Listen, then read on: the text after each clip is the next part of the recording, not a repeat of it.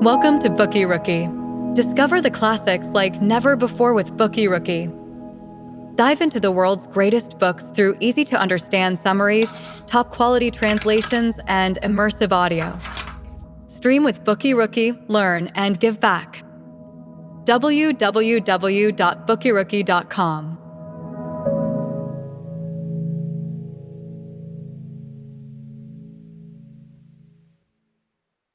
You're about to listen to The Picture of Dorian Gray by Oscar Wilde. Love it, have thoughts, or want to read the book? Check us out at www.bookyrookie.com. You're about to listen to Chapter 1. The studio was awash with the deep smell of roses. The gentle summer breeze that moved through the garden trees brought in the strong fragrance of lilac and the subtle scent of pink-flowering thorn through the open door. Lord Henry Wotton, reclining on a divan covered in Persian saddlebags and smoking his usual countless cigarettes, could just see the honey-like yellow flowers of a laburnum tree. Its branches seemed too weak to carry the weight of such fiery beauty.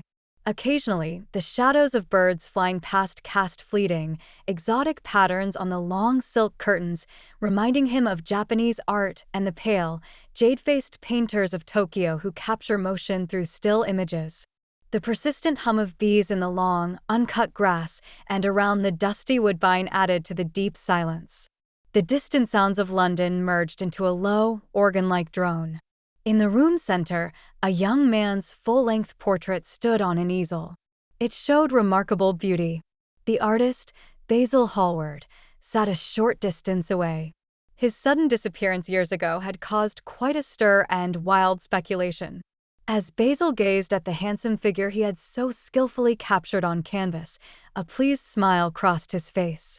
But suddenly, he stood up, closed his eyes, and pressed his fingers on his eyelids as if trying to lock away a precious dream.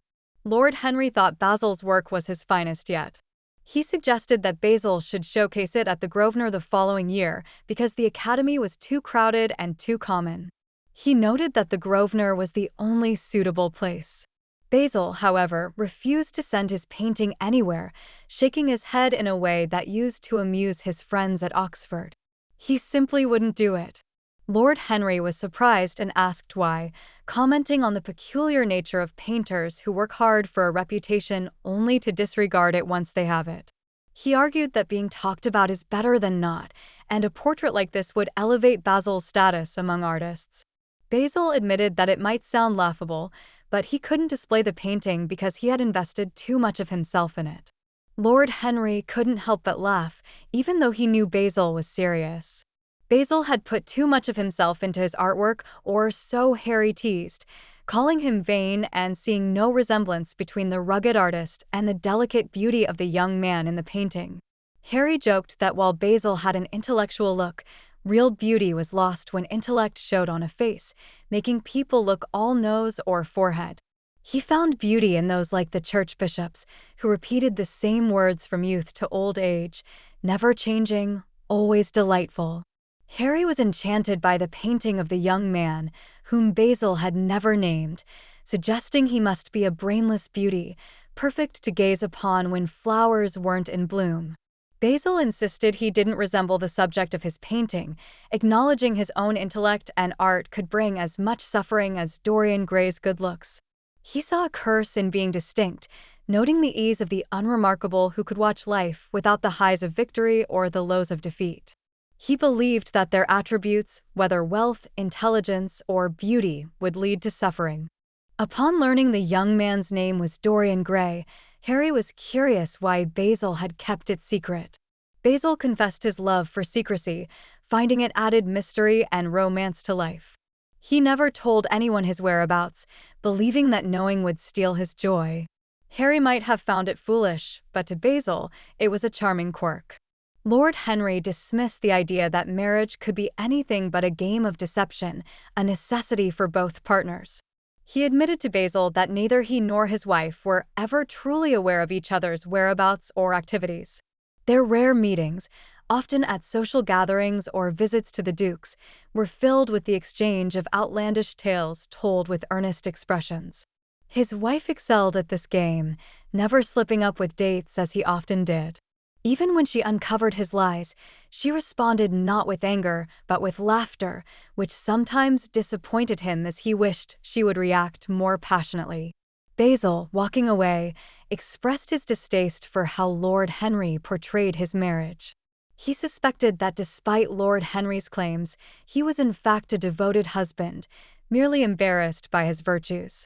He accused Lord Henry of being an enigma, never voicing noble sentiments nor acting immorally, suggesting his cynicism was nothing more than an affectation.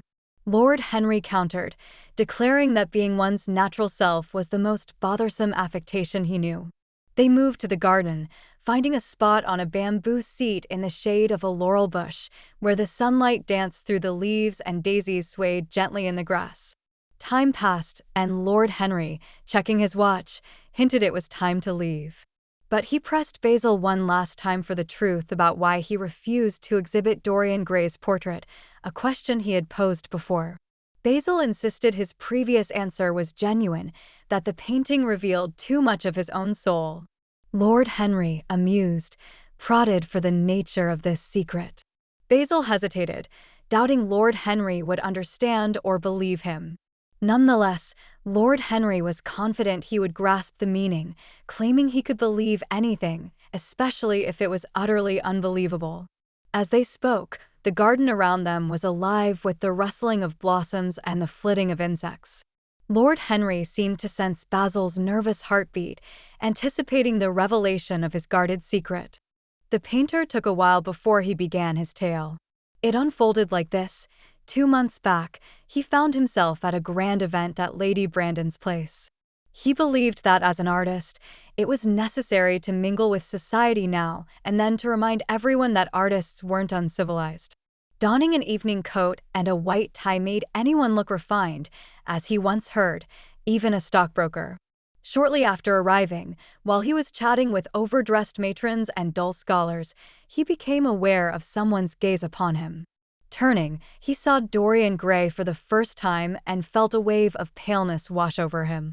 A sense of terror gripped him, for he realized he was in the presence of a person with a magnetic personality that could potentially consume his entire being, his art included.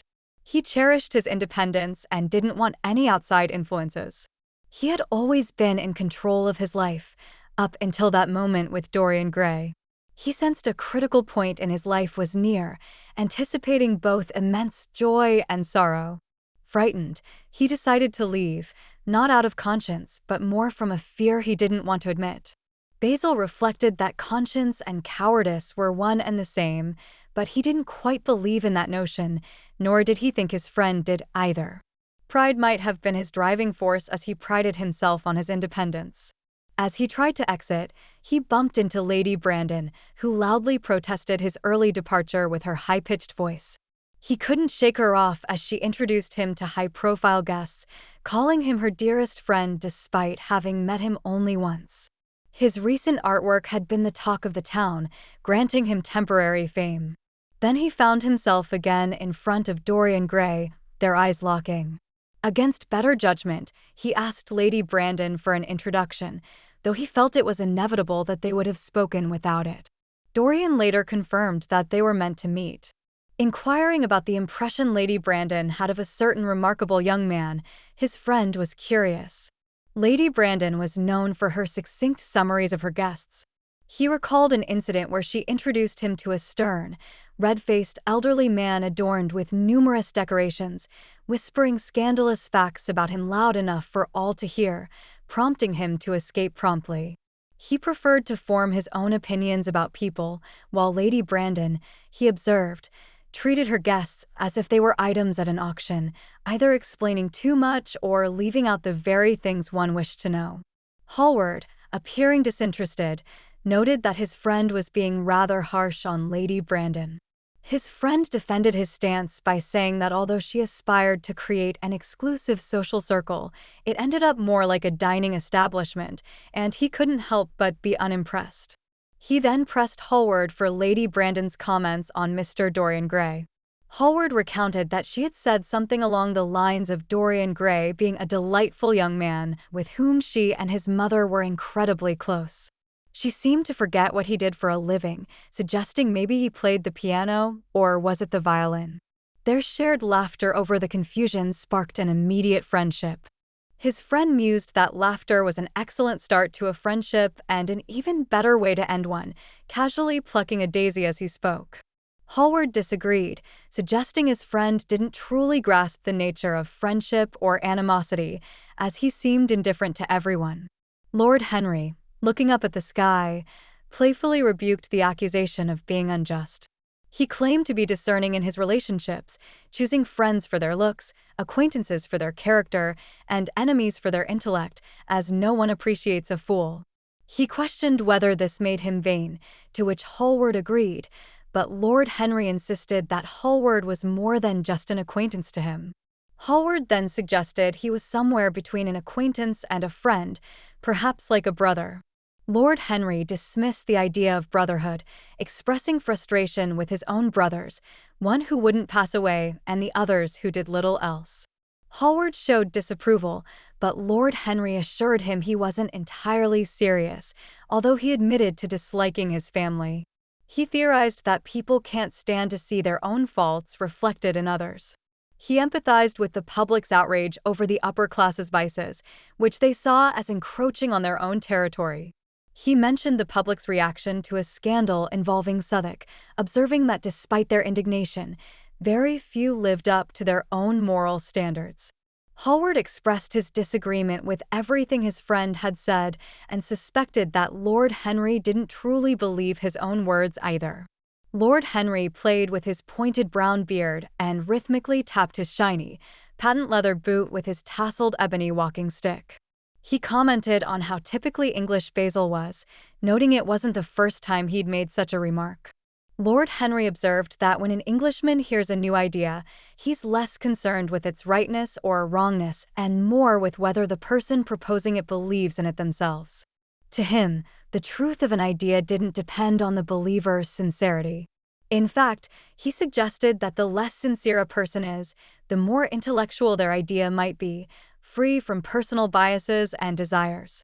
Lord Henry made it clear that he had no interest in engaging in conversations about politics, sociology, or metaphysics with Basil. He preferred people to principles, and he found those without principles most intriguing. His curiosity then turned to Mr. Dorian Gray, wanting to know more about him and how often Basil saw him. Basil admitted to seeing Dorian every day, saying he couldn't be content without their daily encounters. Lord Henry found it surprising, considering Basil's usual devotion to his art. Basil explained that Dorian had become his art, musing that there have only been two significant periods in the history of the world: the introduction of a new medium for art and the emergence of a new personality within it. He compared the impact of Dorian's face on his work to the influence of oil painting on Venetian artists or the face of Antinous on late Greek sculpture. Basil confessed that Dorian was more than just a model to him. While he had painted, drawn, and sketched from Dorian, the young man had inspired him in a completely new artistic direction. Dorian's presence allowed Basil to see and think about things differently, to recreate life in a way previously hidden from him. He pondered aloud who had spoken of a dream of form in days of thought, acknowledging that Dorian had been that dream to him. Basil waxed poetic about Dorian, describing him as a youth who, despite being over 20, seemed no more than a lad. Dorian's mere presence had unwittingly outlined a new artistic movement for Basil, one that combined the passion of Romanticism with the perfection of Greek art. He spoke of the profound unity of soul and body, lamenting how their separation had led to a vulgar realism and an empty ideality. Basil shared his belief that Dorian had influenced his best work, including a landscape painting that had attracted a significant offer from Agnew, which he refused to sell. The painting's excellence, Basil attributed to Dorian's company during its creation, as some of Dorian's influence had seeped into Basil, allowing him to see the wonder in the plain woodland that he had always sought but never before found. Rising from his seat, Hallward paced the garden back and forth. After a while, he returned with a declaration that Dorian Gray was more than just a person to him. He was an inspiration, a muse for his art. To Hallward, Dorian was the embodiment of a new artistic direction, present even when his image wasn't. He found traces of Dorian in the shapes of lines and the subtleties of colors, yet he refused to display Dorian's portrait. He feared that in painting Dorian, he had unintentionally infused the portrait with a personal worship of art that he never wished to reveal, especially to Dorian. Hallward was adamant about keeping his soul shielded from the superficial scrutiny of the world. Hallward expressed his disdain for poets who exploit their passions for public acclaim, contrasting their approach with his belief that an artist should create beauty without inserting their personal life into their work. He lamented the current era's tendency to treat art as a form of autobiography and vowed to one day show the world the true essence of beauty. For this reason, he was determined to keep the portrait of Dorian Gray hidden.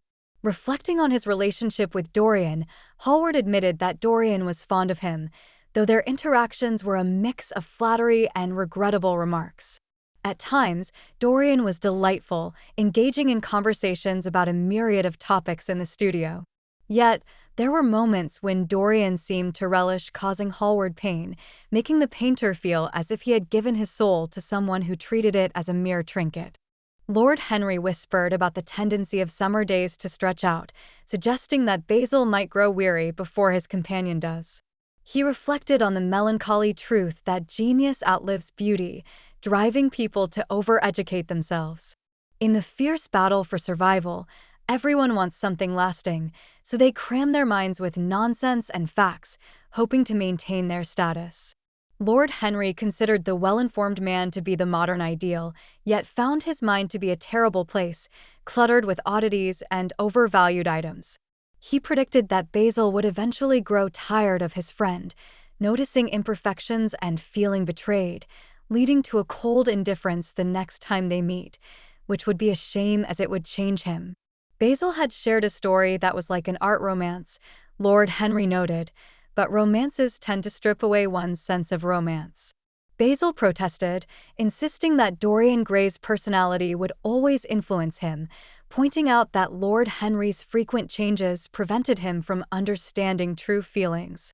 Lord Henry countered, claiming his experiences with fickleness gave him insight into the tragic side of love. As he lit a cigarette, Lord Henry seemed content with his summation of the world. He enjoyed the garden's tranquility and found the emotions of others more intriguing than their ideas. He amused himself with thoughts of the mundane luncheon he avoided and considered how different social classes preach virtues they don't practice.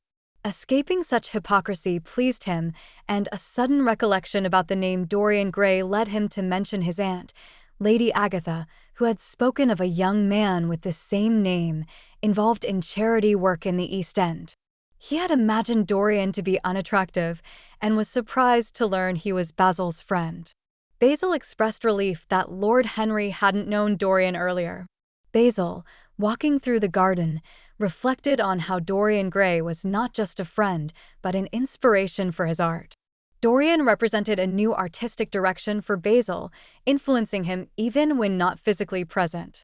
Basil saw elements of Dorian in the lines and colors he used, but chose not to display the portrait he painted, fearing it revealed too much of his personal adoration for art. He was determined to shield his soul from superficial judgment. Disapproving of poets who publicize their passions for fame, Basil believed in creating beauty without personal interference. He criticized the trend of using art as a form of autobiography and aspired to one day unveil the true essence of beauty, hence his decision to keep Dorian's portrait concealed. Basil acknowledged that Dorian was fond of him, though their relationship was a mix of flattery and regrettable exchanges. Sometimes, Dorian was a delightful conversationalist, but at other times, he seemed to take pleasure in causing Basil distress, making the painter feel as though he had entrusted his soul to someone who treated it carelessly. Basil expressed his reluctance for Lord Henry to meet with Dorian Gray, but the arrival of the butler announcing Dorian's presence in the studio left him with no choice. Lord Henry insisted on an introduction, amused by the situation. Basil instructed the butler, Parker, to ask Dorian to wait a while longer. He then turned to Lord Henry, emphasizing Dorian's significance in his life and his art, urging Lord Henry not to exert his influence on Dorian. Despite his plea, Basil trusted Lord Henry, though his words seemed hard to say. Lord Henry brushed off Basil's concerns with a smile and guided him back toward the house. You're about to listen to Chapter 2. Upon their arrival, they noticed Dorian Gray. He was positioned at the piano, his back turned to them, engaged in flipping through Schumann's forest scenes. Dorian expressed a desire to borrow the music pieces from Basil, finding them utterly delightful. Basil's willingness to lend them hinged on Dorian's cooperation for the day's portrait sitting. However, Dorian expressed his weariness with posing and his lack of interest in a life-sized portrait of himself, playfully rotating on the stool. The sight of Lord Henry prompted a brief blush and an apologetic start from Dorian, unaware of Basil's company. Basil introduced Lord Henry to Dorian, mentioning their shared history at Oxford and praising Dorian's excellence as a model, now seemingly marred by his reluctance. Lord Henry, undisturbed by the situation, greeted Dorian warmly, mentioning his aunt's fondness for the young man, despite Dorian currently being out of favor with her. Dorian humorously acknowledged his recent neglect of a commitment to accompany her to a club in Whitechapel, fearing her reaction to his absence. Lord Henry offered to smooth things over with his aunt, downplaying the importance of Dorian's absence and humorously suggesting that her piano performance alone sufficed for two. Dorian found the remark amusing yet slightly improper. Observing Dorian, Lord Henry couldn't help but notice his remarkable beauty and the immediate trust his appearance inspired, with all the innocence and passion of youth evident in his face. Basil's adoration for Dorian was understandable. Lord Henry casually remarked on Dorian's allure, which he felt was too great for the pursuit of philanthropy. As he settled on the divan and reached for a cigarette, Basil, preoccupied with his painting preparations, appeared troubled. He hesitantly requested Lord Henry to leave, wishing to focus on completing the portrait. Lord Henry turned to Dorian for guidance, who implored him to stay, citing Basil's foul mood and his eagerness to hear Lord Henry's thoughts on philanthropy. Dorian's plea ensured Lord Henry's stay, as Basil conceded, somewhat reluctantly, to Dorian's whims, which seemed to dictate the wishes of all but himself. Lord Henry prepared to leave, picking up his hat and gloves. He felt compelled to depart, despite Basil's insistence, as he had a prior commitment to meet someone at the Orleans. He bid farewell to Mr. Gray, inviting him to visit his Curzon Street home, where he was usually available at 5 in the afternoon. He suggested Gray write to him before visiting to avoid missing each other. Dorian Gray, upon hearing Lord Henry's decision to leave, declared he would also depart. He found it dull to stand on the platform trying to appear pleasant while Basil painted in silence. He urged Basil to request Lord Henry to stay, emphasizing his insistence. Basil, looking intently at his painting, echoed the sentiment, admitting that he never spoke or listened while working, which must be terribly tedious for those posing for him. He pleaded with Lord Henry to stay. Lord Henry raised the issue of his appointment at the Orleans, but Basil dismissed it with a laugh, confident there wouldn't be any trouble. He persuaded Lord Henry to sit back down and instructed Dorian to resume his position on the platform, advising him not to move too much or pay heed to Lord Henry's words. Basil acknowledged Lord Henry's negative influence on friends, except for himself. Dorian ascended the dais with a disgruntled expression and a playful pout directed at Lord Henry, to whom he had grown fond. Dorian's appeal contrasted sharply with Basil's, and his voice was enchanting.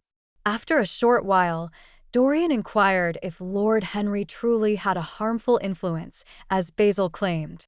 Lord Henry opined that all influence is immoral because it means imparting one's own soul to another. He believed that influencing someone causes them to abandon their natural thoughts and passions, making their virtues and sins inauthentic. He argued that life's purpose is self-development and that people have neglected their duty to themselves. He criticized society for losing courage and being governed by the fear of social repercussions and religious dogma. As Lord Henry shared his views, Basil, absorbed in his art, only noticed a new expression on Dorian's face and instructed him to adjust his pose slightly. Lord Henry, with his characteristic low, melodious voice and a hand gesture that had been his signature even during his school days at Eton, proposed a thought. He believed that if a person were to fully embrace life, giving shape to every emotion, voice to every idea, and reality to every dream, the world might experience a surge of joy. This joy could be so profound that it could make us forget the illnesses of the olden times and inspire us to strive for an ideal more splendid than that of ancient Greece. However, he observed that even the bravest among us fear their own potential. He reflected on how the self-mutilation practiced by ancient tribes tragically continues today through our own self-denial, which spoils our lives. Every denied impulse festers within, poisoning us from the inside.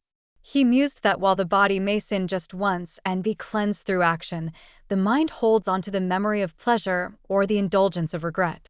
Lord Henry suggested that the only way to conquer a temptation is to give in to it, as resisting it only causes the soul to languish with longing for the forbidden. The most significant events and sins, he claimed, take place within the mind. He pointed out to Mr. Gray that even he, with his youthful innocence, had experienced passions and thoughts that filled him with fear and memories that could bring a blush of shame to his cheek. Dorian Gray, overwhelmed by Lord Henry's words, pleaded for a pause, admitting his confusion and his need to process the thoughts presented to him. For a time, he stood still, his expression one of intense reflection, as he sensed new thoughts stirring within him, thoughts that seemed to originate from deep inside him, though they were actually sparked by Lord Henry's provocative words. Music had moved Dorian in a similar way before, but music wasn't clear-cut like words. Words, he realized, were powerful and could shape the intangible and carry their own sweetness, much like the sound of a stringed instrument. Words seemed to be the most tangible thing in the world to him at that moment. Dorian now understood things from his childhood that had once baffled him. His life seemed to take on a vibrant hue, and he wondered why he had not recognized this fiery existence before. Lord Henry observed Dorian with a knowing smile, choosing the right moment to remain silent. He was intrigued by the impact of his words and wondered if Dorian was experiencing a moment of self-discovery similar to one Lord Henry had encountered in his own youth. Had his casually uttered words hit their target? Dorian's fascination was apparent. Hallward was immersed in his painting, his skillful strokes exuding a subtle elegance that only true power could bring to art. Oblivious to the quiet around him, he was jolted by Dorian Gray's sudden complaint of fatigue and his desire to escape to the garden for fresh air, finding the studio stifling. Apologizing, Hallward explained his absorption in his work, which made him forgetful of his surroundings. He praised Dorian for posing so well, capturing the exact expression he wanted, crediting Lord Henry for bringing out such a look in Dorian, assuming it was due to flattery. Dorian, however, denied receiving any compliments from Henry, which might explain his disbelief in what Henry had told him. But Henry, with his dreamy, languid gaze, insisted Dorian believed it all and suggested they both retreat to the cooler garden. He requested something chilled to drink, preferably with strawberries, and Hallward agreed, instructing to ring for Parker and he would order their drinks.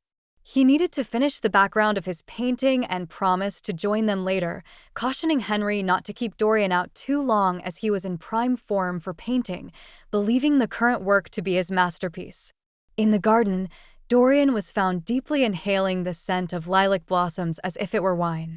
Henry approached, placing a hand on his shoulder, endorsing Dorian's actions by saying that the senses are the only cure for the soul, and vice versa. This startled Dorian, who looked up with a mix of fear and confusion in his eyes, his curly hair tousled by the leaves. Henry continued to philosophize about the interplay of the senses and the soul, suggesting that Dorian was a remarkable being, possessing more knowledge than he realized, yet less than he desired. Dorian, despite being drawn to Henry's captivating presence and voice, felt a sense of fear and questioned why this stranger had such an effect on him, revealing aspects of himself that even his friendship with Hallward had not. Seeking to escape the sun's glare, Henry suggested moving to the shade, mentioning that Parker had brought out their drinks and warned Dorian that too much sun would ruin his complexion, making it impossible for Hallward to paint him again. He emphasized the importance of maintaining one's appearance. Dorian Gray burst into laughter and settled himself on a garden bench, questioning the significance of it all. To him, it seemed inconsequential, but he was met with a starkly different perspective. He was told that everything should matter to him, given the extraordinary gift of his youth, which is the most valuable treasure one can possess. Dorian, however, didn't share this sentiment. He expressed his indifference to Lord Henry, who countered by painting a vivid picture of the future. Lord Henry warned him that the day would come when age would take its toll, etching lines of thought on his forehead and marks of passion on his lips. He foretold that Dorian would regret not valuing his youth when his charm no longer swayed the world. Lord Henry continued to extol the virtues of beauty, likening it to genius, something that doesn't require an explanation. He compared it to the natural wonders of the world, asserting that it holds a divine right and has the power to turn its possessor into royalty. Despite Dorian's skepticism, Lord Henry insisted that beauty's superficiality is less so than that of thought. For him, beauty is the ultimate marvel, and only the shallow fail to judge by appearances. Lord Henry didn't shy away from reminding Dorian that the gods are fickle, and the time to live fully and perfectly is fleeting. He painted a bleak future where, without beauty, triumphs turn into bitter memories. Time, he said, is a formidable enemy, and it will eventually ravage Dorian's youthful glow, leaving him to suffer the consequences of his unappreciated youth. Urging Dorian to embrace life and seek out new experiences, Lord Henry advocated for a life of hedonism, suggesting that Dorian could become its symbol. He believed that Dorian was unaware of his potential and that it would be a tragedy for such potential to be wasted. Dorian's youth was compared to the ephemeral bloom of hill flowers and the yearly blossoms of laburnum and clematis, emphasizing that unlike the flowers, youth, once gone, is irrevocable. Lord Henry warned of the dulling of life's vibrancy with age and how one might look back with regret for not succumbing to temptations. He concluded with a fervent declaration that youth is the only thing of value in the world. Dorian Gray stood, his eyes wide with wonder as he listened. The lilac spray slipped from his grasp, scattering onto the gravel below. A bee, covered in fur, approached and circled the fallen flowers briefly before starting to clamber over the tiny blossoms, its oval, star-patterned globe. Dorian watched, captivated by the insignificant detail, a distraction from the overwhelming thoughts or emotions that he couldn't quite articulate or the fears that suddenly gripped his mind, demanding surrender.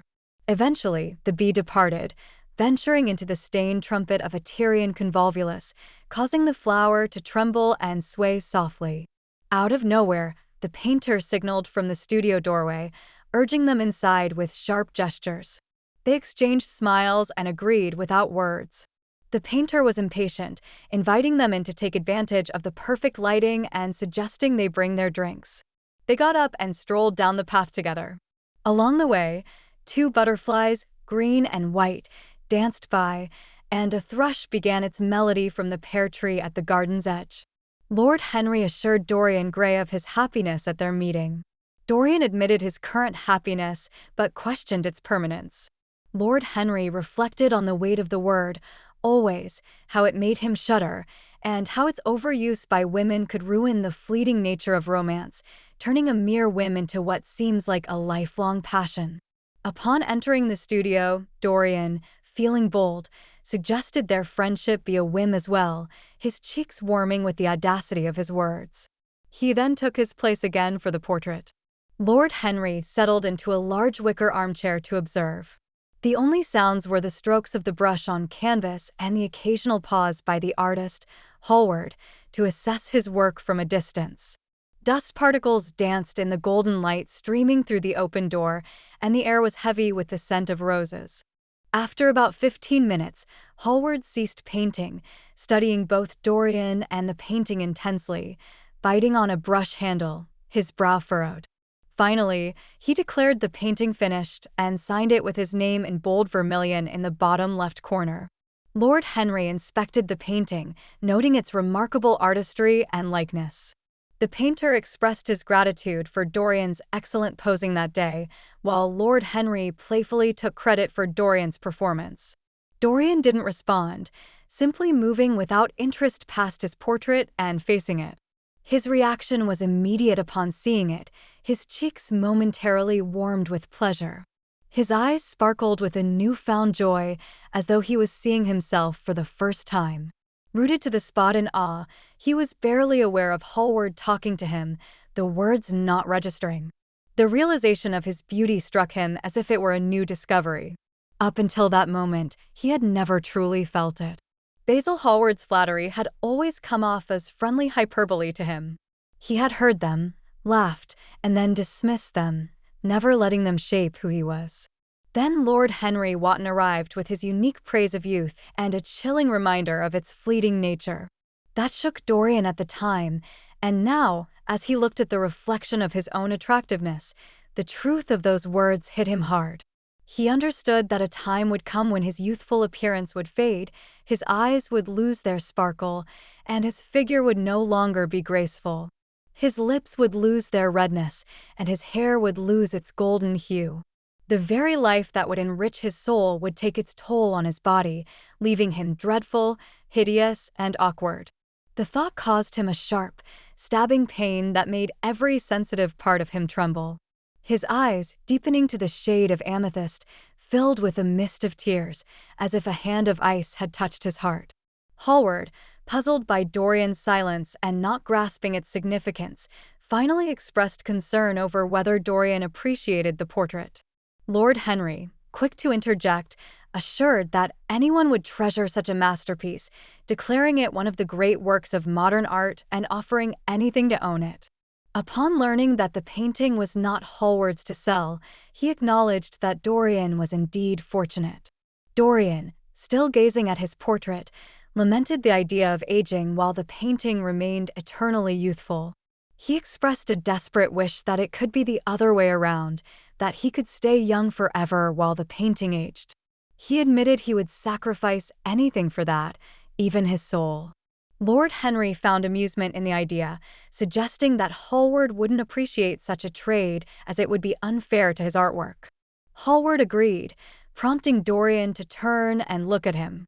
Dorian accused Hallward of valuing his art over their friendship, feeling reduced to nothing more than a lifeless sculpture in the artist's eyes. Hallward was taken aback by Dorian's uncharacteristic words. Dorian seemed upset, his face flushed with emotion. Dorian continued, feeling less valued than Hallward's other artworks and questioning how long Hallward's affection would last. Now he understood that losing one's looks meant losing everything, a lesson taught by the portrait and affirmed by Lord Henry.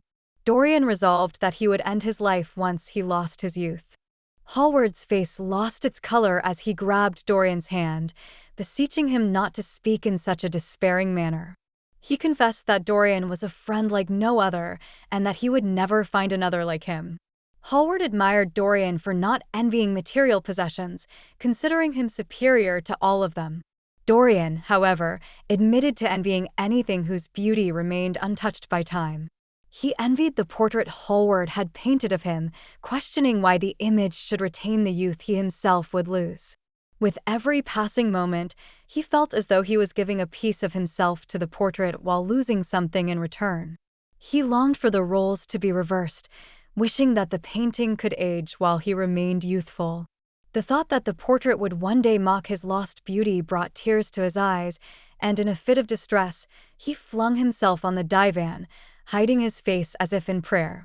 Hallward, with bitterness in his heart, blamed their friend Harry for the situation. Lord Henry, unfazed, simply remarked that the portrait was the true representation of Dorian. Hallward insisted it was not, to which Lord Henry casually asked what it had to do with him then. Hallward muttered that Lord Henry should have left when he was asked to, but Lord Henry countered, saying he stayed because he was asked to. Caught between his two closest friends, Dorian expressed his frustration, saying they had made him despise his own portrait, which he considered his finest work. He declared his intent to destroy it, dismissing it as mere canvas and paint, unwilling to let it ruin their lives. Dorian lifted his head from the pillow, his face pale and eyes filled with tears, and walked over to the painting table cluttered with paint tubes and brushes. He was searching for something specific, the long palette knife. Once he found it, he was ready to slash the canvas. But in a swift movement, he leaped from the couch, wrestled the knife from Hallward's grip, and threw it across the room, pleading with Hallward not to destroy the painting, claiming it would be akin to murder. Hallward, recovering from his shock, coldly acknowledged Dorian's newfound appreciation for the portrait, something he had never expected. Dorian confessed his love for the artwork, feeling as though it was a part of him. Hallward then promised that once the painting was dry, he would have it varnished, framed, and sent to Dorian's home, where Dorian could do as he pleased with it. He then walked away to ring for tea, asking if they would join him for the simple pleasure. Lord Henry, ever the lover of simplicity, accepted, though he expressed his disdain for their dramatics. Lord Henry mused that defining man as a rational being was a hasty decision, as man is many things but not rational. He wished they wouldn't argue over the painting, suggesting that he should have it instead since Dorian didn't truly want it, but he did. Dorian, however, was adamant that if anyone but him were to have the portrait, he would never forgive Hallward, refusing to be called a silly boy.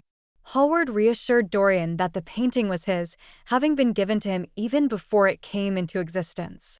Lord Henry then teased Dorian for being a little silly and for his youth, which Dorian didn't truly mind being reminded of.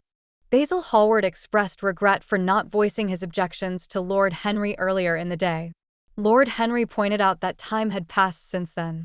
Their conversation was interrupted by a knock on the door. The butler came in, setting a tea tray on a small Japanese table. The sound of cups and saucers mixed with the hiss of a fluted Georgian urn. 2 china dishes arrived, carried by a page. Dorian Gray poured the tea while the 2 men lazily approached the table to see what was underneath the covers. Lord Henry suggested they go to the theater that evening, confident something would be showing. He had a dinner promise at White's, but was prepared to cancel it, finding the excuse of a sudden engagement charmingly candid. Hallward complained about the nuisance of formal attire, while Lord Henry lamented the dreariness of 19th-century fashion, calling sin the only vibrant element left in life.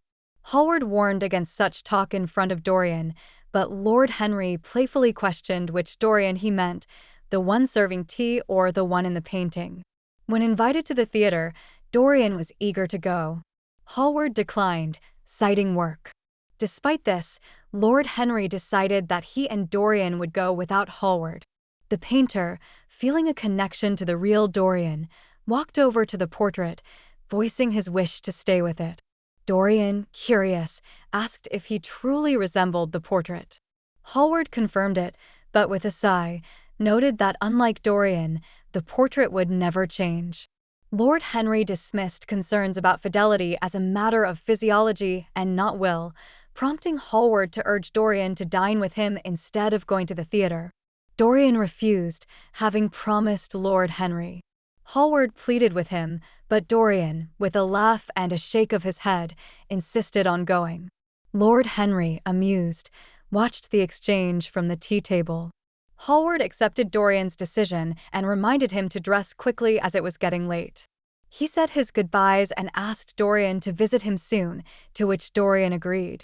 Before leaving, Hallward reminded Lord Henry of a request from the morning, which Lord Henry claimed to have forgotten, though he assured Hallward of his trust.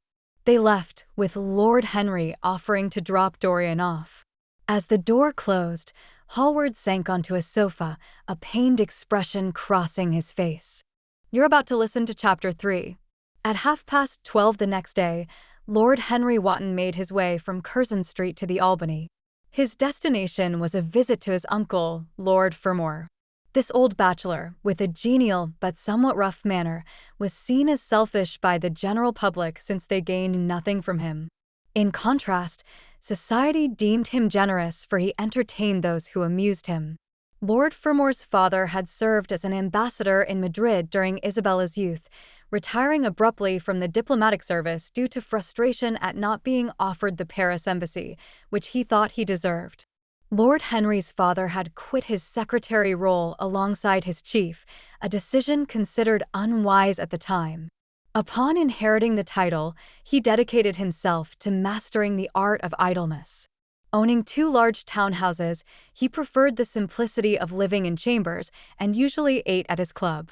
He somewhat managed his collieries, justifying this industry as a means to burn wood at home. In politics, he was a Tory, criticizing them when they were in power. To his valet, he was a hero, though he bullied him, and to his relatives, a terror, as he bullied them too. He believed England was declining, holding on to outdated principles, but possessing some commendable prejudices. Upon Lord Henry's arrival, he found his uncle in a rough coat, smoking and complaining about the newspaper. His uncle inquired about the reason for his early visit, teasing about the late hours kept by dandies. Lord Henry jokingly claimed it was family affection driving him to seek something from his uncle. Lord Fermore, expecting a request for money, asked him to explain.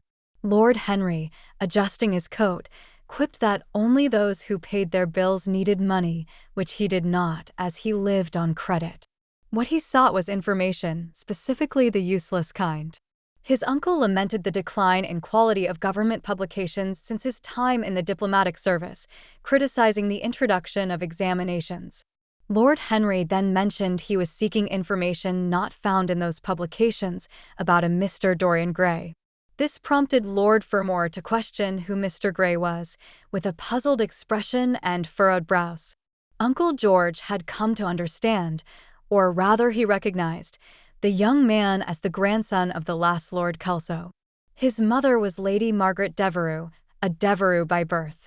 Uncle George was asked to share what he knew about the boy's mother, her personality, and her marriage, given his vast acquaintance with people of the time. There was a particular interest in Mr. Gray, who was a recent acquaintance. Upon hearing the name of Kelso's grandson, Uncle George remembered Lady Margaret Devereux vividly, having likely attended her christening. She was a striking beauty who caused quite a stir by eloping with a man of no fortune, a young officer of meager means. Uncle George recalled the subsequent tragedy of the young husband's death in a duel at Spa, a scandal involving Lord Kelso who had supposedly arranged for a disreputable character to publicly challenge and then kill the young man. The incident was swept under the rug, but it left Lord Kelso in social isolation for a time. He took his daughter back, only for her to never speak to him again.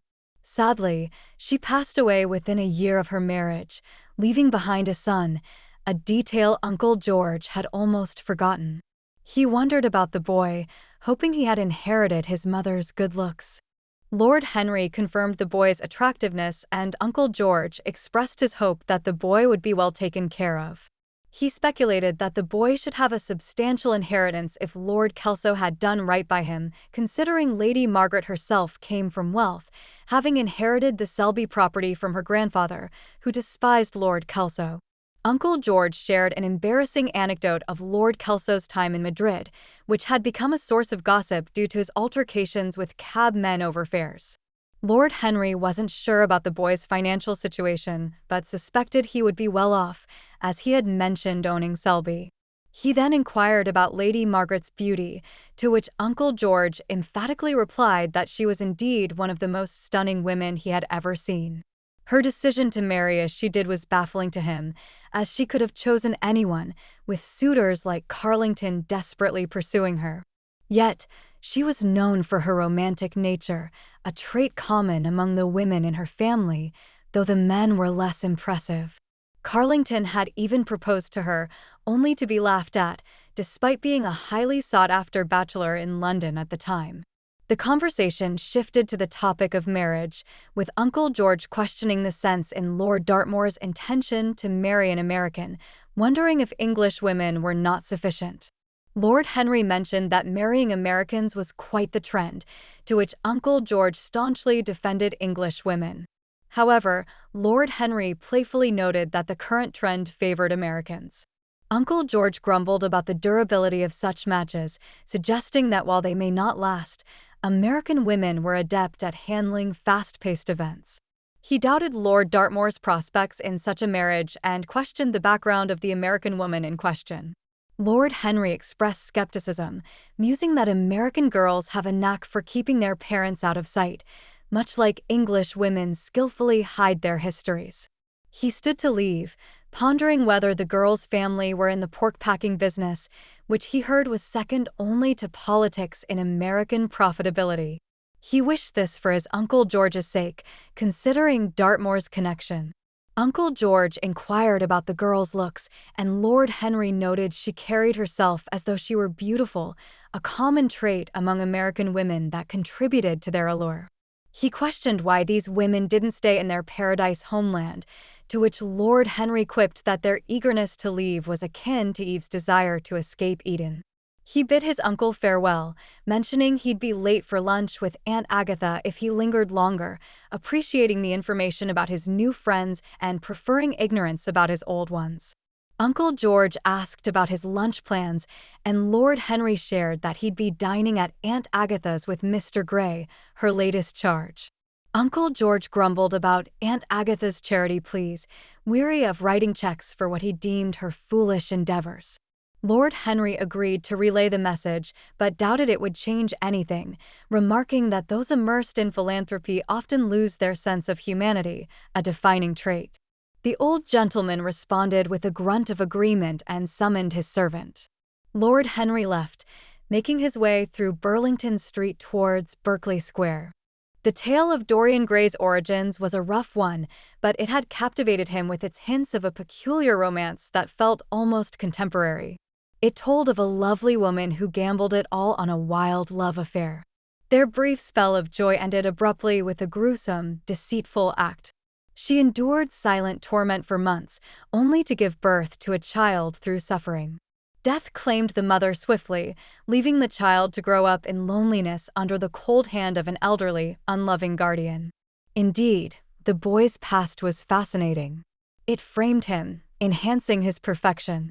Tragedy seemed to lurk behind all things beautiful, as if the world suffered so that even the simplest flower could bloom. He remembered how delightful the boy had been at dinner just the night before. With eyes wide and lips slightly parted in surprised delight, the boy had sat across from him, the candlelight casting a warm glow on his face. Speaking to him was like playing a delicate violin, responsive to every stroke. The power to influence was intoxicating like no other pursuit. To cast one's essence into a lovely form, if only for a moment, to have one's thoughts reflected with the added vibrancy of passion and youth, to infuse one's character into another as if it were a fine mist or exotic scent brought him immense pleasure. It was a rare joy in a time that seemed so crude and base in its desires and goals. The boy was a splendid specimen, one he had stumbled upon by chance in Basil's studio, or at least one who could be shaped into something extraordinary. He possessed grace, the innocence of youth, and a beauty reminiscent of ancient Greek sculptures. The possibilities with him were endless. He could be sculpted into a titan or a plaything. It was a shame that such beauty was doomed to fade. And then there was Basil, a psychological enigma. His new approach to art, a fresh perspective on life, all unwittingly prompted by the mere presence of the boy who was oblivious to it. It was as if the silent spirit of nature had stepped out, unafraid and nymph-like, because the boy had sparked that profound vision that reveals wonders. The ordinary forms around him seemed to take on a deeper meaning, as if they were mere shadows of a more perfect reality. It was all so peculiar. He recalled similar thoughts from history.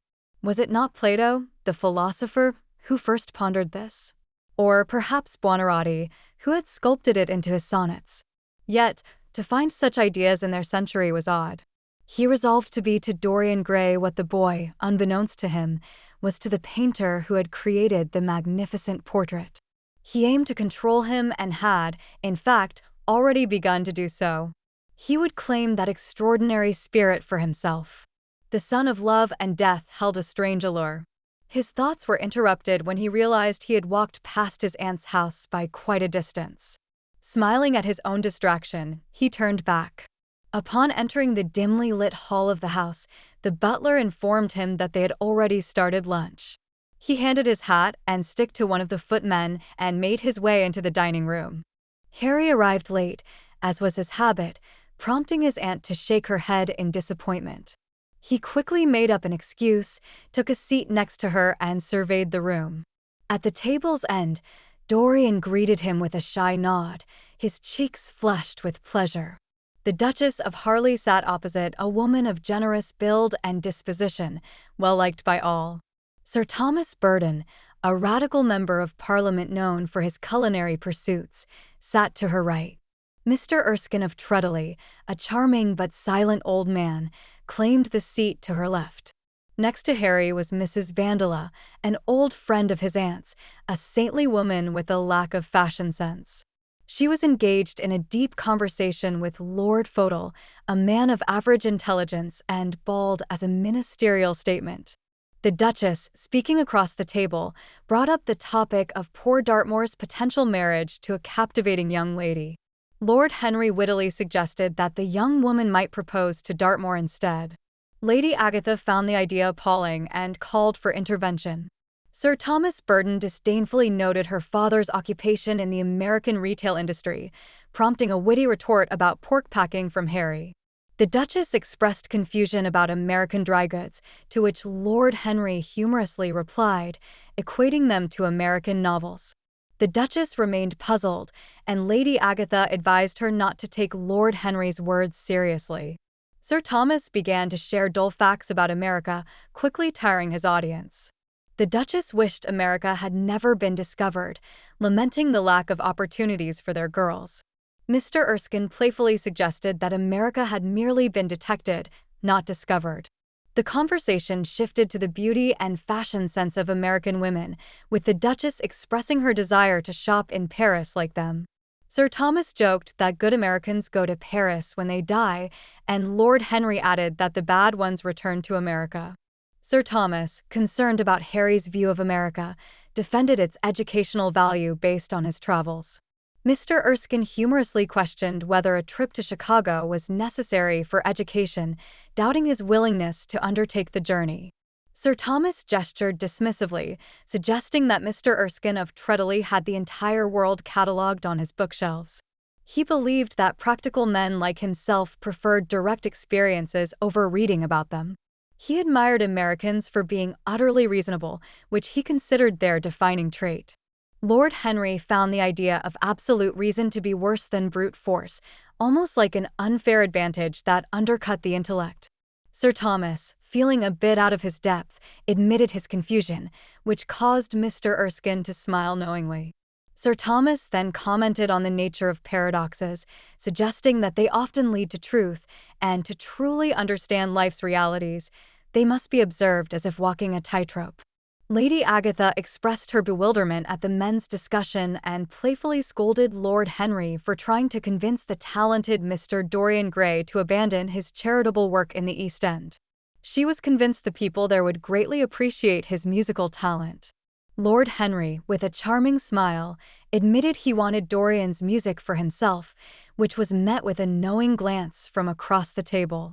Lady Agatha continued, lamenting the misery in Whitechapel, but Lord Henry confessed his inability to empathize with suffering, finding it too repugnant.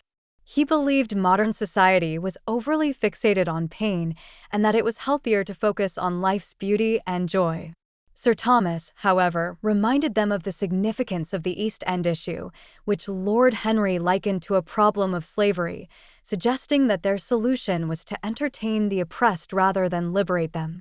The politician in the room probed Lord Henry for an alternative solution, but he simply quipped that he wished only to change England's weather.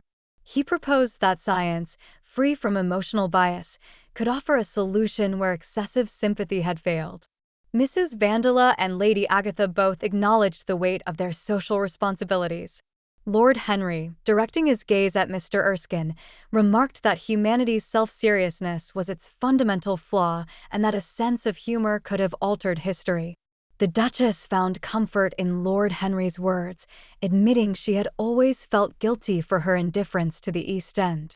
Lord Henry assured her that blushing was a sign of youth, which led the Duchess to inquire how she might reclaim her own youth. Lord Henry playfully suggested she repeat the follies of her youth to recapture it, and the Duchess delightedly vowed to put this theory into action. Sir Thomas expressed his alarm at the risky notion with a stern face, while Lady Agatha couldn't help but find humor in the situation despite her disapproval. Mr. Erskine gave his attention to the ongoing conversation. He shared his insight that one of life's profound mysteries is that many people succumb to an insidious form of common sense, only to realize too late that the only actions they don't regret are their mistakes. This revelation brought laughter among those gathered. He toyed with the concept, becoming more daring as he did. He threw it up in the air, reshaping and redefining it, letting it slip away only to catch it again. He adorned it with whimsy and gave it the wings of paradox. His praise of foolishness turned into a philosophy that seemed to rejuvenate itself. It danced to the wild tunes of joy, as if philosophy herself had donned a wine-stained robe and ivy crown, frolicking over the hills of life and taunting the sober-minded. Reality seemed to retreat in the face of his words. His improvisation was nothing short of remarkable. Aware of Dorian Gray's intense gaze upon him, he felt an extra spark of wit and a more vivid imagination, aiming to captivate that particular listener. He was dazzling and unrestrained, leading his audience on a merry chase, and Dorian Gray couldn't look away, utterly entranced by the performance. When reality, dressed as a servant, announced the Duchess's departure, she feigned distress. She had to leave to join her husband, and she couldn't afford to upset him, especially not in her delicate bonnet. She insisted on her departure, bidding farewell to Lord Henry and making plans for a future dinner. Lord Henry charmingly replied he would prioritize her invitation over any other engagement. She playfully reprimanded him for his niceness and his wrongdoing and reminded him to attend the dinner before she left with Lady Agatha and the other women. Once the women had left, Mr. Erskine approached Lord Henry, commenting on his way with words and questioning why he hadn't written a book. Lord Henry responded with a smile, explaining his preference for reading over writing, and lamented the English public's lack of appreciation for beautiful literature. Mr. Erskine agreed with a nod, sharing his own abandoned literary aspirations. He then inquired if Lord Henry truly believed all that he had said earlier. Lord Henry, with a grin, claimed he couldn't recall his exact words, wondering if they had been particularly terrible. Truly dreadful, he thought of the man as a menace, and should anything befall the esteemed Duchess, he would hold him chiefly accountable. However, he expressed a desire to discuss the essence of life. He found his own generation dull, and someday, when the man grew weary of London, he invited him to visit Treadley to share his philosophy of pleasure over some excellent Burgundy he had.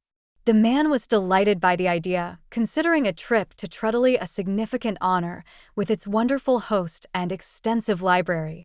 The older gentleman complimented him, suggesting his presence would make it perfect, and with a polite nod, he announced his need to leave to visit his aunt. He was expected at the Athenaeum, where, he joked, he and his colleagues would nap. All of them? Inquired the man.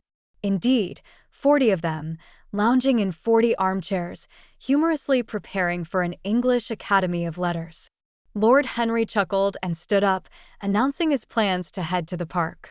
As he made his way out, Dorian Gray stopped him, pleading to join him.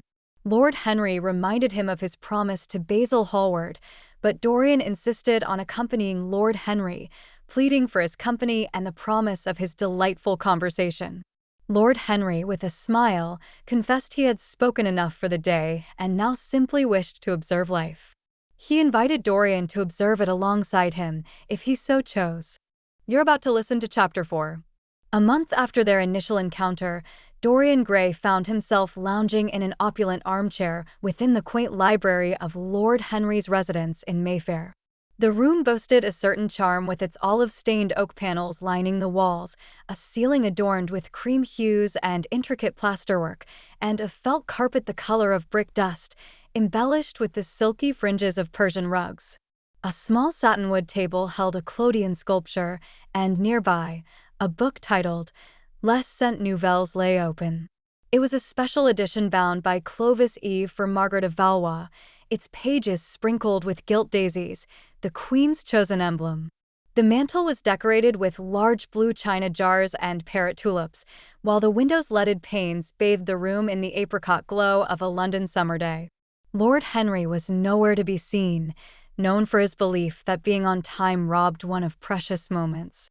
This left Dorian feeling somewhat irked as he idly flipped through the pages of an ornate Manon Lescaut he had discovered. The consistent ticking from the Louis Quatorze clock was a source of annoyance. He considered leaving more than once. Eventually, footsteps approached and the door swung open. Dorian, expecting Lord Henry, was met instead by a high-pitched voice declaring it was not Harry, but his wife. Dorian stood, apologizing, having mistaken her for Lord Henry. She introduced herself as Victoria, noting that she was familiar with Dorian through photographs and that her husband possessed a collection of them. Dorian tried to correct her on the number, but she playfully insisted it was 18, not 17. She mentioned seeing him at the opera recently, her nervous laugh punctuating her words while her forget-me-not eyes observed him. Victoria, a woman of peculiar fashion sense and eternal romantic illusions, had a penchant for church-going and a knack for appearing both dramatic and disheveled. She recalled their outing to Lohengrin, expressing her preference for Wagner's music, which was loud enough to allow conversation without being overheard. She found this to be quite beneficial. Dorian smiled, disagreeing politely, as he believed that one should never talk during a good musical performance, reserving conversation only to mask the sound of poor music. Lady Henry entered the room, looking for her husband, but found Mr. Gray instead. They talked about music, and she admitted to being a fan, though it tended to make her overly romantic. She joked about her admiration for pianists and mused on their exotic appeal. She hadn't hosted Mr. Gray at her gatherings yet, but insisted he should attend, mentioning her preference for inviting international guests. As she was leaving, she remembered she had intended to ask Harry something but forgot what it was. Lord Henry arrived, apologizing for his tardiness, explaining he was caught up bargaining for fabric.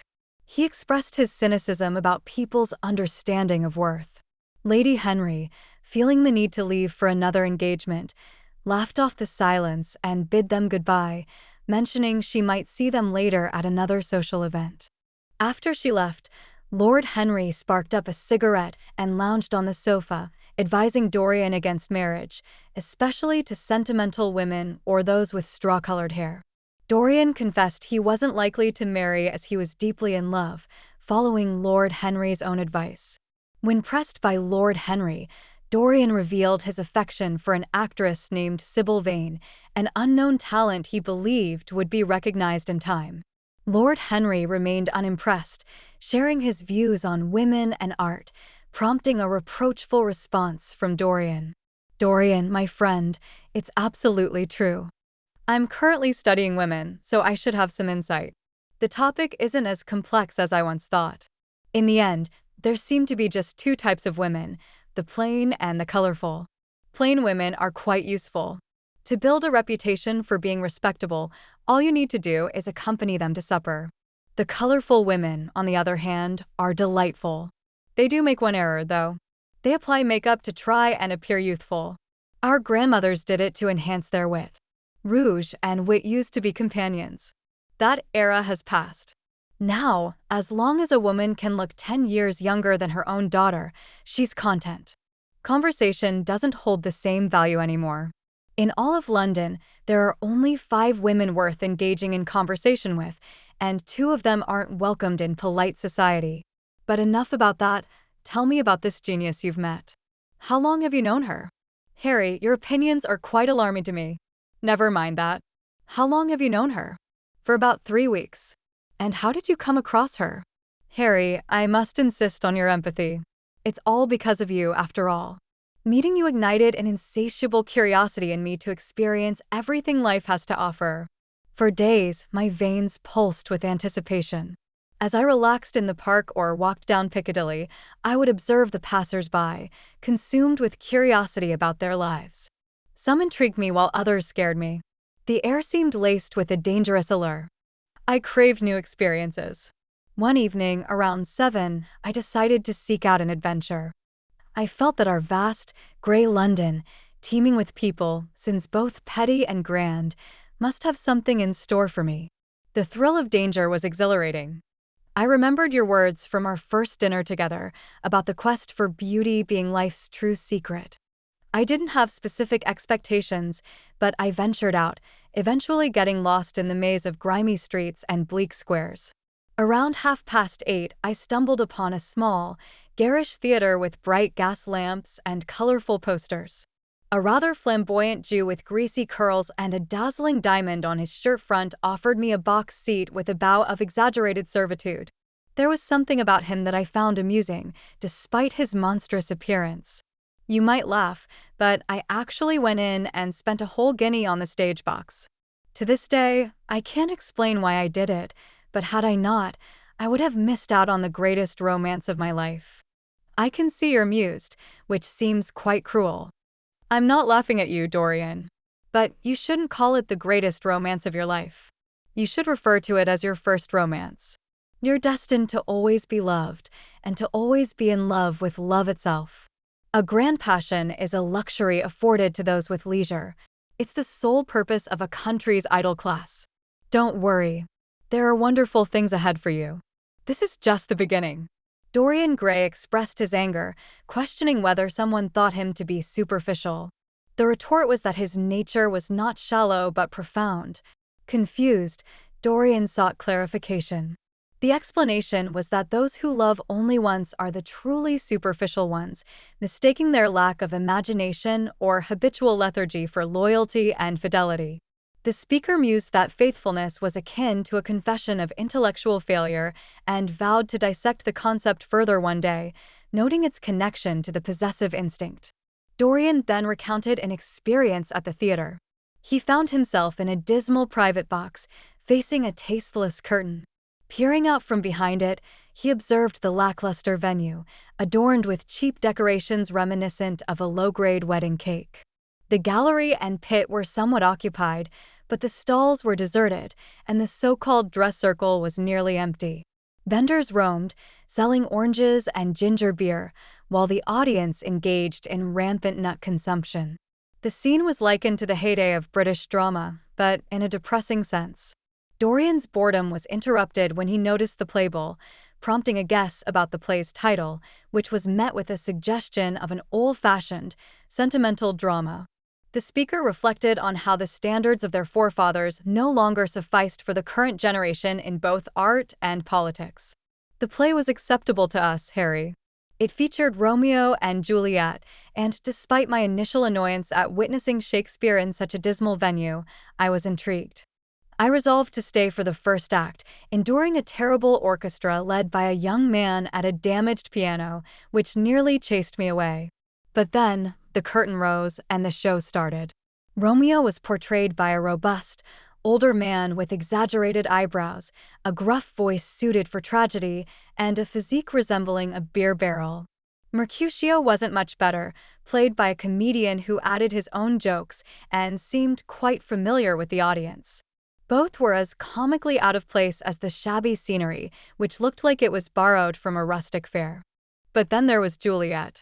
Picture a girl, not yet 17, with a delicate, flower-like face, a classic Greek profile framed by braids of dark brown hair, eyes like violet pools of passion, and lips reminiscent of rose petals.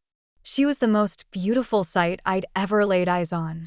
You once told me that while sorrow doesn't move you, sheer beauty can bring you to tears. Harry, the mist in my eyes blurred my vision as I watched her. And her voice was unforgettable. It started soft, with rich, mellow tones that seemed to reach the ear individually. Then it grew louder, resembling the sound of a flute or a distant oboe. In the garden scene, it carried the trembling ecstasy of nightingales singing at dawn. At times, it surged with the wild passion of violins. A voice has the power to move one deeply. Your voice and Sibyl Vane's are unforgettable to me. When I shut my eyes, I hear them, each saying something different, leaving me torn. Why shouldn't I love her? Harry, I do. She's become my entire world. Night after night, I watch her transform on stage. One night she's Rosalind, the next Imogen. I've seen her die in an Italian tomb, taking poison from her lover's lips. I've seen her disguised as a boy, wandering the forests of Arden. She's played the madwoman before a guilty king, offering him rue and bitter herbs. She's been the innocent, strangled by the dark hands of jealousy. I've seen her in countless times and costumes. Ordinary women don't captivate one's imagination. They're confined to their own time. They lack the transformative glow. Their thoughts are as predictable as their hats, and they're easily found. They're mundane, with their practiced smiles and fashionable airs, utterly transparent. But an actress is a different creature altogether. Harry, why didn't you tell me that an actress is the only one worth loving? Because I've loved many, Dorian. Oh, dreadful people with colored hair and makeup.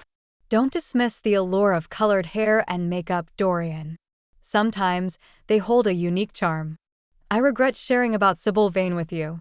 You couldn't have kept it from me, Dorian. You'll share everything you do throughout your life. Harry had a way of drawing out confessions, and Dorian felt an irresistible urge to share his secrets with him. It was as if Harry's presence had a curious hold over him, compelling Dorian to reveal things he might otherwise keep to himself. Despite this, Harry playfully dismissed the idea that someone as bright and lively as Dorian could ever be involved in any wrongdoing. Their conversation turned to Dorian's interactions with Sybil Vane, and Dorian's reaction was immediate and intense. His face flushed, and his eyes ignited with a fiery passion as he declared Sybil to be a sacred subject, untouchable and pure. Harry, however, saw sacred things as the very ones worth exploring and questioned why Dorian should be upset. He mused about the deceptive nature of romance, suggesting that Sybil might one day be Dorian's, and that love often involved self-deception before inevitably leading to deceiving others. Dorian recounted his first encounter with Sybil, sharing how he had rebuffed an old man's offer to introduce him to her backstage at the theater. He amusingly told Harry how he had brushed off the man's persistence by claiming Juliet was long dead and buried in Verona, leaving the man confused and possibly thinking Dorian had indulged too much in champagne. The old man's next assumption was that Dorian might be a newspaper writer, which Dorian quickly denied.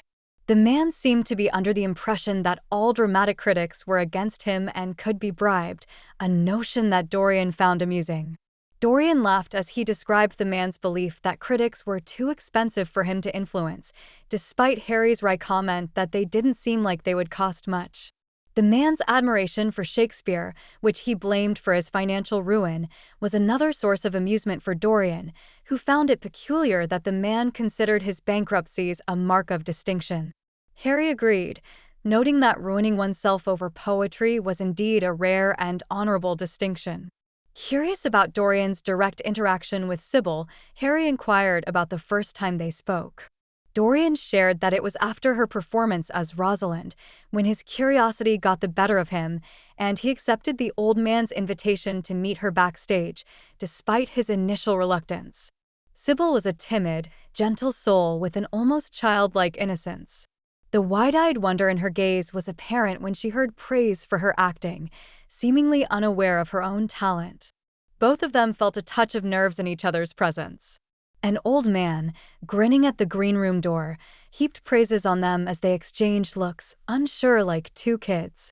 He kept addressing Dorian with a title, leading Dorian to clarify his status to Sybil, who simply suggested he resembled a prince and decided to call him Prince Charming. Dorian was quick to defend Sybil when his friend suggested she knew how to flatter. He explained that she saw him as just a character from her plays, naive to the ways of the world, living with her worn-out mother, who once played Lady Capulet.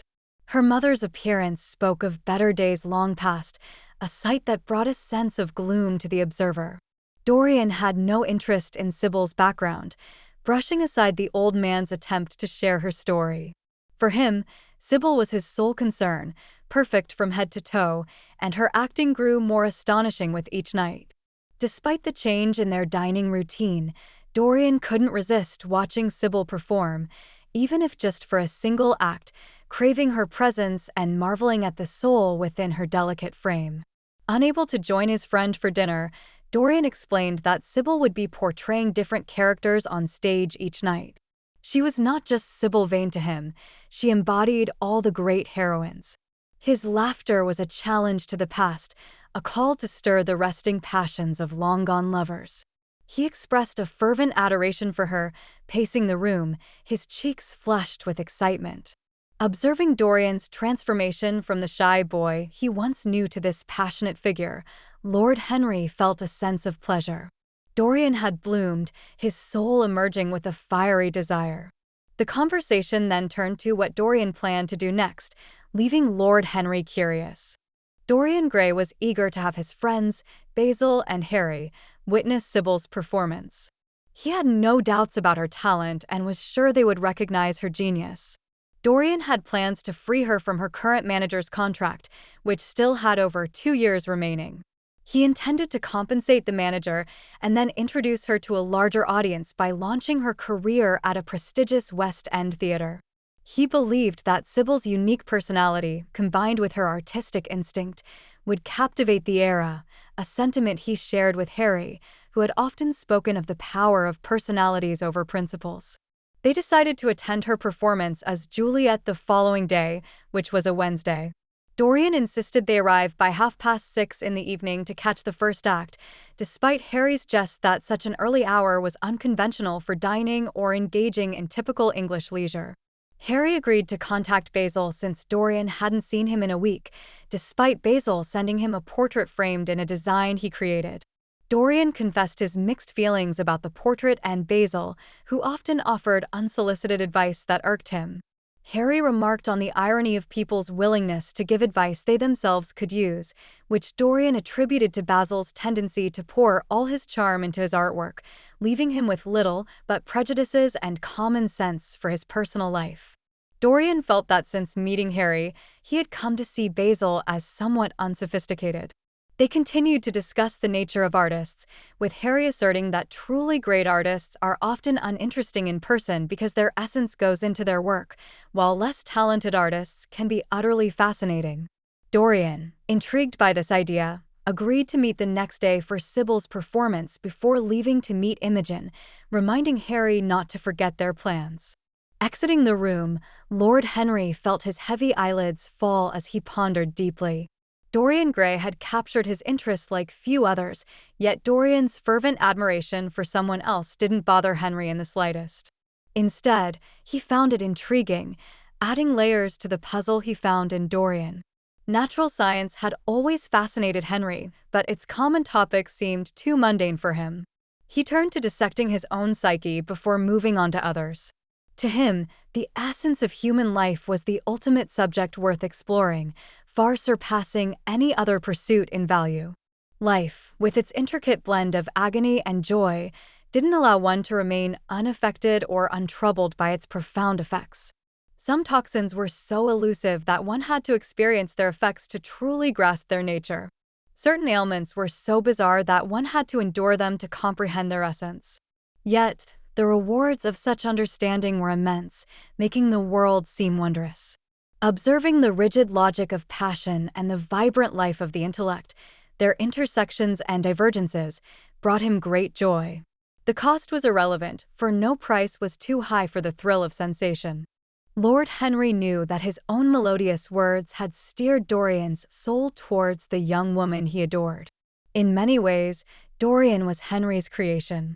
He had accelerated Dorian's development, revealing to him life's mysteries well before they typically unfolded. This was often the effect of art, particularly literature, which directly engages with emotions and the mind. Sometimes, a complex individual could embody the role of art, becoming a living masterpiece, just as in poetry, sculpture, or painting. The lad was indeed ahead of his time, reaping life's rewards while still in his youth. The vigor and fervor of youth were his, yet he was becoming aware of himself. Observing him was a pleasure. With his stunning looks and pure soul, he was a marvel. The outcome of his journey mattered little. He resembled a character in a drama, distant in joy but touching in sorrow, his pain enhancing his beauty like crimson roses. The enigma of body and soul was profound. The soul could exhibit primal instincts, while the body could have moments of spirituality. The senses could elevate, and the intellect could degrade. Defining where physical impulses ended and psychological ones began was no simple task. The traditional definitions by psychologists seemed superficial. Yet, deciding between the various philosophical perspectives was challenging. Was the soul merely a shadow dwelling in a sinful shell? Or did the body reside within the soul, as Giordano Bruno believed? The distinction and union of spirit and matter were both profound mysteries. He started to question if psychology could become so precise that we'd uncover every tiny life mechanism. We often misunderstood ourselves and hardly ever grasped others. Experience wasn't seen as ethically valuable, just a label for our blunders. Moralists viewed it as a caution, claiming it shaped character and guided our choices. Yet, experience lacked the drive to influence. It only showed a repetition of our past actions, with past sins repeated joyfully. He realized that studying passions scientifically required an experimental approach.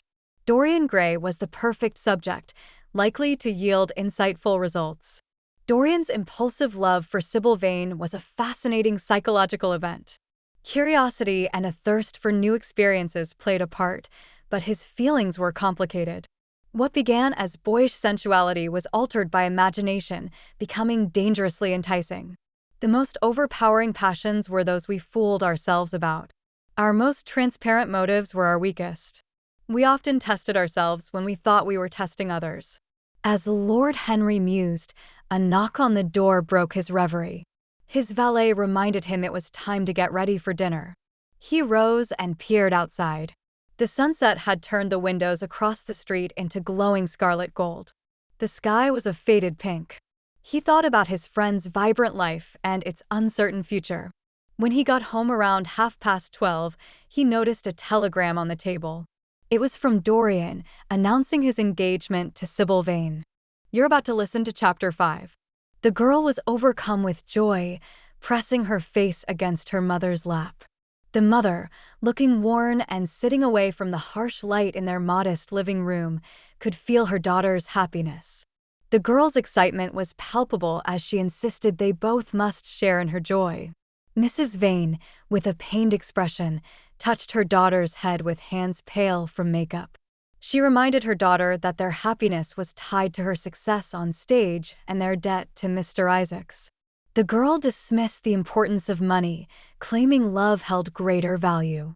Despite the girl's distaste for Mr. Isaacs' lack of manners, her mother stressed their reliance on his financial support. Sybil laughed it off, confidently stating that they were now under the care of her beloved Prince Charming. As Sybil expressed her love, she seemed to embody the very essence of passion, her cheeks flushed and her breath quickening. Her mother's response was dismissive, warning her with a voice filled with experience and caution. Sybil, however, was lost in her world of love, imagining her prince with her. She was reminded of his kiss and felt his presence vividly. Her mother's voice shifted to suggest practicality, hinting at the potential wealth of the young man and the prospects of marriage. Sybil smiled through her mother's advice, unfazed by the implications of worldly wisdom. She felt an urge to voice her confusion about why her prince loved her so much. She didn't feel worthy, yet she wasn't humbled by it. Instead, she felt an immense pride. The conversation turned to her parents' love, which visibly pained her mother. Sybil, realizing her mistake, embraced her mother, seeking forgiveness for bringing up painful memories. She tried to comfort her mother by sharing her own happiness, hoping it would last forever. Mrs. Vane observed her child with a mixture of exasperation and concern. She felt her daughter was too young to entertain thoughts of romance, especially with a young man whose name she didn't even know. With her other child, James, preparing to leave for Australia, Mrs. Vane was overwhelmed with matters to consider and felt her daughter could have been more considerate.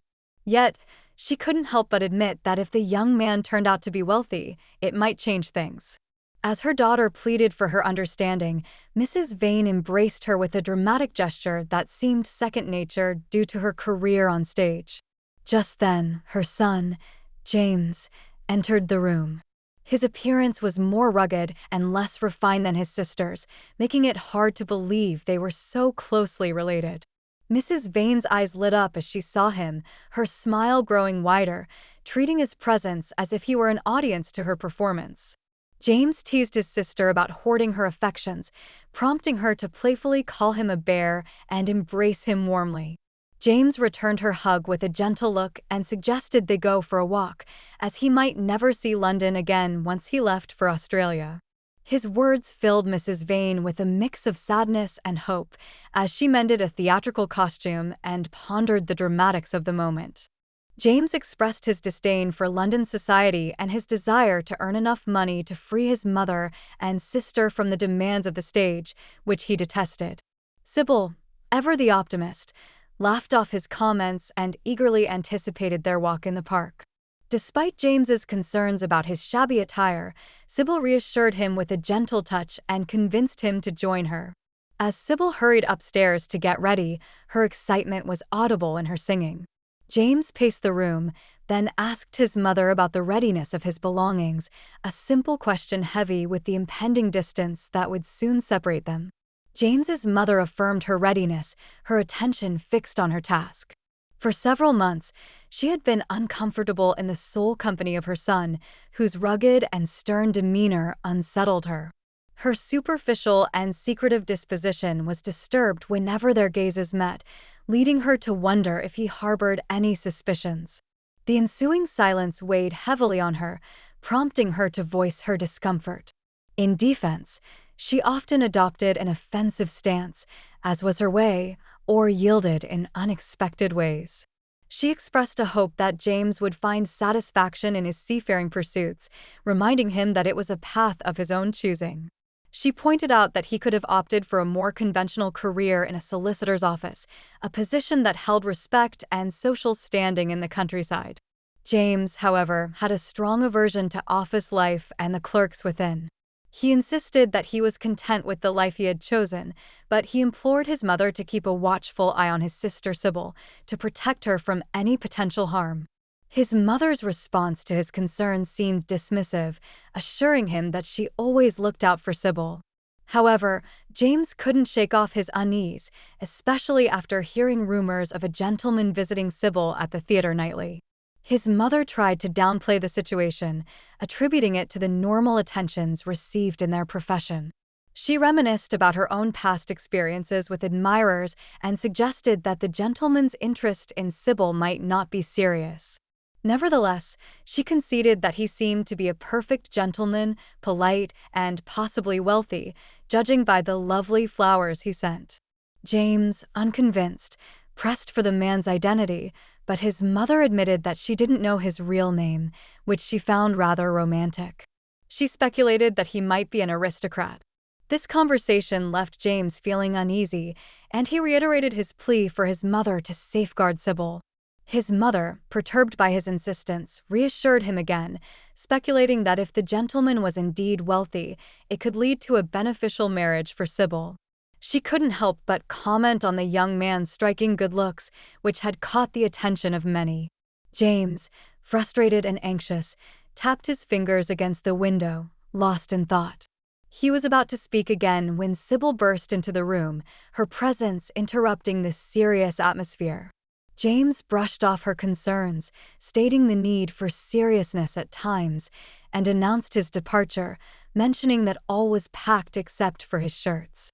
His mother, maintaining a facade of composure, bid him farewell. The tone he had used with her and the look in his eyes had left her feeling uneasy.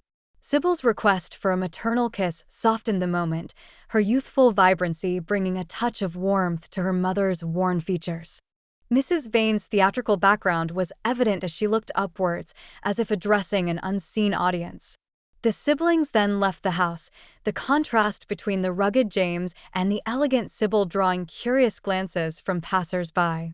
James, resembling a gardener beside a delicate rose, accompanied his sister into the uncertain light of the day.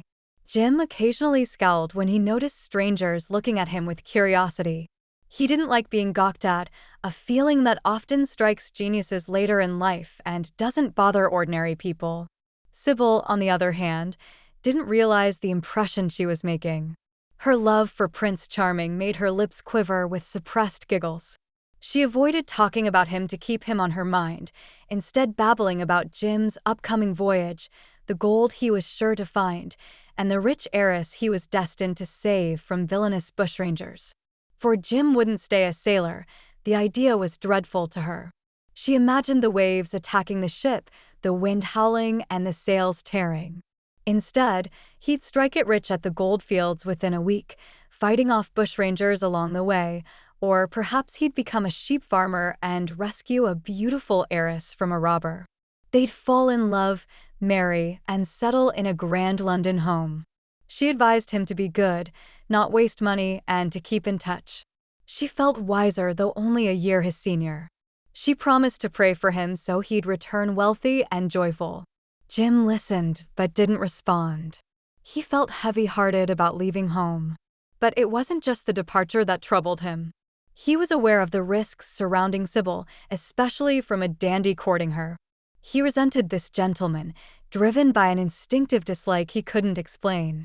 He also saw his mother's superficiality as a threat to Sybil's happiness.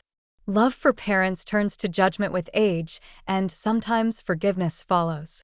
He had a pressing question for his mother, stemming from months of silent contemplation. A casual remark he overheard at the theater had triggered a series of unsettling thoughts. It felt like a whip across his face. His forehead creased with worry, and he bit his lip in discomfort. Sybil accused Jim of not paying attention as she excitedly mapped out his future, while he simply asked what she expected from him. She playfully insisted he promise to remember them and behave himself. In response, Jim hinted that it was Sybil who might end up forgetting him, especially since she had a new acquaintance he hadn't been told about. Sybil, flustered, defended her new friend, whom she affectionately referred to as Prince Charming, and confessed her love for him. Jim, skeptical, pointed out that Sybil didn't even know her admirer's real name. Sybil, however, was lost in her romantic fantasies, imagining how she would perform the role of Juliet with Prince Charming in the audience, believing that love would elevate her performance to new heights. Despite Jim's concerns that this Prince Charming might have less than honorable intentions, Sybil reveled in her infatuation, dismissing Jim's warnings as if they were the grumblings of an old man. She reassured him that, although he was leaving for Australia, she was entering a new phase of happiness in her life. They sat together, watching the fashionable crowd pass by, but the conversation soon turned to Jim's own future and prospects, which he discussed with less enthusiasm.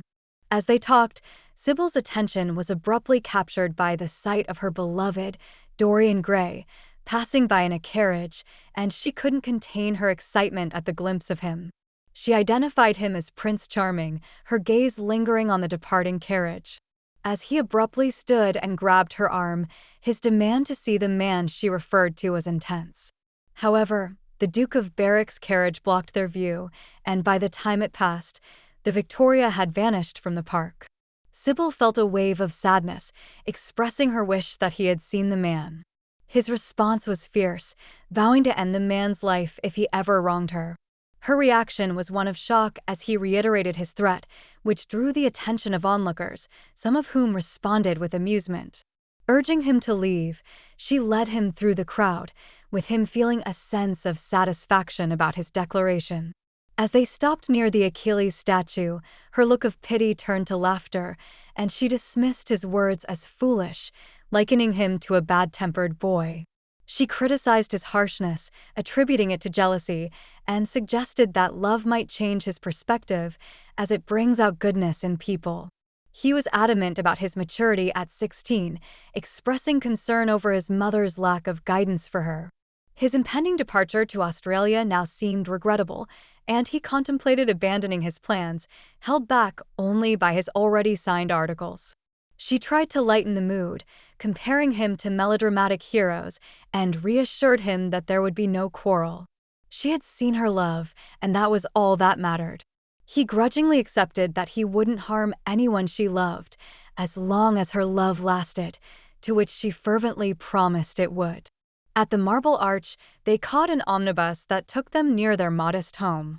It was past 5, and Sybil needed to rest before her performance. Jim insisted on it, preferring to part ways in their mother's absence to avoid any dramatics. In her room, they said their goodbyes. Jealousy and resentment towards the stranger who had come into her life plagued him, but her embrace and the touch of her fingers softened his feelings. He left her room with tears in his eyes. His mother awaited him downstairs, chiding him for being late. He didn't respond, sitting down to a simple meal, accompanied by the hum of flies and the noise of the busy street outside, all the while the minutes ticking away. He pushed his plate aside and cradled his head in his hands, convinced he deserved the truth. It should have been shared with him earlier if his suspicions were correct. His mother observed him, heavy with dread. She spoke automatically, her words falling without thought. A worn lace handkerchief quivered between her fingers. At the stroke of 6, he rose and walked to the door, only to pause and return her gaze. Their eyes locked, and he saw a desperate plea for clemency in hers, which only fueled his anger. He told her he had a question, his tone firm. She looked around the room, lost, offering no reply. He pressed for honesty, insisting on his right to know the truth about his parents' marriage. With a sigh that spoke more of relief than sorrow, she admitted the truth. The moment she had feared for so long had arrived without the terror she anticipated. Instead, she felt let down by the bluntness of his inquiry, as if it were a poorly executed rehearsal. "No," she said simply, struck by the stark reality of life. The young man's anger flared, as he concluded his father was a dishonorable man. She disagreed, explaining they were deeply in love and that his father would have taken care of them if he had lived. She urged her son not to speak ill of his father, who was a gentleman with notable connections. He swore, not caring for himself, but concerned about his sister Sybil and the man claiming to love her, questioning his intentions and social standing. A terrible sense of shame washed over her. She lowered her head and wiped her eyes with trembling hands. "Sybil has a mother," she whispered. "I had none." Her son softened, approached her, and gently kissed her. He apologized for the pain his questions might have caused and said he had to leave. He assured her that she now had only one child to look after and vowed to protect his sister from any harm the man might cause her, threatening to pursue and end him if necessary. His melodramatic declaration seemed to bring the scene to life for her. She was used to such drama, and it made her admire her son for the first time in months. She would have liked to keep the emotional intensity going, but life's mundane tasks interrupted. As she watched him leave, she felt a sense of lost opportunity. From the window, she waved her torn handkerchief, feeling the weight of a missed chance. She comforted herself by telling Sybil how empty her life would now be with only one child to care for, a phrase that pleased her. She chose not to mention the threat, which was vivid and dramatic, thinking they would all laugh about it one day. You're about to listen to Chapter 6. Lord Henry met Hallward at the Bristol's private room for dinner, mentioning that he probably heard the latest gossip. Hallward, handing his belongings to the waiter, admitted he hadn't and hoped it wasn't about politics, which bored him. Lord Henry revealed that Dorian Gray was set to marry, which made Hallward react in disbelief, insisting it was impossible. But Lord Henry confirmed it was true, that Dorian was engaged to a young actress. Hallward was skeptical, arguing that Dorian was too sensible for such a match. Lord Henry countered, saying that even the wise do foolish things sometimes. Hallward pointed out that marriage wasn't a trivial matter, to which Lord Henry quipped that it was different in America. He clarified that Dorian was only engaged, not married, and mused that he remembered being married but not engaged, hinting he might never have been. Concerned about the implications of Dorian's engagement due to his status and wealth, Hallward felt the match was preposterous. Lord Henry suggested that telling Dorian that would likely push him to marry her, as people often do stupid things with the best intentions. Hallward hoped the girl was decent, not wanting Dorian to be dragged down.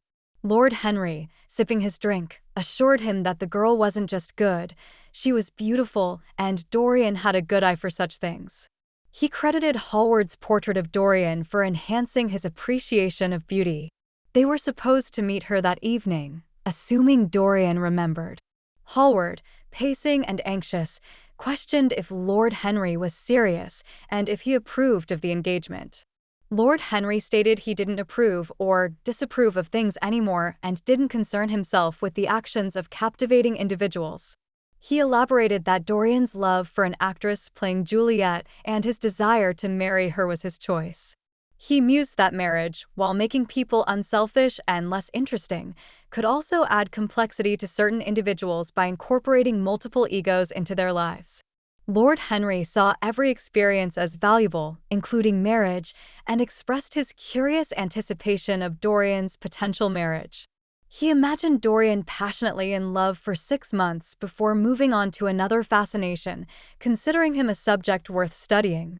Harry, you don't truly believe the things you say, and you know it. If Dorian Gray's life were ruined, you'd be the most upset. You're a much better person than you let on. Lord Henry chuckled at this. He believed that the fear for ourselves makes us think highly of others. Optimism, he thought, was rooted in fear. We see virtues in others that might benefit us. We flatter the banker hoping to extend our credit and see good in the robber hoping to keep our wallets full. He insisted that he meant every word he said. He despised optimism and believed no life is ruined unless its growth is stopped. Changing a person's nature is the real way to damage it. Marriage might be foolish, but there are other, more interesting connections between men and women that he encouraged because they were in vogue. But just then, Dorian arrived, ready to share more than Lord Henry could. Dorian entered, full of happiness, discarding his cape and greeting his friends warmly. He had never felt such joy and believed he had found what he'd been searching for his whole life. His excitement was evident, and it made him look even more handsome. Hallward wished Dorian happiness, but couldn't hide his disappointment at not being told about Dorian's engagement. Harry, however, had been informed. Lord Henry, unfazed, teased Dorian for being late to dinner. He suggested they start the meal and then listen to Dorian's story of how everything happened. Dorian was bursting with excitement as he and his friends settled at the cozy round table. He had little to share, or so he claimed. The previous day unfolded quite simply after he parted from Harry. He dressed, dined at their favorite little Italian spot on Rupert Street, and by 8 o'clock, he was at the theater.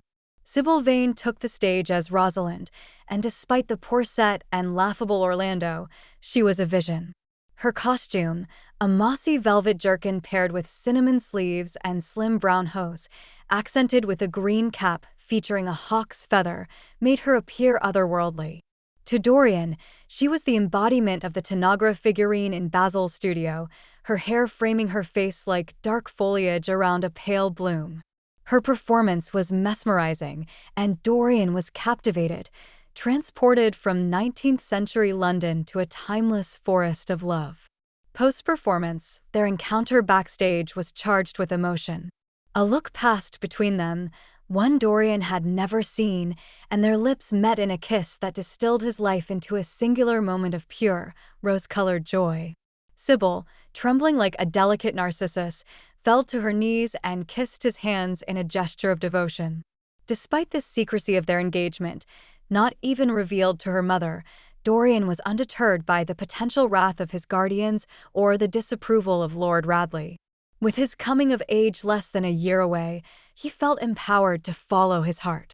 Dorian believed Basil would agree that he had done right by seeking his love outside of poetry, finding his future wife within the pages of Shakespeare. The lips that Shakespeare had once given voice to had now shared their secrets with him. He had held Rosalind close and kissed Juliet herself. Hallward, though slow to respond, seemed to concur with Dorian's choices. Lord Henry, ever the inquisitive one, probed about the mention of marriage, but Dorian brushed it off as an affair of the heart rather than a transaction. Sybil had even questioned her worthiness, which Dorian found absurd, considering she meant the world to him. Lord Henry offered a wry observation on the practicality of women in such matters, prompting Hallward to caution him, sensing Dorian's irritation.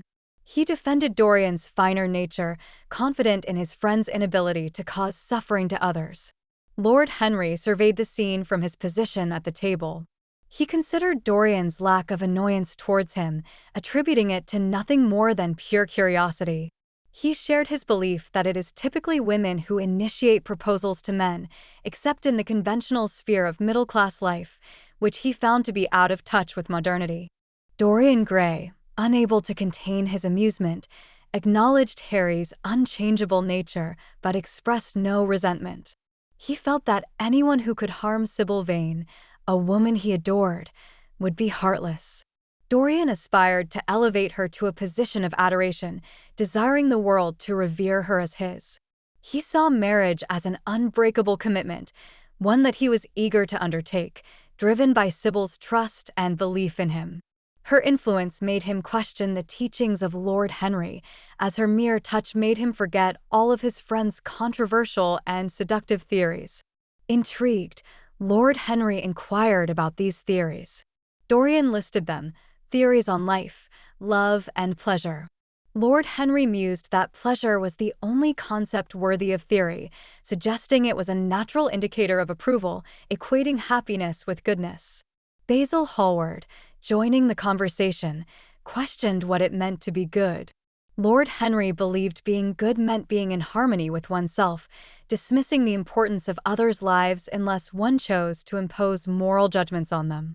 He argued that true individualism and modern morality required rejecting the standards of the age, which he considered the height of immorality. Basil suggested that living solely for oneself came with a high cost. Lord Henry countered, lamenting the overpriced nature of everything, including the beautiful sins only the wealthy could afford. Basil hinted at other forms of payment, such as remorse and the awareness of one's own degradation. Lord Henry dismissed such notions as outdated, fit only for fiction, and maintained that a civilized person never regrets pleasure.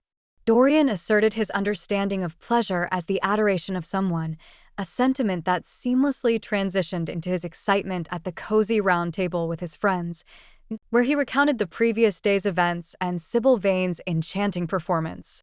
He played with some fruits and remarked that being admired was preferable to being adored, which he found bothersome. He compared the adoration from women to the way humanity pesters their gods. He believed that women, who incite love within men, have the right to expect it back. Dorian agreed, but Lord Henry countered that no truth is absolute. Dorian insisted that women indeed offer the core of their lives to men. Lord Henry acknowledged this, but bemoaned that they often want it returned in trivial ways, quoting a French saying about women's dual role in inspiring and hindering men's great works. Despite Lord Henry's cynicism, Dorian admitted his fondness for him. Lord Henry confidently assured Dorian of his lasting affection and offered coffee, fine champagne, and cigarettes, while insisting Basil smoke only cigarettes, which he described as the epitome of pleasure, delightful yet leaving one wanting more. He asserted that he embodied the sins Dorian longed to commit but dared not. Dorian dismissed Lord Henry's words as nonsense and suggested they head to the theater to see Sybil Vane perform, claiming she would offer Dorian a new life ideal. Though Lord Henry claimed to have experienced it all, he remained open to new emotions. He expressed his love for acting, considering it more genuine than real life. They prepared to leave, with Lord Henry and Dorian sharing a carriage and Basil following behind. As they departed, Basil felt a sense of loss, sensing that Dorian would never be the same to him again. The streets blurred as he watched the broughams' lights ahead, feeling years older by the time he arrived at the theater. You're about to listen to Chapter 7. That evening, the house was unusually packed. The manager, a portly man with a wide, greasy smile, greeted them at the entrance, his joy evident. He led them to their box with a show of deference, his hands adorned with jewelry, and spoke loudly. Dorian Gray found him repulsive, feeling as though he had expected to find a character of grace, but was instead greeted by one of crudeness. Lord Henry, on the contrary, seemed to appreciate the manager, even praising him for recognizing talent and suffering financial loss for art. Hallward diverted himself by observing the audience below. The heat was stifling, and the sunlight blazed like a giant fiery flower. Young men in the gallery removed their jackets and vests, draping them over the railing, chatting across the theater, and sharing oranges with the flamboyantly dressed girls next to them. Laughter from some women in the pit cut through the air, their voices grating. The sound of corks popping could be heard from the bar. Lord Henry remarked on the oddity of discovering a divine presence in such a place. Dorian agreed, asserting that the actress they were there to see transcended all. He believed that her performance could transform the audience, elevating them and making them resonate with her emotions. To Dorian, she had the power to refine their rough edges. Lord Henry, examining the gallery through his opera glass, expressed his hope that they were not truly alike. The painter reassured Dorian, saying he understood his sentiments and believed in the girl's influence. He praised her ability to inspire and uplift those around her, suggesting that her impact made the marriage a fitting union. Dorian thanked the painter, acknowledging his understanding, and expressed his unease with Lord Henry's cynicism. As the orchestra began, Dorian mentioned his apprehension about the music, but looked forward to the curtain rising on the woman who had captured his heart and to whom he had devoted his best qualities. 15 minutes later, amid roaring claps and cheers, Sybil Vane made her entrance on stage. She was a vision of beauty, thought Lord Henry, perhaps one of the most stunning he had ever laid eyes on. Her movements and wide-eyed look were reminiscent of a timid deer. As she caught sight of the packed, eager audience, a soft blush crept up her cheeks, subtle as the reflection of a rose on a polished silver surface. She stepped back, her lips quivering slightly. Basil Hallward couldn't contain himself and stood up to clap. Dorian Gray sat still, entranced as he watched her. Lord Henry, peering over his glasses, thought to himself how utterly delightful she was. The setting was the Capulets' Hall, with Romeo in his pilgrim attire, accompanied by Mercutio and friends. A modest band played a tune, and the dance commenced. Among the awkward and poorly dressed actors, Sybil moved with a grace that seemed to come from a more exquisite realm. Her dance mirrored the sway of a plant in the flow of water, and her neck's curve was as elegant as a white lily, her hands as if sculpted from cool ivory. Yet, there was a noticeable lack of spirit in her. Joy didn't touch her face when she looked at Romeo. Her few lines were delivered with an artificial air. The voice was lovely, but the tone was utterly unconvincing. It was the wrong shade, stripping the verse of life and making the passion seem fake. Watching her, Dorian Gray's face turned pale, filled with confusion and worry. His friends, sensing the tension, remained silent. To them, Sybil appeared utterly unfit for the role, a stark disappointment. Still, they held out hope for the balcony scene in the second act, the true measure for any Juliet. If she faltered there, she was lost. She did look enchanting in the moonlight, that was undeniable. But her performance was painfully staged and only worsened as it progressed. Her movements became overly contrived, her emphasis on the lines exaggerated. The famous passage was delivered with the awkward precision of a schoolgirl taught by a mediocre elocution teacher. Even when she reached the moving lines of the balcony scene, she recited them as if they meant nothing to her. It wasn't nerves, she was composed, but it was simply poor acting. She was, in every sense, a letdown. Even the unsophisticated audience in the pit and gallery lost their engagement with the play. They grew restless, talking loudly and whistling.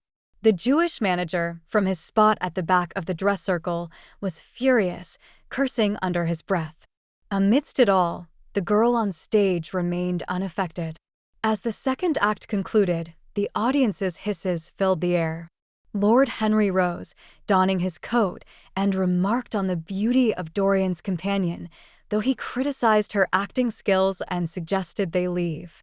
Dorian, with a tone of bitterness, insisted on staying, regretting the wasted evening and offering his apologies. Basil Hallward chimed in, suggesting perhaps Miss Vane was under the weather and proposed they return another time. Dorian wished it were true, but he felt she had changed, losing the spark of a great artist she displayed the previous night. now just a mediocre performer. Lord Henry, ever the philosopher, compared love and art as forms of imitation, urging Dorian to leave the poor performance behind.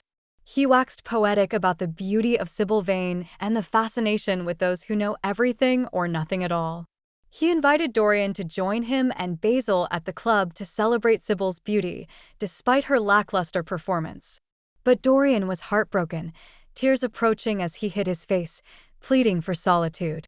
Lord Henry's voice softened as he and Basil left the theater together.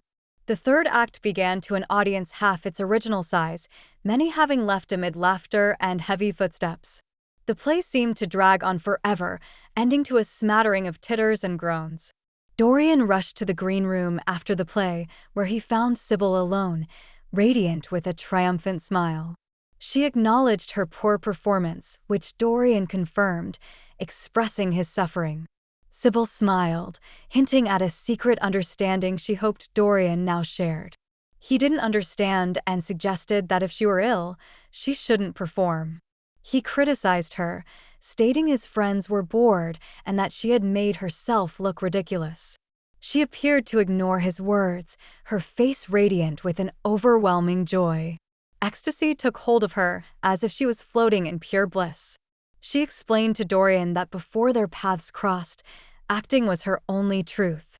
The stage was where she felt alive, believing every character she played was real, from Rosalind to Portia, from Beatrice's happiness to Cordelia's sorrow. Her fellow actors seemed like deities, and the painted backdrops were her universe. She lived among illusions, mistaking them for reality. Then Dorian entered her life, her magnificent love, and shattered the chains binding her soul. He showed her the true essence of reality. That night marked the first occasion she saw through the pretense and folly of the stage spectacle she was part of. She realized the ugliness of the pretend Romeo, the falseness of the moonlight, and the vulgarity of the scenery. The words she spoke felt disconnected from her true self. Dorian had introduced her to something grander, a pure form of love that art merely tries to capture. She proclaimed that love, their love, transcended all artistic expression. The puppets of the play meant nothing to her now. On stage that evening, she felt an emptiness as her talent seemed to vanish. She understood the emptiness of the performance, and the audience's scornful hissing didn't faze her. They couldn't grasp a love like hers and Dorian's. She yearned to escape with him to a place where they could be alone, expressing her disdain for the stage. She couldn't feign a passion that wasn't real, especially one that now consumed her like fire. Dorian, however, lay on the sofa, turning his face away, murmuring that she had extinguished his love. In response, she laughed in disbelief, trying to comfort him by stroking his hair and kissing his hands. But he recoiled, a tremor passing through him at her touch. He suddenly stood up and made his way to the door, exclaiming with certainty that she had extinguished the love he once had for her. She no longer captivated his imagination, nor did she pique his curiosity. She became insignificant to him. He had adored her for her brilliance, her intellect, and the way she brought poets' dreams to life, giving form to the art's shadows. But she squandered it all, becoming superficial and dull. He lamented his past infatuation with her, declaring she meant nothing to him now. He vowed to never lay eyes on her again, to never think of her or speak her name. She had no idea of the place she once held in his heart. He regretted ever meeting her, accusing her of ruining his romantic ideals. He told her she knew nothing of love if she believed it hindered her art, without which she was nothing. He had plans to elevate her to fame, but now she was just a mediocre actress with a pretty face. The girl turned pale and shook, her hands clenched tight as her voice caught. She denied his seriousness, suggesting he was merely performing. He retorted with bitterness, attributing good acting to her. She approached him, her face twisted with pain, and reached out to him. He pushed her away, rejecting her touch. She let out a soft cry and threw herself at his feet, appearing crushed and pleading with him not to leave. She expressed regret for her poor performance, claiming her thoughts were on him, and promised to try harder. She confessed her love came spontaneously, and she might never have realized it if not for their kiss. She begged for another kiss, pleading for him not to leave, saying she couldn't endure it. She started to mention her brother but stopped, insisting he was joking. She begged for his forgiveness for that night, vowing to work hard and improve, acknowledging she should have been more professional. Overcome with sobs, she lay on the floor, wounded, while he looked down on her with disdain. He found her emotional display ridiculous now that his love had faded. She seemed overly dramatic and her tears irritated him. Finally, with a calm, clear voice, he announced his departure, not wanting to be cruel but firm in his decision not to see her again. She had let him down. She cried quietly, without responding, reaching out for him as he walked away. He left the room and the theater, leaving her behind. He was uncertain of his destination. His memory was of drifting through dim streets, with looming archways casting dark shadows and houses that looked menacing. Women with raspy voices and loud laughs called out to him. Drunks stumbled around, swearing and mumbling like oversized apes. He saw strange-looking children curled up on doorsteps, and the air was filled with screams and curses from dark alleys. With the break of dawn, he found himself near Covent Garden. The dark sky began to brighten, turning into a soft pearl color. Large carts laden with lilies moved slowly down the shining, deserted street. The scent of flowers hung heavy, offering him some relief from his discomfort. He entered the market, observing the men unloading their carts. A carter in a white smock gave him cherries, refusing payment, which he ate without much interest. The cherries were cool, as if infused with the chill of the night. Lines of boys passed by, carrying crates of colorful tulips and roses, weaving through the stacks of green vegetables. Under the portico with its sun-faded pillars, groups of disheveled girls without hats waited for the auctions to end. Others gathered at the doors of the coffee house. The large horses of the carts slipped on the stones, their bells jingling. Some drivers slept on sacks. Pigeons with iridescent necks and pink feet pecked at seeds on the ground. After a while, he hailed a cab and went home. He paused at his doorstep, surveying the quiet square with its dark windows and blinds. The sky had turned to opal, and the rooftops shone like silver.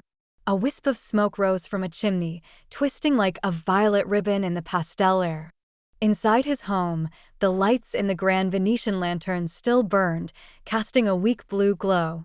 He turned them off and, after discarding his hat and cape, made his way to his bedroom. The room was newly adorned with luxurious tapestries.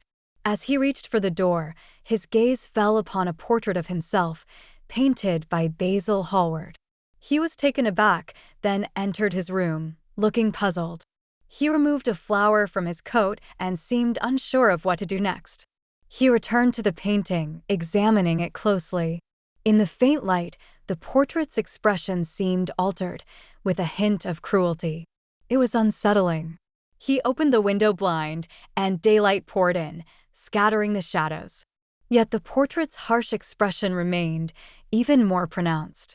The sunlight revealed the cruelty around the painted mouth as if it were a reflection of his own after some terrible act. He grimaced and swiftly picked up an oval mirror with ivory cupids around it, a gift from Lord Henry, to inspect his reflection. His red lips showed no such distortion as he feared. What could this mean? His eyes were rubbed, and he approached the painting for another look. No visible changes in the artwork, yet the expression was undoubtedly different. It wasn't just his imagination. The change was glaringly obvious. Sinking into a chair, he pondered deeply. A memory from the day the portrait was completed in Basil Hallward's studio struck him. He recalled his wild desire that day, to stay youthful while the portrait aged, to maintain his beauty as the canvas accumulated the marks of his sins and passions. Could such a wish have come true? It seemed too outlandish, even absurd. Yet, the portrait, with its cruel-looking mouth, was right there in front of him. Was he cruel? He blamed the girl for any cruelty, not himself.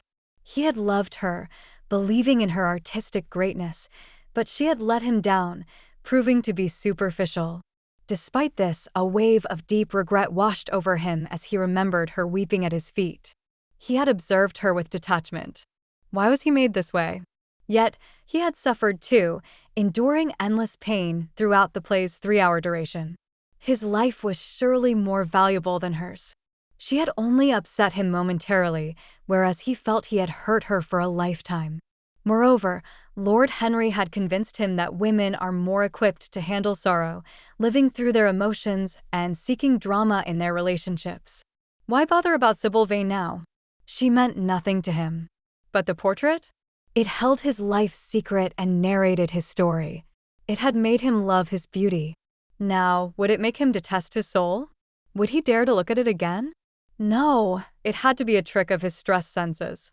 The dreadful night had left behind phantoms. That tiny scarlet speck that drives men to madness had touched his brain.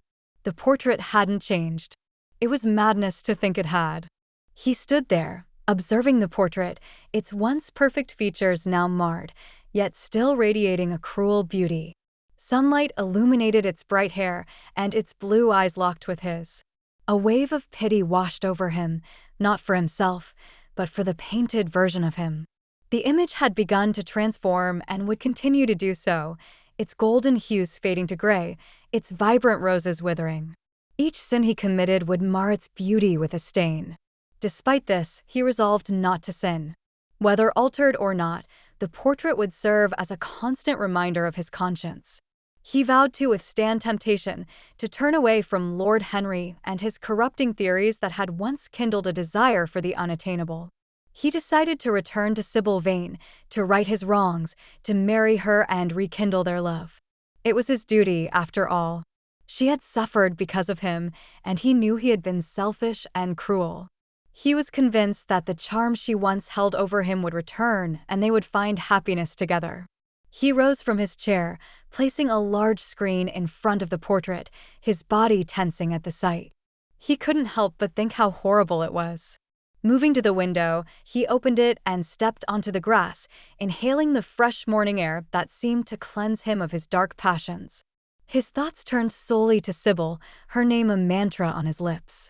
The birds sang in the garden, their melody like a tribute to her. You're about to listen to Chapter 8. He woke up well after midday. His valet had quietly entered the room multiple times to check if he had stirred, puzzled by his master's unusually long slumber. At last, the sound of his bell signaled he was awake, and Victor entered, bearing a tray with tea and a stack of letters on aged Sèvres china. He gently pulled aside the olive satin curtains with their shimmering blue lining that covered the tall windows. Victor noted with a smile that his master had slept soundly that morning. Dorian Gray, still heavy with sleep, inquired about the time. Victor informed him it was 1 hour and a quarter past noon. Realizing the lateness of the hour, Dorian sat up, sipped his tea, and browsed through his letters. Among them was one from Lord Henry, hand-delivered that morning, which he hesitated over before setting aside. The rest he opened with little interest, finding the usual assortment of social invitations and solicitations that young men of fashion receive. A hefty bill for a silver toilet set lay among the mail, which he hadn't dared to forward to his conservative guardians. Moneylenders from Jermyn Street had also sent polite offers to lend money at reasonable interest rates. After about 10 minutes, he put on a richly embroidered silk cashmere robe and moved to the bathroom paved with onyx. The cool water washed away the remnants of his long slumber. He seemed to have left his past troubles behind, feeling them now as distant and unreal as if they were part of a dream. Once dressed, he settled in the library for a light French breakfast by the open window. The day was beautiful, with the warm air heavy with the scent of spices. A bee buzzed around a bowl of yellow roses, adding to the perfection of the moment. He was utterly content until his gaze landed on the screen hiding the portrait, and he felt a jolt of unease. His valet, seeing his reaction, offered to close the window, thinking he might be cold. Dorian assured him he was not. Doubts about the portrait's change troubled him. Was it his imagination, or had the painting truly altered? He dismissed the thought. It was preposterous to think a portrait could change. He decided it would be a humorous story to share with Basil someday. Yet, The memory of the portrait's cruel expression was vivid in his mind. He felt apprehensive about being left alone with it, fearing what he might find upon closer inspection. As his valet prepared to leave, Dorian felt an urge to ask him to stay but resisted. Instead, as the valet was about to exit, Dorian called him back to instruct that he wasn't to receive any visitors. With a sigh, he watched the man bow and leave. He stood up from the table, lit a cigarette, and threw himself onto a plush couch facing a screen. The screen was an antique, adorned with elaborate Louis XIV patterns on Spanish leather. He examined it, pondering if it had ever hidden a man's deepest secrets. He considered whether to move the screen. But then, why bother? Knowing the truth could be horrifying, and ignorance might be bliss. But the risk of someone else discovering his secret terrified him. What if Basil Hallward, the artist, came to see his work? He couldn't let that happen. He had to face the truth immediately. Doubt was unbearable. Securing both doors, he assured his solitude. He braced himself to confront the evidence of his disgrace. Shifting the screen, he came face to face with his altered portrait. The change was undeniable. He remembered later, with astonishment, how he first studied the portrait with clinical fascination. The transformation seemed impossible, yet it was real. He wondered if there was a mysterious link between the painted image and his soul. Perhaps the canvas reflected his inner thoughts? Or was there a darker explanation? Fear crept over him, and he returned to the couch, staring at the picture, feeling sick with horror. The portrait had revealed to him his unfairness to Sybil Vane. It wasn't too late to make amends. She could still be his wife. His shallow love could evolve into something greater, and the portrait could guide him like a moral compass. There were ways to dull guilt, to silence conscience. But this portrait was a constant reminder of sin's ugliness and the damage it does to one's spirit. Hours passed 3, 4, and then 4:30, but Dorian Gray remained motionless. He was trying to make sense of his life, to navigate through his tangled passions. Lost in thought, he didn't know what to do. Eventually, he wrote a heartfelt letter to Sybil, begging for her forgiveness and blaming his own folly. His words spilled out, filled with regret and agony. Self-blame brought him a strange comfort, as if by condemning himself, he prevented others from doing so. Finishing the letter, he felt absolved. Then, a knock and a familiar voice disrupted his solitude. "My dear boy, I must see you. Let me in at once. I can't bear your shutting yourself up like this." But he chose not to answer. Initially, he gave no response and stayed motionless. The persistent knocking intensified, making it clear that admitting Lord Henry was the better option.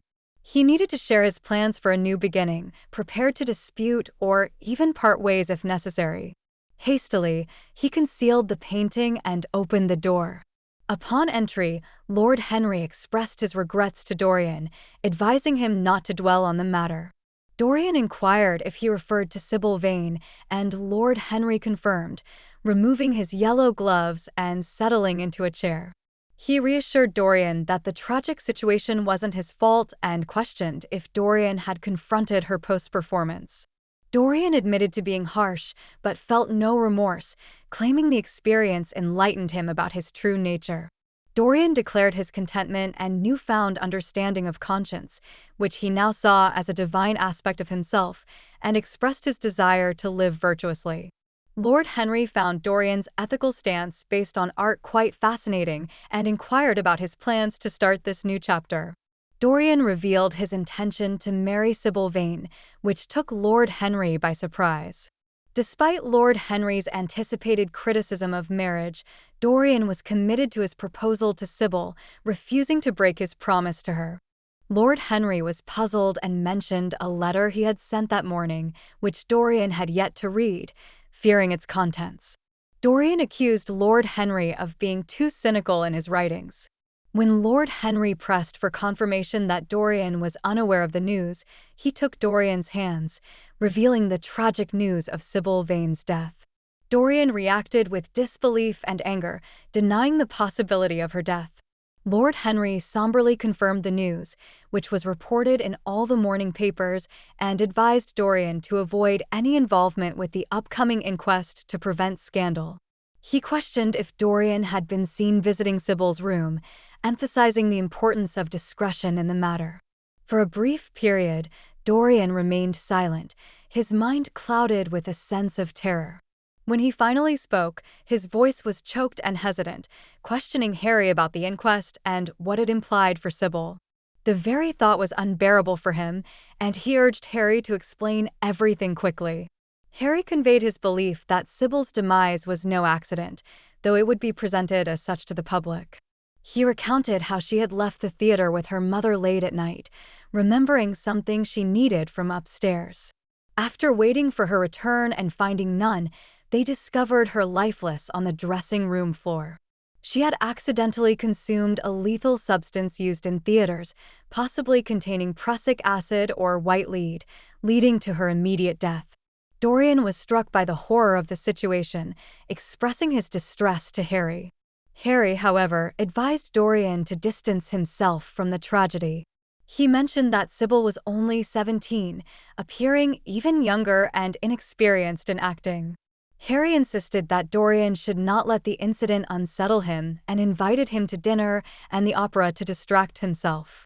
In a moment of introspection, Dorian acknowledged to himself that he was responsible for Sybil's death, equating his influence to physically harming her. Yet, he noted the unchanged beauty of the roses and the joyous singing of the birds in his garden. Despite the gravity of the situation, he was to dine with Harry, attend the opera, and possibly continue the evening afterwards. He marveled at the dramatic turn his life had taken, feeling that if he had read such a story, it would have moved him to tears. But the reality of the situation happening to him seemed too extraordinary for weeping. Dorian reflected on the love letter he had written to Sybil, the first of its kind for him, directed to someone who was no longer alive. He pondered whether the dead could sense anything and reminisced about his love for Sybil, which felt like a distant memory. He recalled the previous night when she performed poorly, breaking his heart, yet her explanation did not move him. After a frightening event, he had resolved to return to her, feeling guilty for his prior actions. But now she was gone, and he was left questioning what to do next, recognizing that Sybil could have been his moral anchor. He lamented her decision to end her life, considering it a selfish act. Lord Henry, casually selecting a cigarette and striking a match from his gold latin case, imparted to Dorian that a woman's attempt to reform a man often entails making his life so dull that he loses all zest for it. He suggested that if Dorian had married the girl, he would have found himself miserable. Though he would have shown her kindness, as it's easy to be kind to those for whom one feels nothing, she would have quickly realized his indifference. A wife, upon discovering her husband's lack of interest, might let herself go or, conversely, don extravagant hats paid for by another's spouse. Lord Henry remarked on the social blunder of such a marriage, which he would have never condoned, assuring Dorian that it was doomed to fail. Dorian paced the room, his face drained of color, agreeing with Lord Henry, but noting that he had thought it his duty to marry. He lamented that the unfolding tragedy thwarted his good intentions. He recalled Lord Henry once saying that good resolutions are often made too late, which he now found to be true in his case. Lord Henry dismissed good resolutions as futile efforts to fight against the laws of science, originating from vanity and yielding no tangible results. He described them as providing occasional emotional indulgence that appeals to the weak, but ultimately being as worthless as checks written from an empty bank account. Dorian, joining Lord Henry and sitting beside him, questioned why he couldn't feel the weight of the tragedy as deeply as he wished. He didn't consider himself heartless and sought Lord Henry's view on this. Lord Henry, with a melancholic smile, gently chided Dorian, suggesting that his recent rash actions precluded him from being heartless. Dorian, slightly irked by the explanation, was nonetheless relieved that Lord Henry didn't see him as heartless. He confessed that despite knowing better, the tragic event didn't affect him as it should. To him, it felt like the grand finale of a magnificent play, marked with the haunting beauty of a Greek tragedy, a tragedy in which he played a significant role but emerged unscathed. Lord Henry found a peculiar joy in subtly manipulating the young man's hidden vanity.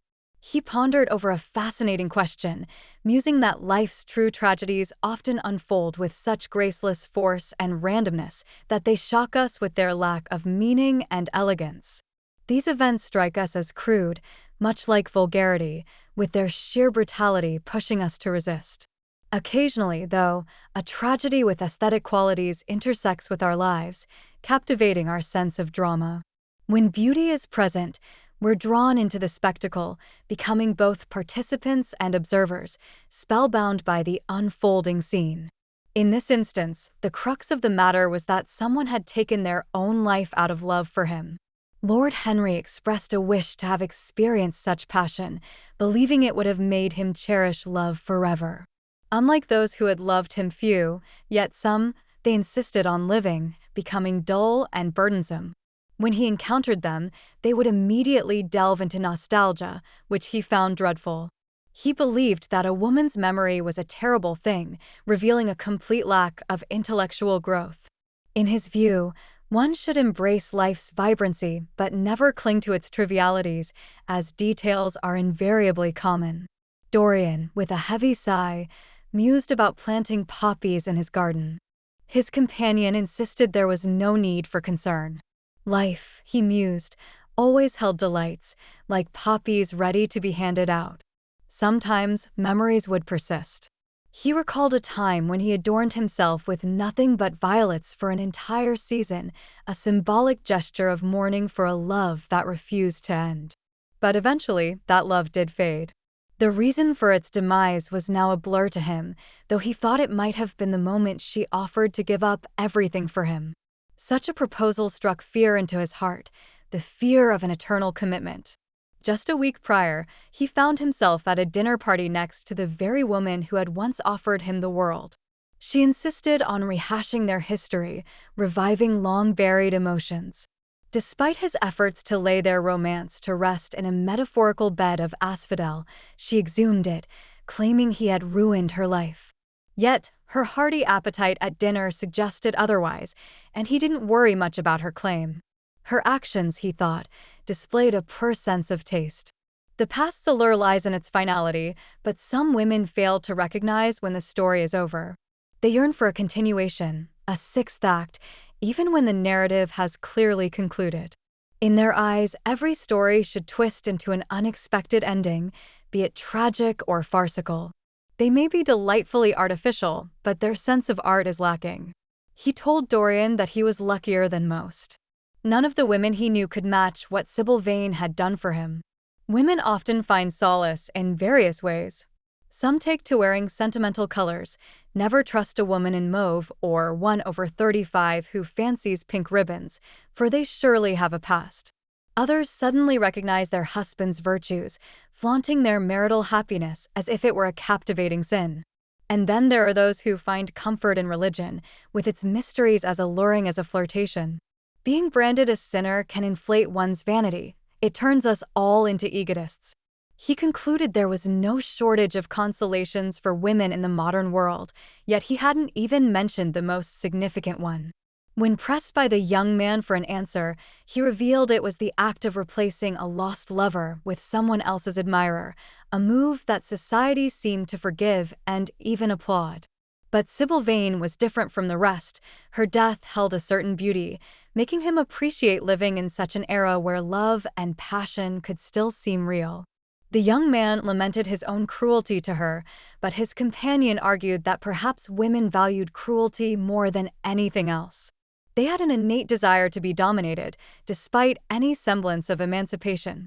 He imagined the young man must have been quite a sight in his anger, and he recalled a recent insight that now seemed profoundly true. Sybil Vane was the embodiment of every romantic heroine, ever-changing, dying as one only to be reborn as another. The boy whispered to himself that the girl would never return to life, as he hid his face in his hands. His friend told him to see her tragic end as nothing more than a dramatic episode from a play by old playwrights like Webster or Ford. To him, she was always a vision, a specter that made Shakespeare's works even more beautiful. She only harmed real life and was harmed by it, so she left. He could grieve for Shakespeare's Ophelia or Cordelia, but not for Sybil Vane, who was never truly real. The room grew darker and the shadows crept in silently, with the colors of the room fading. After a while, Dorian Gray looked up and told his friend Harry that he had made him understand himself.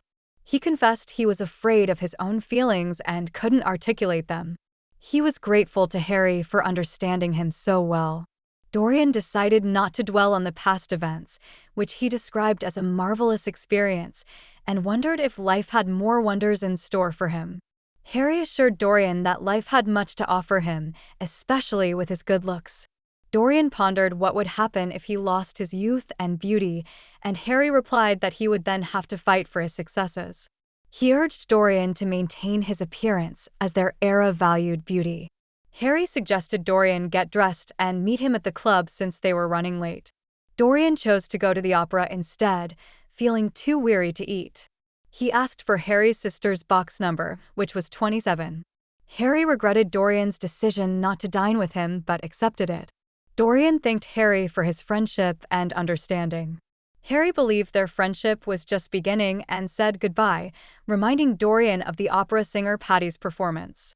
Once alone, Dorian rang for his servant Victor to bring in lamps and close the blinds. He waited eagerly for Victor to leave, feeling impatient as the servant took his time with the tasks. Immediately after his departure, he hastened to the display and slid it aside. There was no new alteration in the image. It had been aware of Sybil Vane's demise even before he had. It seemed to be in tune with life's happenings. The malice that now twisted the mouth's fine lines must have emerged the moment the girl ingested the fatal substance. Or perhaps it was apathetic to outcomes. Maybe it simply registered the inner workings of the soul. He pondered this, hoping to one day witness the transformation with his own eyes, yet the thought made him shiver. Sybil, poor soul, had lived a storybook tale. She had often feigned death in her plays. But then, real death had claimed her. How had she enacted that final, awful scene? Had she condemned him with her last breath? No, she had perished out of love for him, and henceforth, love would be sacred to him. Her life's forfeiture had redeemed her. He resolved to banish from his mind the ordeal she had caused that dreadful night at the theater. When he thought of her, it would be as a magnificent, tragic figure, a testament to the profound truth of love. A magnificent, tragic figure, indeed. His eyes moistened as he recalled her innocent gaze, her delightful quirks, her timid, delicate charm. He quickly wiped away the tears and gazed once more at the portrait. The moment to choose had come, or perhaps it had already been made for him by life and his own insatiable curiosity. He was destined for eternal youth, boundless passion, and secret pleasures. The portrait would carry the weight of his transgressions. He winced at the thought of the coming defilement of the beautiful face on the canvas. He had once mockingly kissed those lips that now sneered at him. Many times he had sat admiring the painting's beauty, almost in love with it. Would it now shift with every whim he indulged? Would it turn into a hideous thing to be concealed in a locked room, away from the sunlight that had once gilded its hair? Such a pity, he thought. For a brief moment, he considered praying for the eerie connection between him and the painting to end. It had altered in response to a prayer. Perhaps it could stay unchanged the same way. But who, with any knowledge of life, would give up the chance to stay forever young, no matter how implausible that chance might be or what dire outcomes it might bring? Moreover, was it really in his power? Had prayer truly caused the change? Perhaps there was a scientific explanation. Perhaps external things could resonate with our emotions without our intent. But the reason mattered little. He would not tempt fate with prayers again. If the painting was to change, so be it. There was no need to delve too deeply. He found true delight in observing it. He could track the innermost workings of his thoughts. To him, this painting was a spellbinding mirror. Just as it had shown him his physical form, it would now expose his innermost being. And though winter might envelop it, he would remain in the perpetual freshness of spring on the cusp of summer. As the painting's face turned pale, As if the lifeblood had drained away, leaving a ghostly mask with dull eyes, he would hold on to the charm of youth. His beauty wouldn't wither, his vitality wouldn't falter. He would embody the vigor, swiftness, and joy of Greek deities. What did it matter what befell the painted image? He was to be untouched. That was all that mattered. He slid the screen back to its original spot in front of the painting, a smile playing on his lips. He then moved to his bedroom where his valet was ready for him. Within an hour, he found himself at the opera, with Lord Henry close by, leaning over his chair. You're about to listen to Chapter 9. Basil Hallward walked into the room while Dorian Gray was having breakfast the next morning. He was relieved to find Dorian, mentioning his worry from the previous night when he learned Dorian was supposedly at the opera, which he doubted. Basil had spent the evening anxious, fearing another tragedy might occur, and was upset that Dorian hadn't contacted him after the news broke. He had only stumbled upon the news in a late edition of the Globe at the club and had rushed over, only to find Dorian absent. Basil expressed his deep sorrow over the incident, knowing Dorian must be suffering, and questioned whether Dorian had visited the deceased girl's mother. He had considered going himself, but didn't want to intrude on the grief he couldn't alleviate. He mentioned the woman's son, who was not involved in the theater but was a sailor or something of that sort.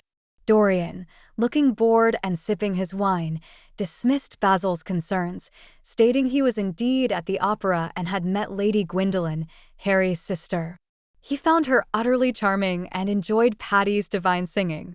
Dorian preferred to avoid unpleasant topics, believing that not speaking of something meant it never happened.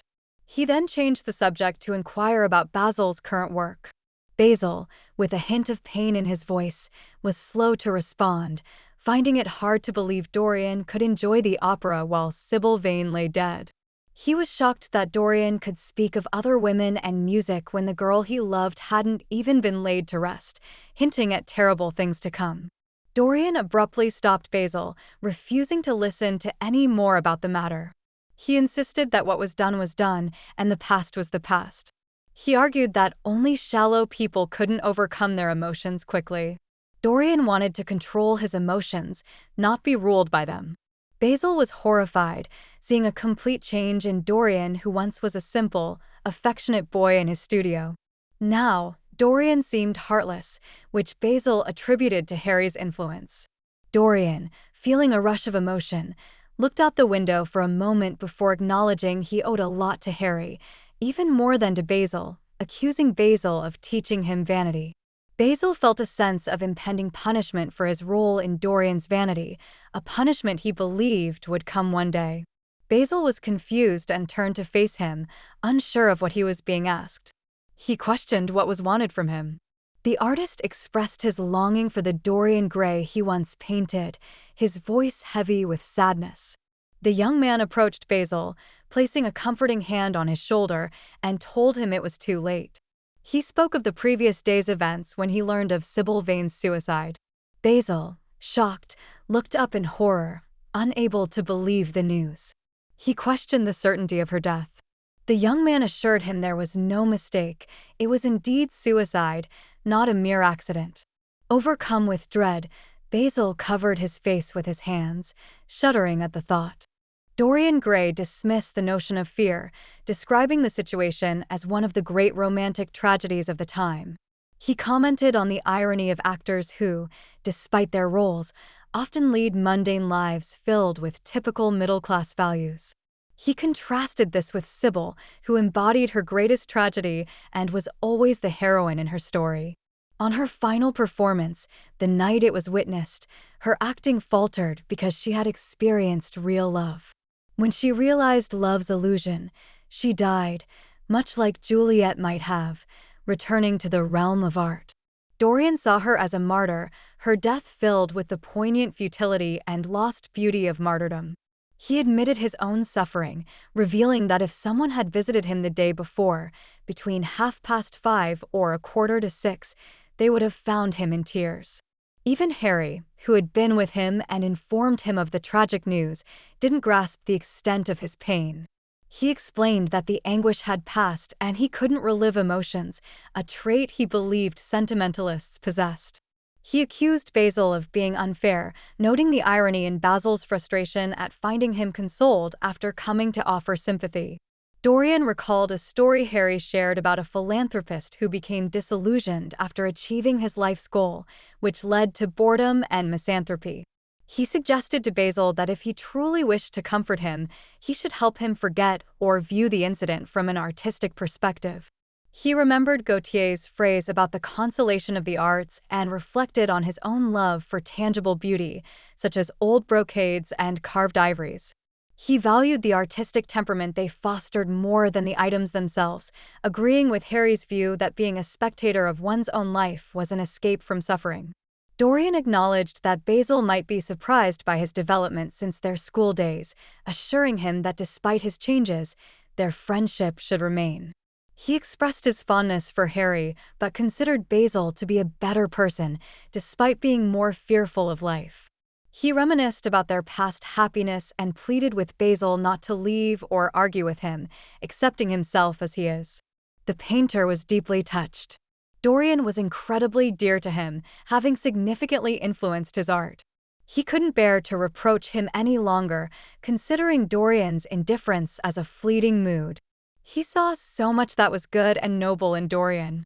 After a while, with a heavy heart, he finally spoke to Dorian, deciding not to bring up the dreadful matter again after today. He hoped Dorian's name would remain untainted by the scandal, mentioning the inquest set for the afternoon and questioning if Dorian had been called to testify.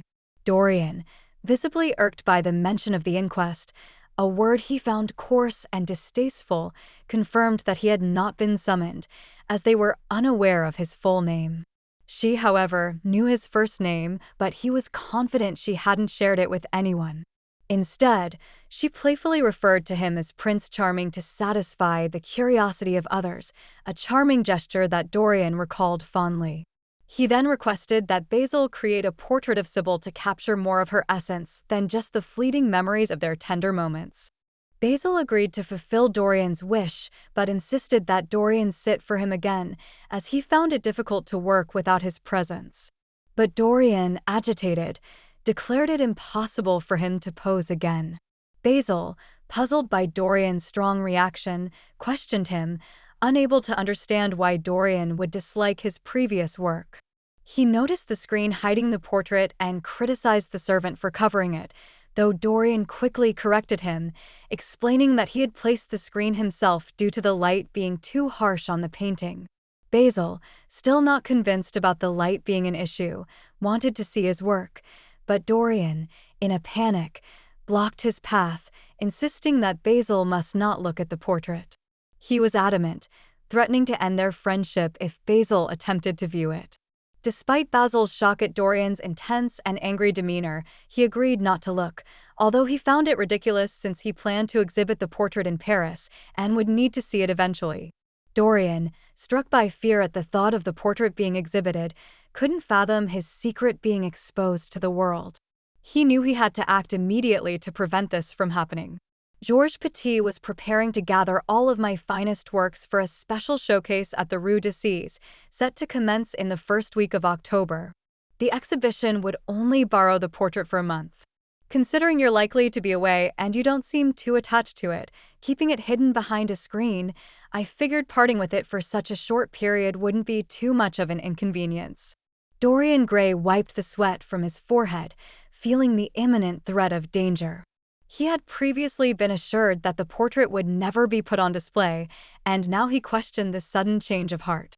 He pointed out the inconsistency, noting that moods change even among those who pride themselves on consistency. Dorian recalled a conversation with Lord Henry, who had mentioned that Basil had his reasons for not exhibiting the portrait, reasons that were quite revealing. Dorian decided he would uncover Basil's secret. Approaching Basil, Dorian looked him in the eye, suggesting they both share their secrets. He pressed to know why Basil had refused to exhibit his portrait. Basil was visibly uncomfortable with the question. He expressed his fear that revealing the truth might diminish Dorian's fondness for him or provoke laughter. He was willing to never look at the portrait again if it meant keeping Dorian's friendship, which he valued more than fame.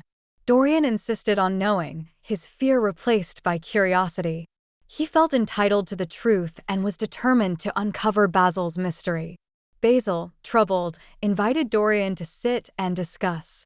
He probed whether Dorian had noticed anything unusual in the portrait, something that may not have been apparent at first, but later became strikingly clear. Dorian gripped his chair, his eyes wide with alarm as he faced Basil. "Upon meeting me, Dorian, your presence swiftly cast a spell over me. Your essence held sway over my soul, intellect, and strength. You personified the elusive ideal that haunts us artists like a captivating dream. My adoration for you knew no bounds. I became envious of anyone you conversed with, longing to keep you solely to myself. Your absence only meant you lived on in my art. Despite never disclosing these sentiments to you, for they were beyond your comprehension, I grasped the fact that I had encountered perfection, making the world wondrous through my eyes, perhaps too wondrous. As such fervent adoration comes with the risk of both losing and keeping it. As time passed, my fascination with you deepened. I captured your likeness as Paris in elegant armor, as Adonis with a huntsman's cloak and gleaming spear. You sat, crowned with lotus blossoms, on the prow of Adrian's barge, your gaze fixed across the Nile's murky waters. You peered into a Grecian woodland's tranquil pool, seeing the wonder of your reflection in the silent, silvery water. My art was as it should be, unconscious, ideal, and distant. Then, on a day that now seems ominous, I decided to paint an exceptional portrait of you in contemporary attire, a true reflection of your era. Whether it was the realism or the sheer marvel of your persona unveiled, I can't say, but as I painted, each brushstroke felt like a confession of my idolatry. I feared others would see my secret worship. I had shared too much of myself in the painting, and so I vowed to keep it from the public eye. You were slightly upset, not grasping its significance to me. Harry, whom I confided in, only laughed, but his mockery didn't trouble me. Once the painting was complete and I was alone with it, I knew my decision was justified. When it left my studio, and I was free from its mesmerizing presence, I began to doubt whether the passion I felt during its creation was truly evident in the finished piece. Art, it seems, is more abstract than we imagine, revealing form and color alone. It often appears that art hides the artist more than it exposes him. When the opportunity from Paris arose, I resolved to make your portrait the centerpiece of my exhibition, never anticipating your refusal. Now I understand you were correct. The portrait must remain unseen. Don't harbor any resentment toward me, Dorian, for my confession. As I once told Harry, you are destined to be adored. Dorian Gray took a deep breath, feeling the danger pass and his safety secured for the moment. His cheeks regained their color, and a subtle smile danced on his lips. He felt a deep sympathy for the painter, Basil Hallward, who had just shared his heartfelt confession. Dorian wondered if he would ever be so influenced by a friend's personality as Basil had been by his. Lord Henry was indeed charming and dangerous, but he was too shrewd and skeptical for anyone to truly adore him. Dorian pondered if someone would ever inspire in him a profound devotion. Was this something life had in store for him? Hallward, struck by Dorian's ability to notice something peculiar in the portrait, wished to see it again, but Dorian refused, insisting that Basil should never look at the painting. Basil hoped Dorian might change his mind, but Dorian was adamant. Basil expressed his sorrow over Dorian's decision, as Dorian had been a significant influence on his art. Dorian dismissed Basil's feelings as mere admiration, not realizing that Basil's words were a confession of deeper emotions. Basil felt as if a weight had been lifted from him after his admission, though he also felt that perhaps one should never articulate their adoration. Dorian found Basil's confession underwhelming, expecting something more. Basil asked if Dorian had seen anything else in the portrait, to which Dorian replied he had not. He urged Basil not to speak of worship, as it was a foolish notion, and reaffirmed their friendship. Basil, feeling a sense of loss, noted that Dorian had Lord Henry. Dorian laughed off the mention of Henry, acknowledging his penchant for the incredible and improbable, yet admitting he would turn to Basil rather than Henry in times of trouble. Basil requested Dorian sit for another portrait, but Dorian refused, claiming there was something fatal about portraits, as they seemed to take on a life of their own. He offered to visit Basil for tea instead, which Basil accepted with a hint of regret. As he left, Dorian smiled to himself, aware that Basil knew nothing of the true reason behind his refusal to let him see the portrait. Dorian felt a mix of pity and triumph in keeping his secret while unintentionally learning one of Basil's. He now understood Basil's erratic behavior and felt a tragic sense of sorrow for the romance-tinted friendship. He let out a weary exhale and pressed the bell. The painting had to be concealed at any price. Another risk of it being found was unthinkable.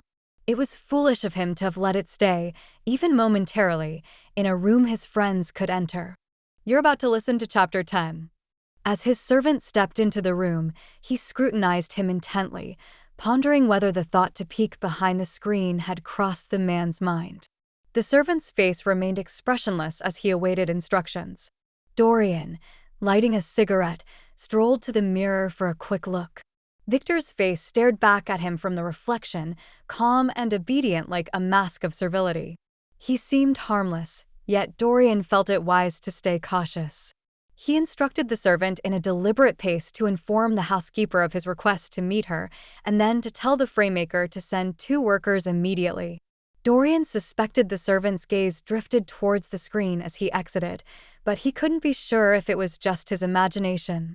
Soon, Mrs. Leaf, clad in her black silk dress and old-fashioned mittens, bustled into the library. Dorian asked her for the schoolroom key.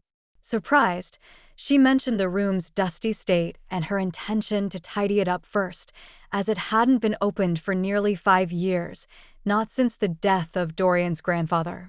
The reference to his grandfather brought back unpleasant memories, but Dorian insisted on just wanting the key, dismissing her concerns. The old lady, with shaky hands, sifted through her keyring and handed him the key, questioning if he planned to reside there. Dorian quickly dismissed the idea and thanked her, showing impatience.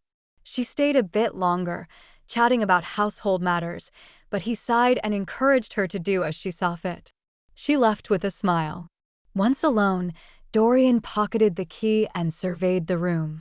His gaze landed on a large, purple satin coverlet with heavy gold embroidery, a magnificent piece from 17th-century Venice that his grandfather had acquired. It seemed perfect for concealing the ghastly item. It might have been used as a funeral shroud before, but now it was to cover something with a corruption beyond death, something that would spawn terrors yet never perish.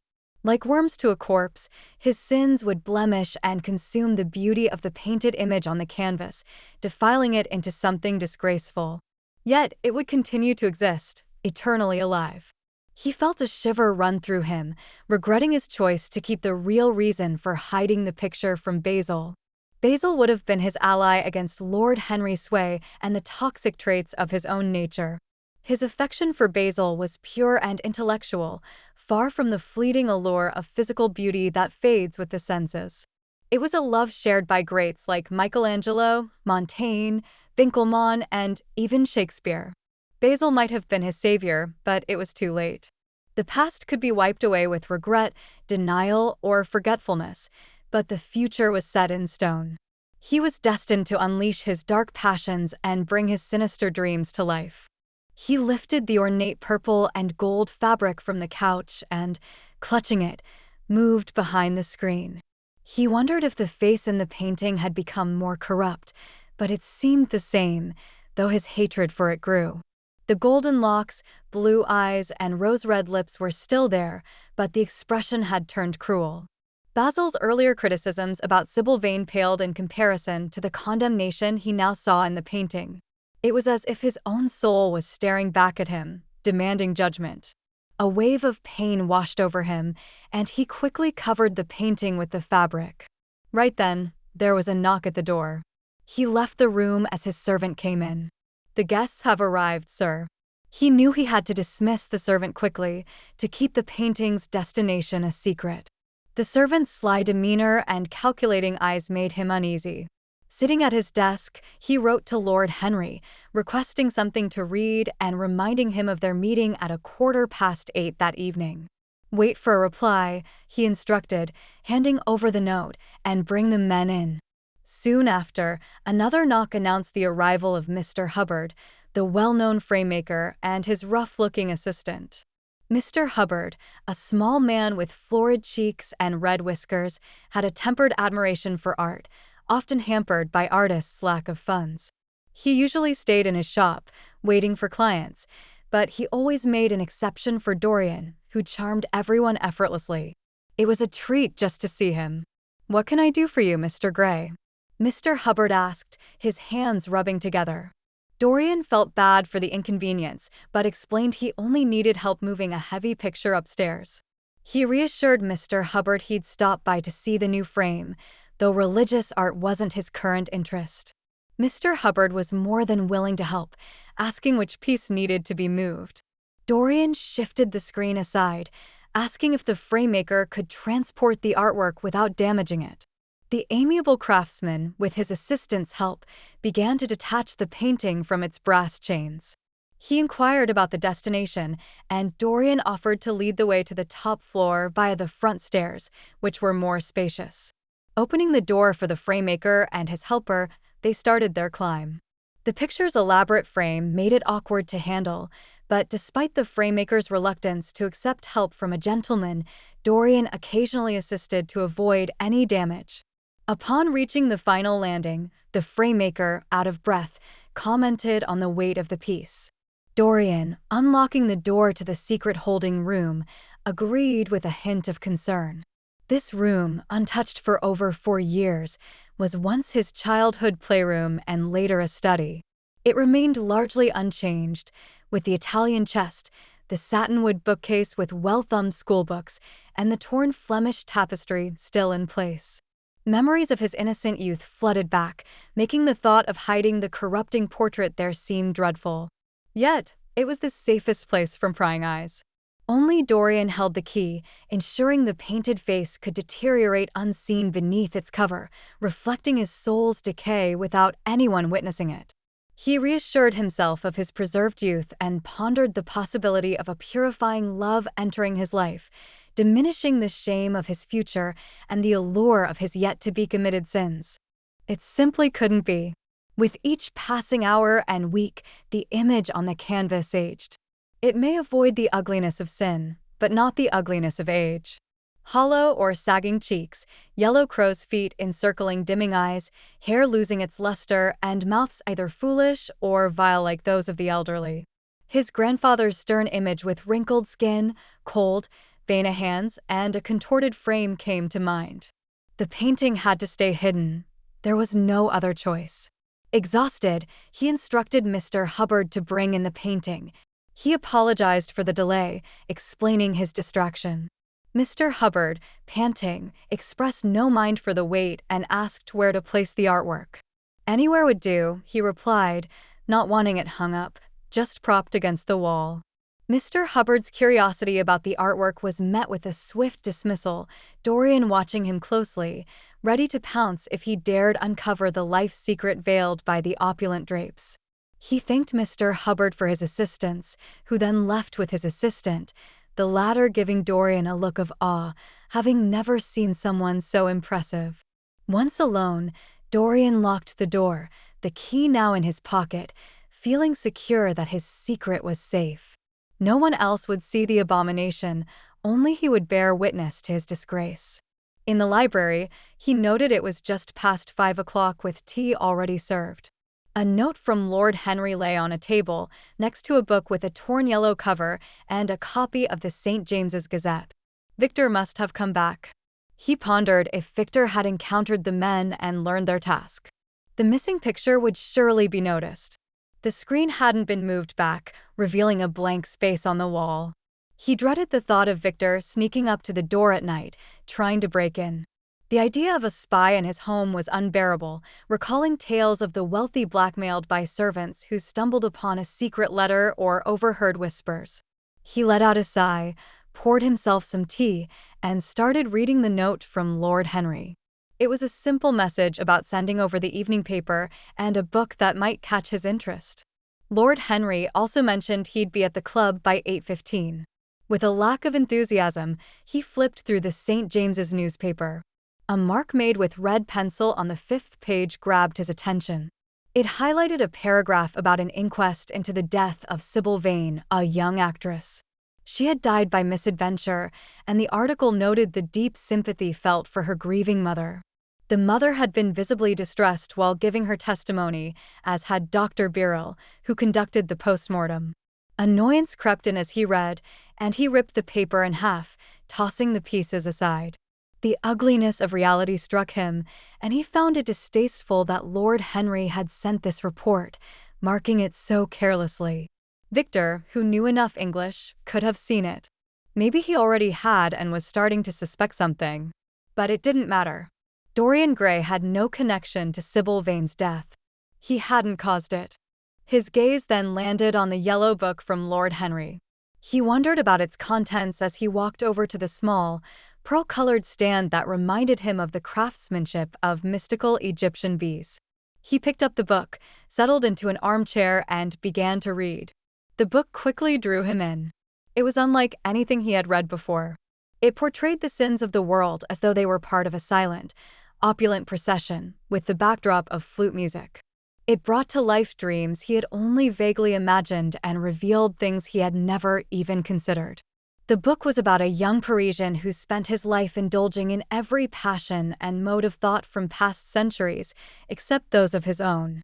It was a novel with no real plot and just one character, a study of this man's psychological journey. The writing style was unique, adorned with old-fashioned language, technical terms, and ornate descriptions, typical of the finest French symbolist writers.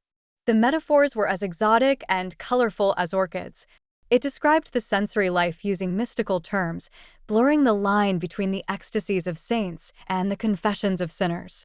The book was intoxicating, with the scent of incense seeming to linger on its pages, clouding the mind.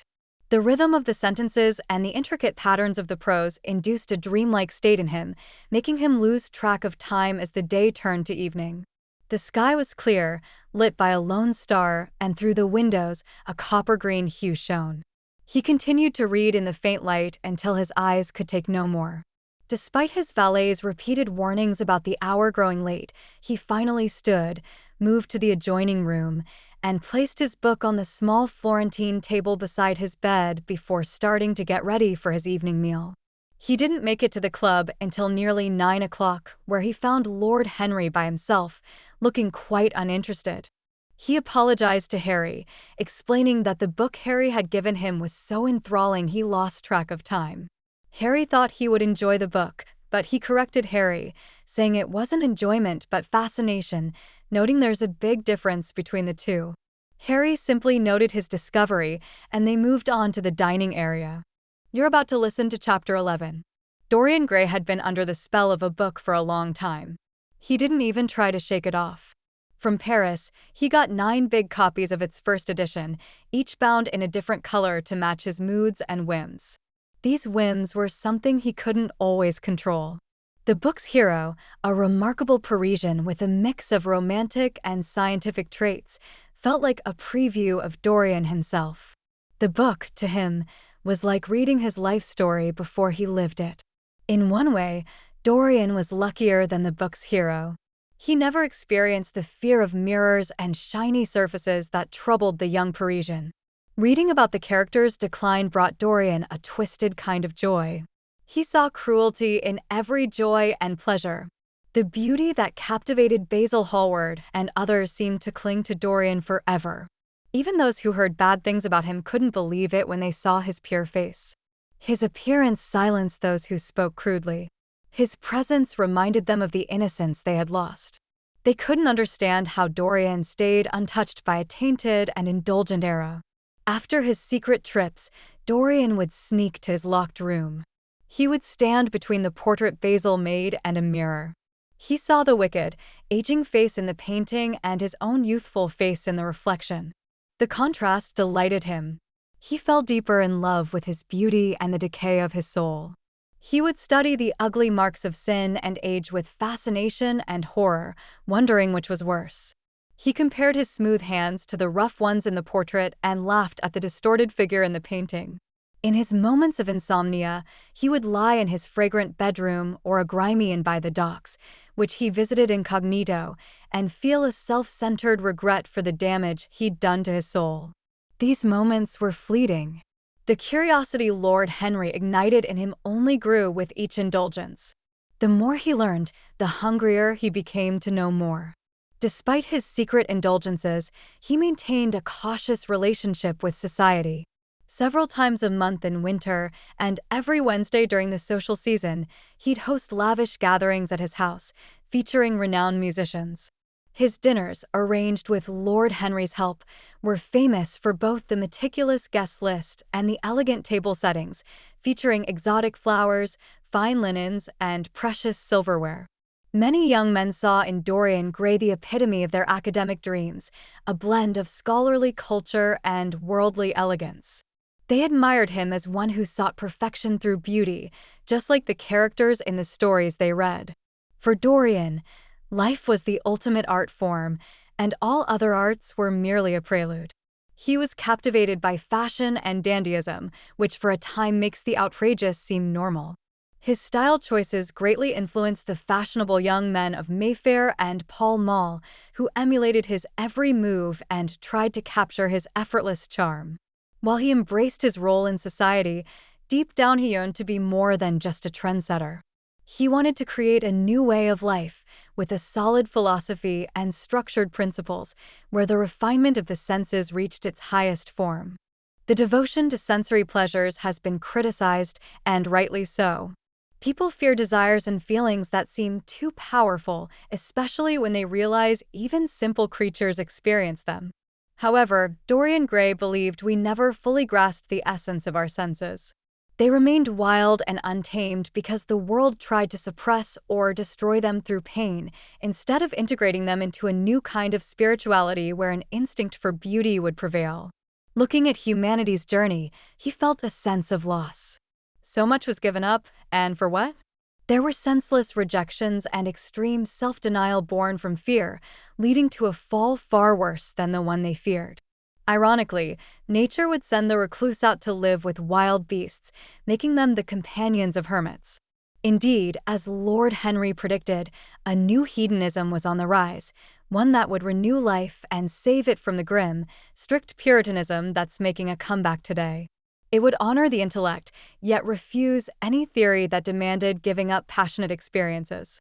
Its goal was to embrace experience for its own sake, not for its outcomes, whether sweet or sour. It would not entertain the asceticism that numbs the senses, nor the coarse indulgence that dulls them. Instead, it would teach people to focus on the fleeting moments of life, which is itself just a brief instance. Many of us have experienced waking up before the light of day. Sometimes after a night so still it makes us ponder the peace of death, or after a night filled with frightful dreams and twisted joy. During these nights, our minds are haunted by images more terrifying than anything real life can offer, filled with a strange, vivid life that makes Gothic art so compelling. As dawn approaches, pale fingers of light sneak through the curtains, seeming to quiver. Dark, odd shapes creep silently into the room's corners to hide.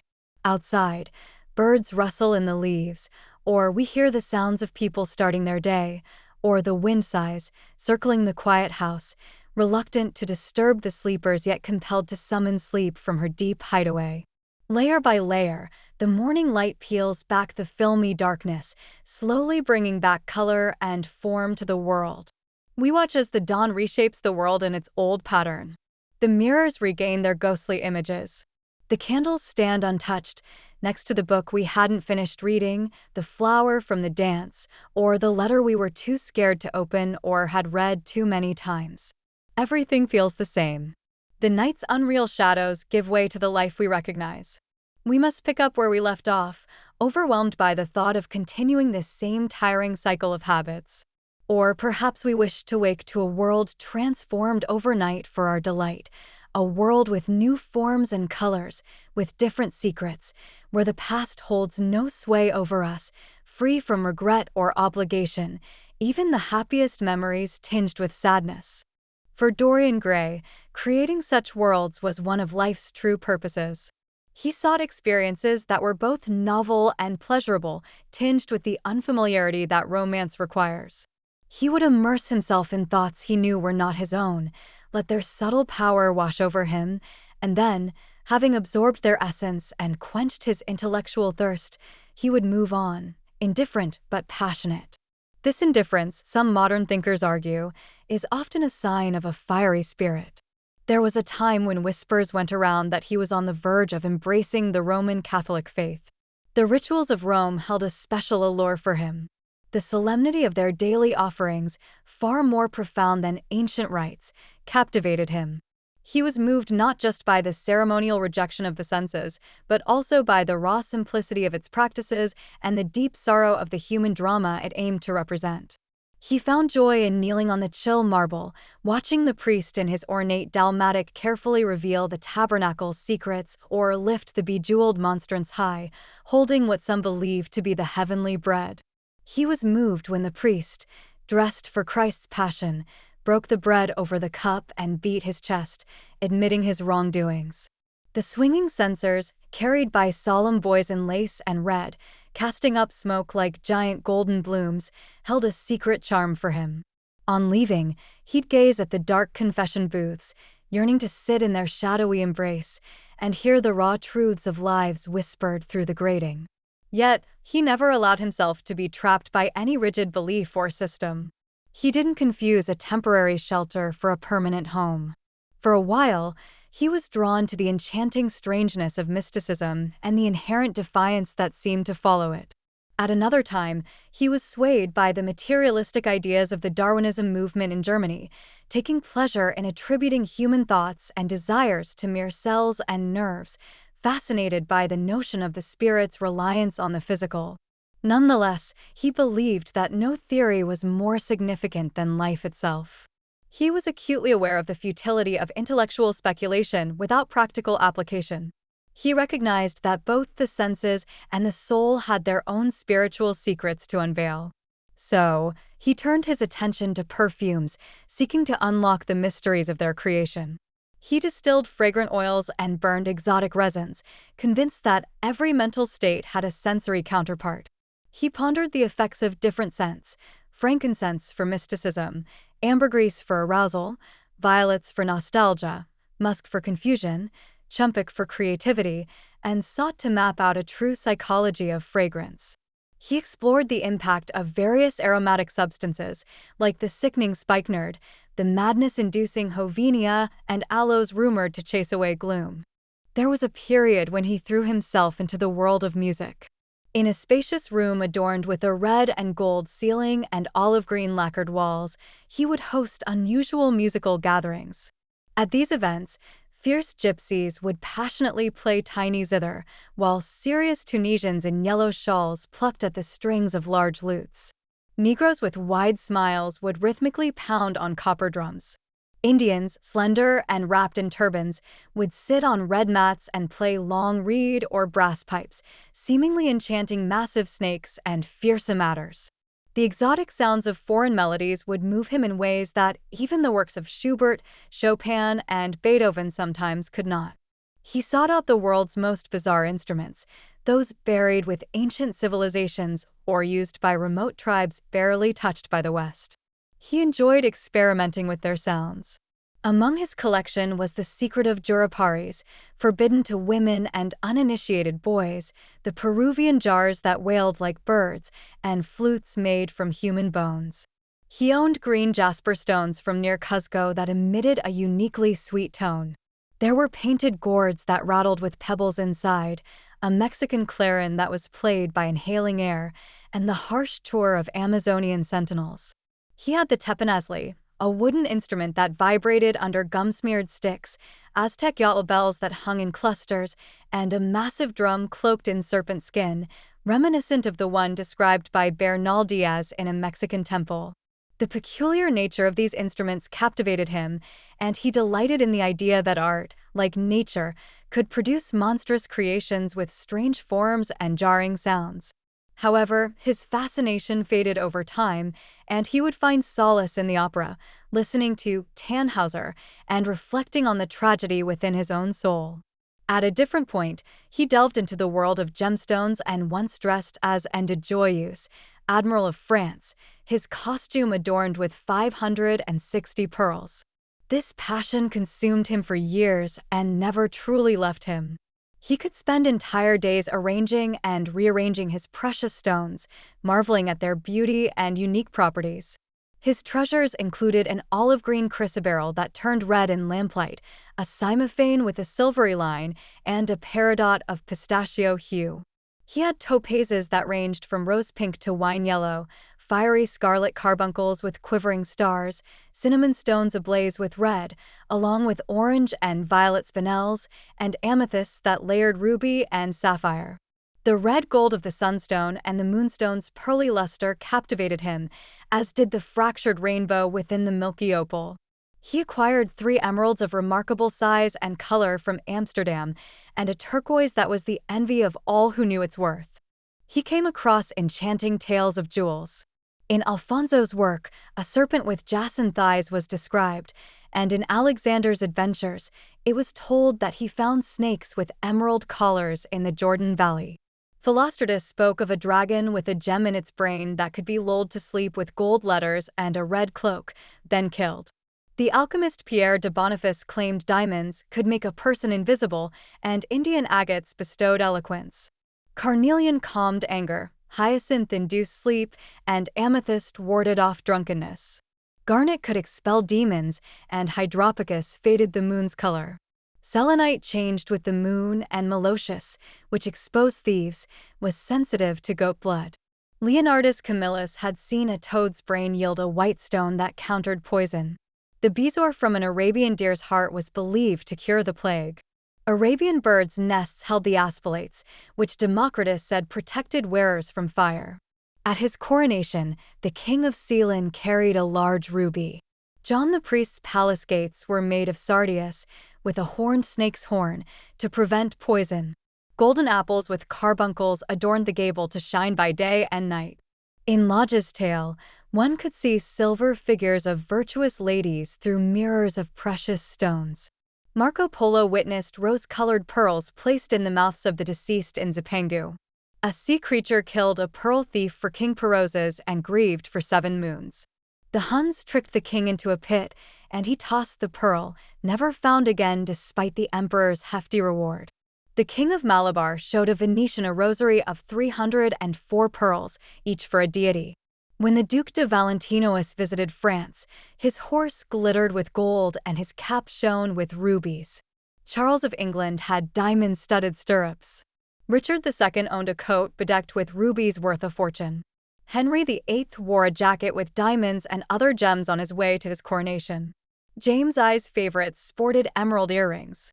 Edward II gifted Piers Gaveston with jacinth-studded armor and pearl-decorated attire. Henry II donned gloves jeweled to the elbow and a hawk glove with rubies and oriental gems. Charles the Rash's hat was adorned with pearls and sapphires. Oh, how splendid life once seemed! Its grandeur and adornment were breathtaking, and even reading about the opulence of those long gone was captivating. He then focused on the intricate embroideries and tapestries, which in Europe's colder regions took the place of wall paintings. Delving into this topic, his ability to immerse himself entirely in his interests was evident. Yet, he felt a tinge of sorrow thinking about how time could ravage such beauty and marvels. Unlike these treasures, he had eluded such decay. As countless summers came and went, the golden jonquils flowered and withered time and again, and as many nights recounted tales of disgrace, he remained untouched, his youthful glow unblemished by winter's touch. Material things, however, weren't as fortunate. What had become of the magnificent, saffron-hued robe adorned with divine battles, crafted by the hands of brown-skinned maidens for Athena's delight? Or the vast canopy Nero spread across Rome's Colosseum, a majestic purple expanse picturing the cosmos, with Apollo and his chariot led by white steeds with golden reins? He yearned to see the peculiar table linens designed for the sun's priest, adorned with every delicacy imaginable for a banquet, King Chilperic's funerary cloth, embroidered with 300 golden bees. The whimsical garments that roused the Bishop of Pontus's ire, depicting nature in all its forms, and the coat worn by Charles of Orleans, its sleeves intricately stitched with a song's verses, the melody represented in golden threads and pearls. He read about Queen Joan of Burgundy's room at the Reims Palace, resplendent with 1,321 embroidered parrots, bearing the king's insignia, and 561 butterflies similarly adorned with the queen's arms, all crafted in gold. Catherine de' Medicis had a bed of mourning made from black velvet, sprinkled with crescents and suns, its drapes a gold and silver damask, embellished with leafy garlands and edged with pearl embroideries. Set in a chamber draped with the queen's symbols in cut black velvet over cloth of silver.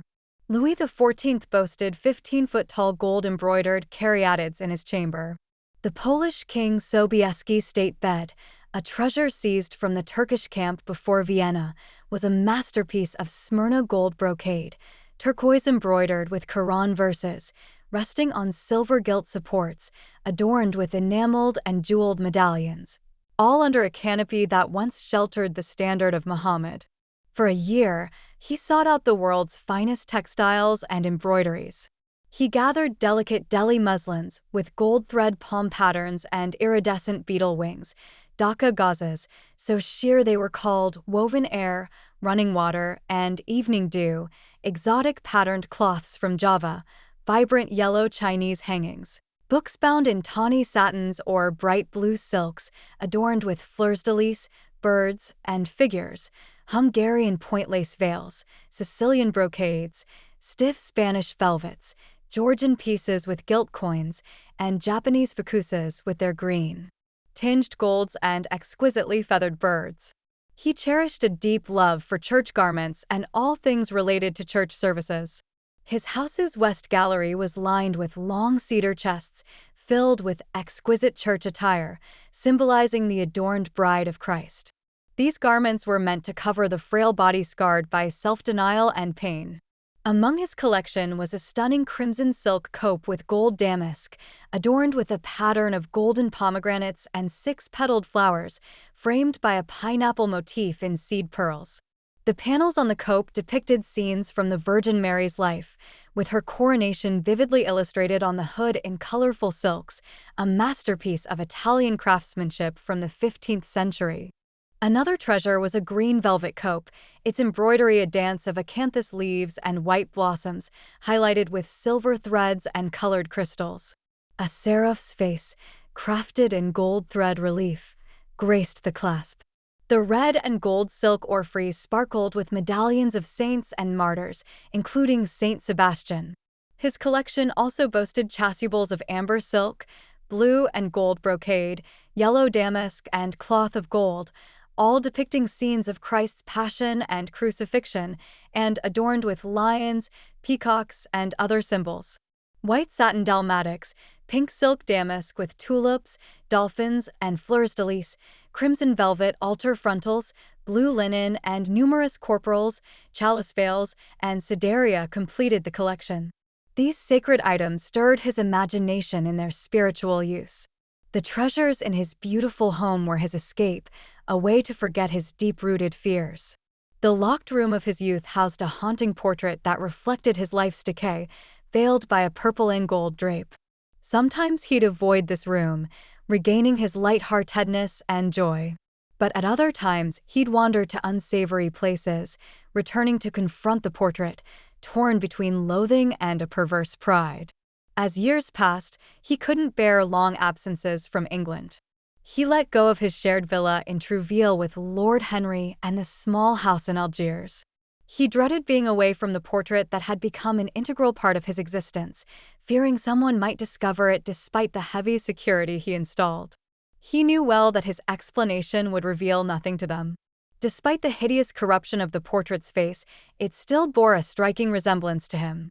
But what could that teach them? He would scoff at anyone who dared to mock him. He wasn't the artist. Why should he care about its grotesque and shameful appearance? Even if he chose to confess, would they give his words any credence? Fear, however, gripped him.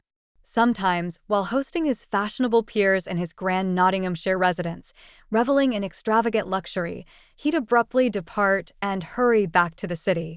He needed to check that the door remained untouched, the painting undisturbed. The mere possibility of its theft chilled him to the bone. His secret would be out in the open then. Maybe some already had their suspicions. Despite his charm, not everyone trusted him. His eligibility for a prestigious West End club membership was nearly rejected due to his birthright. It was even whispered that once, upon his entry into the Churchill's smoking room, two gentlemen conspicuously exited. By the time he turned 25, peculiar tales about him started to spread. They said he'd been seen fighting with sailors in Whitechapel's shady corners and mingling with criminals, privy to their illicit crafts. His unexplained disappearances became the talk of the town, and upon his return to society, people would exchange knowing looks or snub him, all trying to unearth his mystery. He ignored such rudeness and perceived slights. To most, his carefree demeanor, youthful charm, and perpetual grace were his best rebuttals to the rumors they called slander. Yet, it was noted that some who were once close to him began to keep their distance. Women who had once thrown caution to the wind for him now blanched or recoiled in dread at his presence. Rumors about him spread in hushed tones, yet these only seemed to make him more alluring and mysteriously appealing to many. His vast fortune acted like a safety net. Polite society, especially the cultured kind, is often reluctant to think ill of someone who is both wealthy and charming. It seems to value good manners over strong morals, and in its eyes, having an excellent chef is far more crucial than having a spotless reputation. After all, no one takes comfort in knowing that a host who served a disappointing meal or bad wine is morally upright. As Lord Henry once pointed out, the core virtues can't make up for a lukewarm starter, and there might be some truth to that. The rules of good society should mirror those of art. Form is key. It should hold the grandeur of a ritual, the illusion of a drama, and blend the insincerity of a fictional tale with the cleverness and allure that make such stories enjoyable. Is being insincere so bad? I don't think so. It's just a way we can show different sides of ourselves. Dorian Gray held a view that the human ego was far from simple or unchanging. He marveled at the naive thoughts of those who saw it as such. To him, people were intricate, filled with countless lives and feelings. They carried within them odd inheritances of thoughts and desires. Their bodies were marked by the diseases of those long gone. He enjoyed walking in the cold gallery of his country house, looking at the portraits of his ancestors. There was Philip Herbert, known for his good looks that didn't last. Dorian wondered if he was living Herbert's life. Perhaps a toxic germ had passed down to him. Maybe that's why he blurted out a wild prayer in Basil Hallward's studio that altered his life. Sir Anthony Sherard's portrait showed him in his fancy clothes, his armor resting at his feet. Dorian pondered what this man had left behind. Perhaps the lover of Giovanna of Naples left him a legacy of sin. Maybe Dorian's actions were what the dead man had dreamt of doing. Lady Elizabeth Devereux's image had her in a fancy dress with a flower and a collar of roses. A mandolin and an apple sat next to her. She wore shoes with big green decorations. Dorian knew the rumors about her lovers and wondered if he shared her nature. Then there was George Willoughby, looking wicked with his styled hair and patches. His face was dark and his lips curled with scorn. His hands were thin, yellow, and covered in rings. He had been a dandy and a friend of Lord Ferrars. What about the second Lord Beckenham, who hung out with the Prince Regent and was at a secret wedding? He was good-looking and arrogant. He was infamous, leading wild parties. His wife's portrait was next to his. She looked pale and serious in black. Dorian felt her blood in him too. And his mother, resembling Lady Hamilton, with her lips stained with wine. He got his beauty from her and his love for beauty in others. She seemed to laugh at him in her loose dress, with vine leaves in her hair and wine spilling from her cup. The flowers in the painting had faded, but her eyes still shone brightly. They seemed to follow him around. Dorian Gray felt deeply connected to his literary ancestors, perhaps even closer than to his own lineage. Their influence was something he could keenly sense. At times, he believed that history was just a reflection of his life, not in the literal actions he took, but as his mind and passions had shaped it. He recognized himself in the notorious figures of the past who turned sin into an art and evil into a craft. The protagonist of the novel that had so profoundly affected him also experienced this peculiar notion. He imagined himself as the Emperor Tiberius, lounging in a Capri garden, protected from lightning by a laurel wreath, indulging in scandalous texts while surrounded by the pomp of dwarfs, peacocks, and a mocking flute player. He envisioned feasting with jockeys as Caligula, dining with a bejeweled horse, and as Domitian, he roamed fearfully, searching for the glint of the assassin's blade in a mirrored hallway, overwhelmed by life's relentless ennui. He pictured himself as Nero, admired by the masses while passing through a city adorned with riches, and as Elagabalus, embracing femininity, marrying celestial bodies in a mystic ritual. Dorian would often read the captivating chapter and the next two, where, like in intricate tapestries or detailed enamels, the terrible yet stunning shapes of those twisted or driven mad by sin, bloodshed, and fatigue were shown. There was Filippo, the Duke of Milan, who killed his wife and painted her lips with a bright poison, leading her lover to kiss death on her lifeless body. Then there was Pietro Barbi, the Venetian, who in his vanity tried to be called Formosus and bought his expensive tiara with a grave sin. Gian Maria Visconti used dogs to hunt men and was found dead, covered in roses by a woman who once loved him. The Borgia rode a white horse, with fratricide at his side and his cloak soaked in the blood of Perato. Pietro Riario, a beautiful but corrupt young cardinal from Florence, entertained Leonora of Aragon in a silk pavilion with nymphs and centaurs, and even turned a boy to gold to play the roles of Ganymede or Hylas. Ezelin was only happy when he saw death and had a thirst for blood as others do for red wine. Some said he was the devil's son and tricked his father in a game for a soul. Giambattista Cibo, mockingly named Innocent, had the blood of 3 boys put into his veins by a doctor. Sigismondo Malatesta, Isada's lover and Rimini's lord, had his image burned in Rome, strangled Polissena, poisoned Ginevra d'Este, and built a church for his disgraceful love. Charles VI, driven mad by love for his brother's wife, was warned by a leper about his looming insanity, and later could only be calmed by playing cards with images of love, death, and madness. Griffinetto Baglioni, who killed Astor and his bride, and Simonetto with his page, was so handsome that even his enemies wept as he died in Perugia's Yellow Square, and Atlanta, who had cursed him, ended up blessing him. The stories held a dark allure for Dorian. They haunted his nights and disturbed his days. The Renaissance era was known for its odd poisons, through a helmet, a torch, a glove, a fan, a pomander, or an amber chain. Dorian Gray himself had been poisoned, not by a substance, but by a book. Sometimes he saw evil as just a way to bring his vision of beauty to life. You're about to listen to Chapter 12. On the 9th of November, the night before his 38th birthday, he would often recall, he was returning from a dinner at Lord Henry's around 11 at night. The cold, foggy evening had him bundled up in heavy furs. Near the intersection of Grosvenor Square and South Audley Street, a man hurried by in the mist, his gray ulster's collar upturned and a bag in hand. It was Basil Hallward, though a sudden, unexplainable fear gripped him. He chose not to acknowledge Basil and hastened towards his home. However, Basil had noticed him. He could hear Basil pausing on the pavement, then quickly following him. Soon, Basil's hand rested on his arm. Basil was excited to run into him, sharing that he had been waiting in his library since 9 o'clock.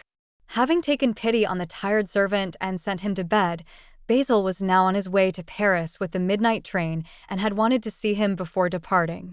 Basil had thought it was him, or rather his fur coat in the fog, but wasn't quite sure if Dorian had recognized him. Dorian, with a hint of humor, mentioned the difficulty of recognizing anything in the fog, not even Grosvenor Square, and expressed regret at Basil's departure.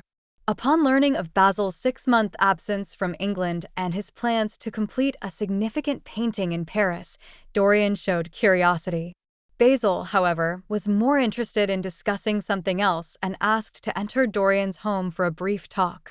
Dorian welcomed him in, though with a languid concern for Basil's train schedule. Inside, the lamplight fought against the fog as Basil checked his watch, reassuring there was plenty of time before his train at 12:15. He had been on his way to the club to find Dorian when they met and explained he had no luggage delays since he had sent his heavier items ahead, carrying only a bag.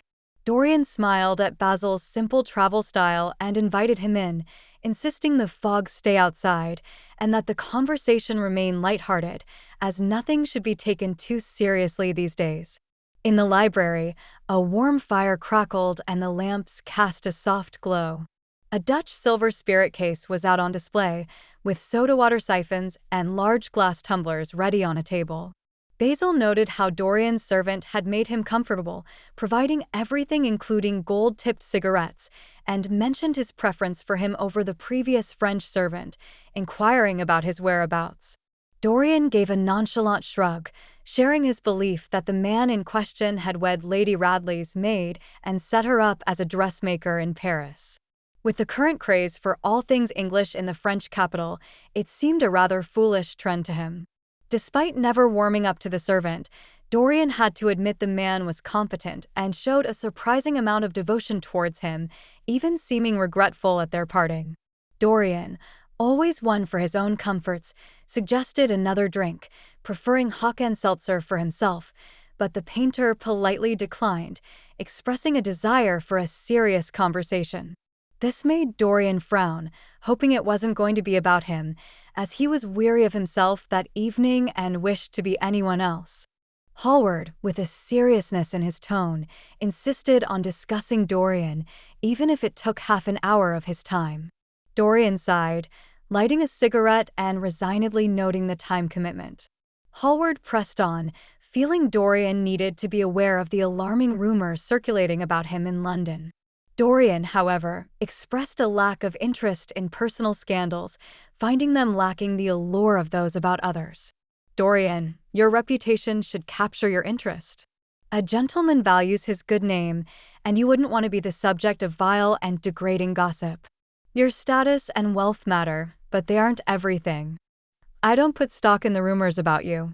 When I look at you, I can't imagine they're true. Sin leaves its mark on a man's face. It can't hide. People whisper about secret sins, but they're not hidden. They're revealed in the lines around a man's mouth, the sag of his eyelids, even in the way he holds his hands. There was a man, whom I won't name but you know him, who came to me wanting his portrait painted. I had never met him and knew nothing of him then, though I've heard plenty since. He was willing to pay a steep price, but I turned him down. There was just something about the shape of his fingers that I found repulsive. Now, I realize my instincts about him were spot on. His life is a mess. But you, Dorian, with your innocent face and your untouched youth, I can't see you in a negative light. Yet, I rarely see you, and you don't visit the studio anymore. When I'm away from you and I hear all these terrible things people whisper, I'm at a loss for words. Why does someone like the Duke of Berwick leave a clubroom when you walk in? Why do so many gentlemen in London avoid your company and refuse to invite you to their homes? You were once close to Lord Staveley. I saw him at a dinner recently. When your name came up, he sneered, suggesting that despite your artistic tastes, no decent girl should know you, and no virtuous woman should be in the same room with you. I defended our friendship and pressed him for an explanation. He didn't hold back, even with everyone listening. It was awful. Why do your friendships turn out to be so destructive for young men? There was the young guardsman who took his own life. You were his close friend. And Sir Henry Ashton, who had to flee England with his reputation in tatters. You two were inseparable. Then there's Adrian Singleton and his tragic fate, and the young Duke of Perth. What kind of life does he lead now? Who would want to associate with him? Dorian Gray was visibly irritated as he addressed Basil, dismissing his concerns with a tone laced with scorn. He accused Basil of ignorance, especially when it came to the reasons behind Berwick's behavior of leaving the room upon his entrance. Dorian claimed to have intimate knowledge of Berwick's life, while Berwick knew nothing of his. Questioning the purity of Berwick's lineage, Dorian implied it was impossible for Berwick to have a spotless past. Dorian was also questioned about his influence on Henry Ashton and young Perth.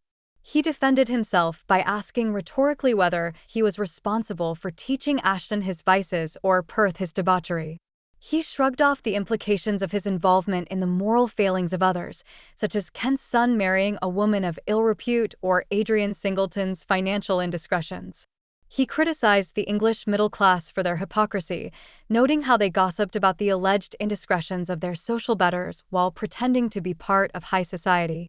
He pointed out the irony in being intelligent and distinguished in England, which seemed to make one a target for slander. Basil, on the other hand, was concerned about the impact Dorian had on his friends. He accused Dorian of leading them astray, causing them to lose their sense of honor and indulge in excesses. Despite Dorian's carefree demeanor, Basil hinted at more troubling issues, particularly involving Dorian's relationship with Harry and the negative consequences for Harry's sister's reputation. Basil's warning was clear: Dorian was pushing the boundaries too far. I had to speak, and it was essential for you to hear my words. You needed to listen. When you first encountered Lady Gwendolen, she was untouched by any hint of scandal. Now, find me one respectable woman in London who would accompany her in the park. Her own children can't even stay with her. Other rumors are swirling too, ones about you sneaking out of unsavory houses at dawn and slipping into the worst areas of London in disguise. Are these stories true? They once made me laugh, but now they send shivers down my spine. And what of your country home and the rumors of the life led there? Dorian, you're unaware of what people are saying about you. I'm not here to lecture you, despite that often being the precursor to a sermon. But I do want to preach to you. I want you to live a life that earns the world's respect. I want you to have a reputation that's spotless, a record that's clean. It's time to cut ties with the terrible company you keep. Don't just shrug this off. Don't be indifferent. You have an incredible influence. Use it for good, not for evil. Rumors claim you taint everyone you get close to, that your mere presence in a home brings shame in its wake. Whether or not these tales are true, I can't say. But this is what's being whispered about you. I've heard things that are hard to dismiss. Lord Gloucester, a dear friend from Oxford, showed me a letter from his dying wife in Mentone, implicating you in a dreadful confession. I defended you, insisting it was nonsense, that I knew you well and you were incapable of such things. But now, do I really know you? Before I could answer that, I'd need to see your soul. Dorian Gray was visibly shaken, rising from the sofa, his face paling with fear. To see my soul, he muttered. With a serious tone tinged with sadness, I replied that indeed, to see his soul was what I meant. But only God has such power. Dorian's response was a scornful laugh. He declared I'd see it for myself that very night, grabbing a lamp from the table. He challenged me to look at his own creation, saying I could tell the world if I wished, though no one would believe me. If they did, it might even endear him more to them. He boasted of understanding the age better than I did, tired of my talk of corruption. He promised that night I'd face corruption head-on. His words were dripping with prideful madness. He stamped his foot, his youthful insolence on full display, reveling in the thought that someone else would share his secret and that the artist who painted the portrait that was the source of his shame would forever carry the burden of what he had done. He approached me, his eyes locked onto mine, insisting I'd see his soul, the thing I thought only God could see. I recoiled. "This is blasphemy, Dorian," I exclaimed. "You mustn't say such things. They're dreadful and meaningless." But he just laughed again. The painter's face contorted with a sudden sting of agony as he hesitated, overwhelmed by a surge of compassion. He questioned his own right to delve into Dorian Gray's life. Considering the whispers of Dorian's misdeeds, the painter couldn't help but think of the suffering he must have endured if even a fraction of those tales were true. He composed himself and walked to the fireplace, staring into the flames and their ash that resembled frost. The young man, Dorian, demanded Basil's next words with a firm, clear tone. The painter faced him, his plea urgent. He implored Dorian to refute the dreadful accusations against him, to declare them all lies. The painter's torment was evident. He begged Dorian not to confirm that he was indeed a person of corruption and disgrace. Dorian's response came with a smile, edged with disdain. He invited Basil to his room, promising to reveal a diary that chronicled his daily life, a diary that never left the room where it was penned. He assured Basil that his questions would be answered there, as it wasn't appropriate to discuss such matters in their current setting. He promised Basil that he wouldn't have to read much. Basil agreed to accompany Dorian, noting that he had missed his train. It didn't matter, he could travel the next day. Basil's only request was a straightforward response to his question, which Dorian assured would be provided once they were upstairs. You're about to listen to Chapter 13. He left the room and started climbing the stairs, with Basil Hallward right on his heels. They moved quietly through the night, as people often do. Shadows danced on the walls and staircase from the lamp's light. A growing breeze caused a few windows to shake. Upon reaching the top landing, Dorian placed the lamp on the floor, pulled out a key, and unlocked a door. In a hushed tone, he asked Basil if he was sure he wanted to know the truth. Basil's affirmative response was met with a smile from Dorian, who then remarked on Basil's significant impact on his life. With that, he entered the room as a chill breeze swept through and the lamp flared a murky orange. Dorian shivered and told Basil to close the door, setting the lamp on a table. Basil looked around, confused. The room seemed abandoned for years, with a worn tapestry, a covered picture, an ancient chest, and a nearly bare bookcase. Only a chair and a table filled the remaining space. Dorian lit a candle on the mantelpiece, revealing dust everywhere, a tattered carpet, and a mouse scurrying behind the paneling. The air smelled musty. Dorian coldly suggested that Basil could see his soul by drawing back the curtain. Basil, disbelieving, accused Dorian of madness or pretense. Dorian, impatient, ripped the curtain down himself. Basil gasped in horror at the sight of the grotesque face on the canvas. It was a distorted version of Dorian's face, still retaining some of its original beauty amidst the repulsion. The hair still had hints of gold, the mouth a touch of scarlet, the eyes and throat their noble shapes. Yet it was a monstrous version of Dorian, painted in Basil's style, with his signature in bright red. The painting seemed a cruel joke, and Basil felt a chill as if his blood had turned to ice. He held the candle close to confirm his name on the canvas. He looked at Dorian, his face showing sickness and confusion, his tongue struggling for words, his forehead slick with sweat. Dorian watched Basil with an odd detachment, as if he were an audience to a performance, showing neither joy nor sorrow, but perhaps a hint of triumph. He took a flower from his coat, smelling it, seemingly lost in the moment. Hallward, in a state of shock, questioned the meaning of it all, his voice sounding alien to his own ears. Dorian Gray, with a crushed flower in his grasp, recounted a time from his youth when Hallward, through flattery and vanity, introduced him to the concept of beauty and youth. In a rash moment, Dorian made a wish that even now he wasn't sure he regretted. Hallward remembered the wish vividly and tried to rationalize the situation. He thought the damp room and poison paints were to blame, refusing to believe what was happening was possible.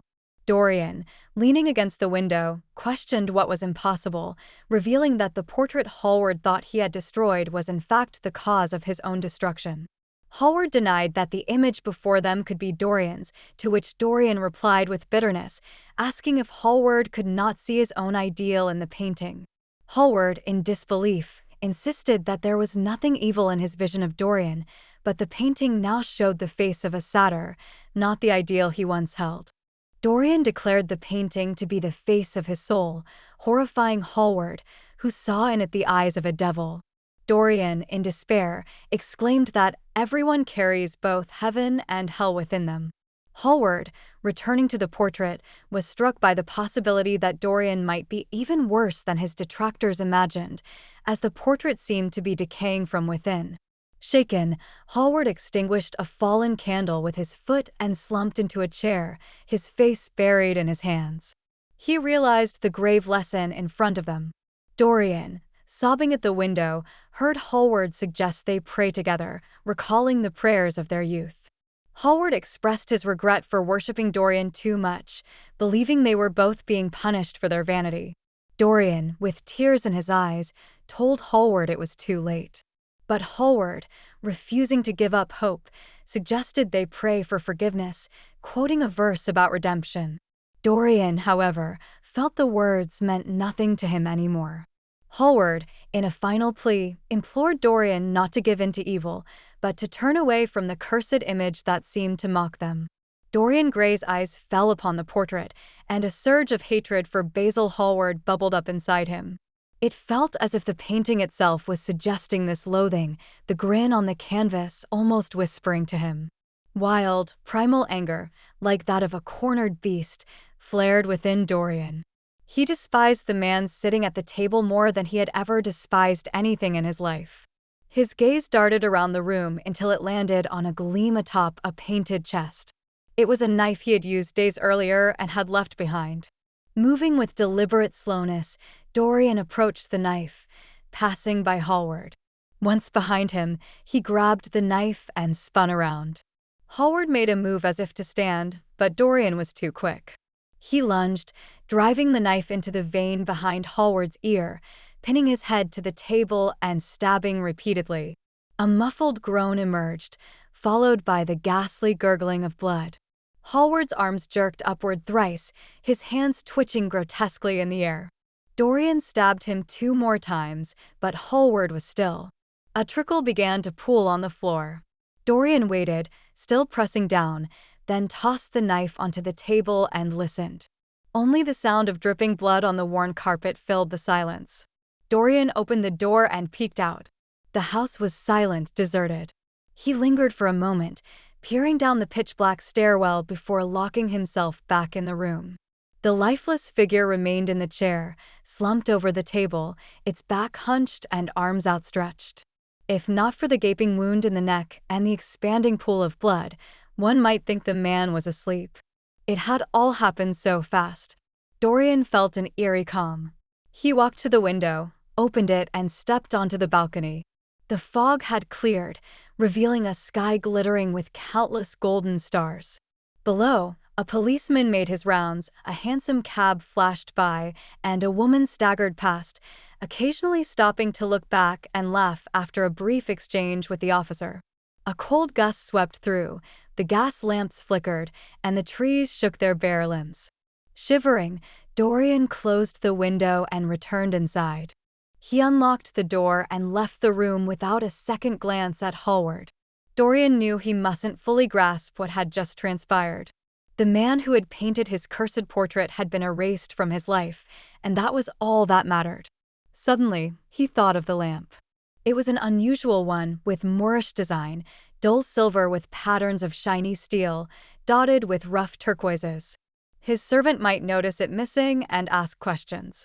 He wavered, then went back and grabbed it from the table. He couldn't ignore the lifeless form. It lay so still, its long hands pale and ghastly, resembling a terrible wax figure. After locking the door, he tiptoed downstairs. The wood creaked almost as if in agony. He paused, listening. But no, all was quiet. It was just his own steps making noise. Reaching the library, he saw the bag and coat. They had to be hidden. He opened a secret cupboard in the wall where he kept various disguises and stuffed them inside. They could be burned later. He checked his watch. It was 20 minutes to 2. He sat, lost in thought. Every month, men were hanged in England for doing what he had done. A murderous frenzy seemed to fill the air. Some red star had come too near the earth. Still, what proof was there against him? Basil Hallward had left at 11. No one saw him come back. Most servants were away, and his valet asleep. Paris. Basil had gone to Paris as planned. With Basil's private ways, it would be months before anyone got suspicious. Months. By then, everything could be gone. A thought hit him. He put on his fur coat and hat, stepping out to the hall. He paused, hearing a policeman's slow steps outside and seeing the flash of his lantern on the window. He waited, holding his breath. After a bit, he opened the latch quietly and went out, closing the door softly. He started ringing the bell. In about 5 minutes, his half-asleep valet showed up. He told the valet he was sorry for waking him but had forgotten his latch key. He asked the time. The valet, squinting at the clock, said it was 10 minutes past 2. He remarked on the late hour and instructed his valet to wake him at 9 for work. The valet agreed and shuffled off. Dorian tossed his hat and coat on the table and went into the library. For 15 minutes, he paced, biting his lip, deep in thought. Then he grabbed a directory and flipped through it. Alan Campbell, 152, Hertford Street, Mayfair. That was the man he needed. You're about to listen to Chapter 14. The following morning at 9, Dorian's servant entered with a tray holding a cup of chocolate and opened the window shutters. Dorian lay sleeping peacefully on his right side, one hand under his cheek, resembling a boy exhausted from either play or study. It took 2 gentle taps on the shoulder from the man to rouse him. As Dorian's eyes fluttered open, a subtle smile crossed his face, as if he had been enjoying a wonderful dream. However, his slumber had been free from dreams, neither pleasant nor painful. But such is the nature of youth, to smile for no particular reason, adding to its charm. Propping himself on his elbow, Dorian began sipping his chocolate. Sunlight poured into the room, carrying the warmth of a November morning that felt as pleasant as one in May. Slowly, the memories of the previous night's events began to flood his mind with a chilling clarity. Recalling the pain he endured made him shudder, and the intense dislike for Basil Hallward, which had led to the man's death, returned with an icy intensity. The thought of Basil still sitting there, even in the sunlight, was appalling. Such horrors belonged to the night, not to daylight. Dorian knew dwelling on these events could drive him to sickness or madness. Some sins have a lingering allure in their memory, offering a perverse satisfaction to the ego rather than the senses. But this sin was not one to cherish. It was something to be purged from the mind, smothered before it could do the same to him. As 9:30 struck, he brushed his hand across his forehead, quickly got dressed with exceptional care, and took great pains in selecting his necktie, scarf pin, and rings. He lingered over breakfast, sampling dishes, discussing new liveries for his servants at Selby with his valet, and sorting through his mail. Some letters brought a smile to his face, 3 were dull, and one he read repeatedly before tearing it up, showing a flicker of irritation. It reminded him of something Lord Henry had said about the tenacity of a woman's memory. Finishing his black coffee, he dabbed at his lips with a napkin, signaled for his servant to stay, and sat down to write 2 letters. He pocketed one and handed the other to his valet with instructions to deliver it to an address on Hertford Street, or find out where Mr. Campbell could be reached if he wasn't in town. Once alone, Dorian lit a cigarette and started doodling on a piece of paper, sketching flowers, architectural fragments, and faces. But he noticed an unsettling resemblance to Basil Hallward in every face he drew. Annoyed, he stood up, grabbed a random book from the shelf, and decided not to think about the recent events until he absolutely had to. As he reclined on the sofa, his gaze settled on the book's title page. It was Gautier's Amo et Cames, a special edition printed on Japanese paper by Charpentier, featuring an etching by Jacquemart. The cover was bound in citron green leather, adorned with a pattern of gilt trellis work and speckled pomegranates. Adrian Singleton had given it to him as a gift. While flipping through the pages, he noticed the poem about Lacenair's hand, the infamous hand not yet cleansed from punishment, with soft red hairs and fawn-like fingers.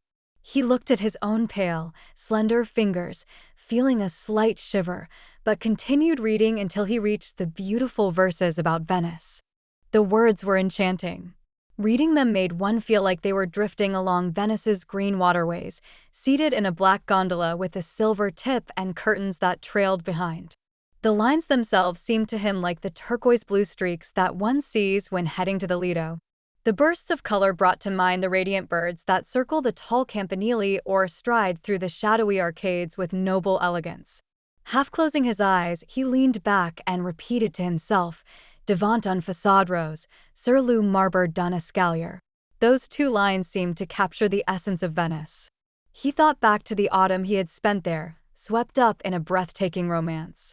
Every place held its own story, but Venice, much like Oxford, preserved the perfect backdrop for such tales. For a romantic, the setting was nearly everything.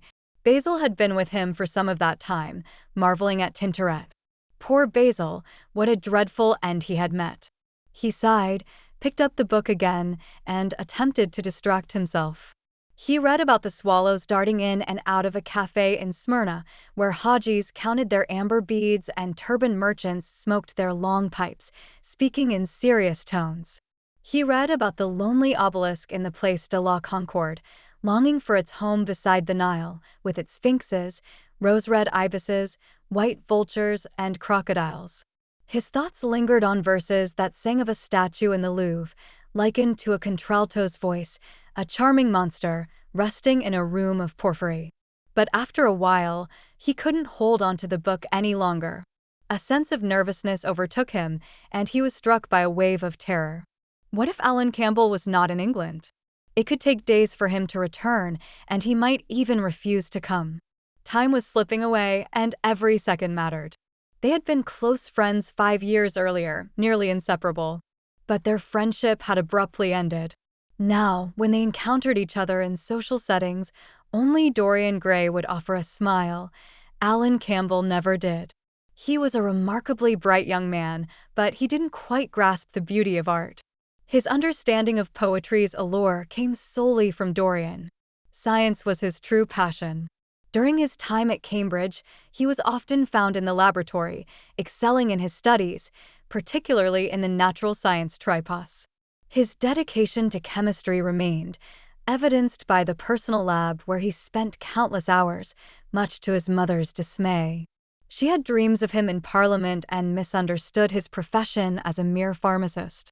His musical talent on the violin and piano surpassed many hobbyists. It was his love for music that sparked his friendship with Dorian Gray, alongside Dorian's mysterious charm. They became inseparable after a concert at Lady Berkshire's, often seen together enjoying fine music. Their friendship lasted for 18 months, with Campbell frequently visiting Selby Royal or Grosvenor Square. To him, Dorian embodied all that was enthralling in life. No one knew if they had a falling out, but the change was evident. They barely spoke, and Campbell would leave early from gatherings attended by Dorian.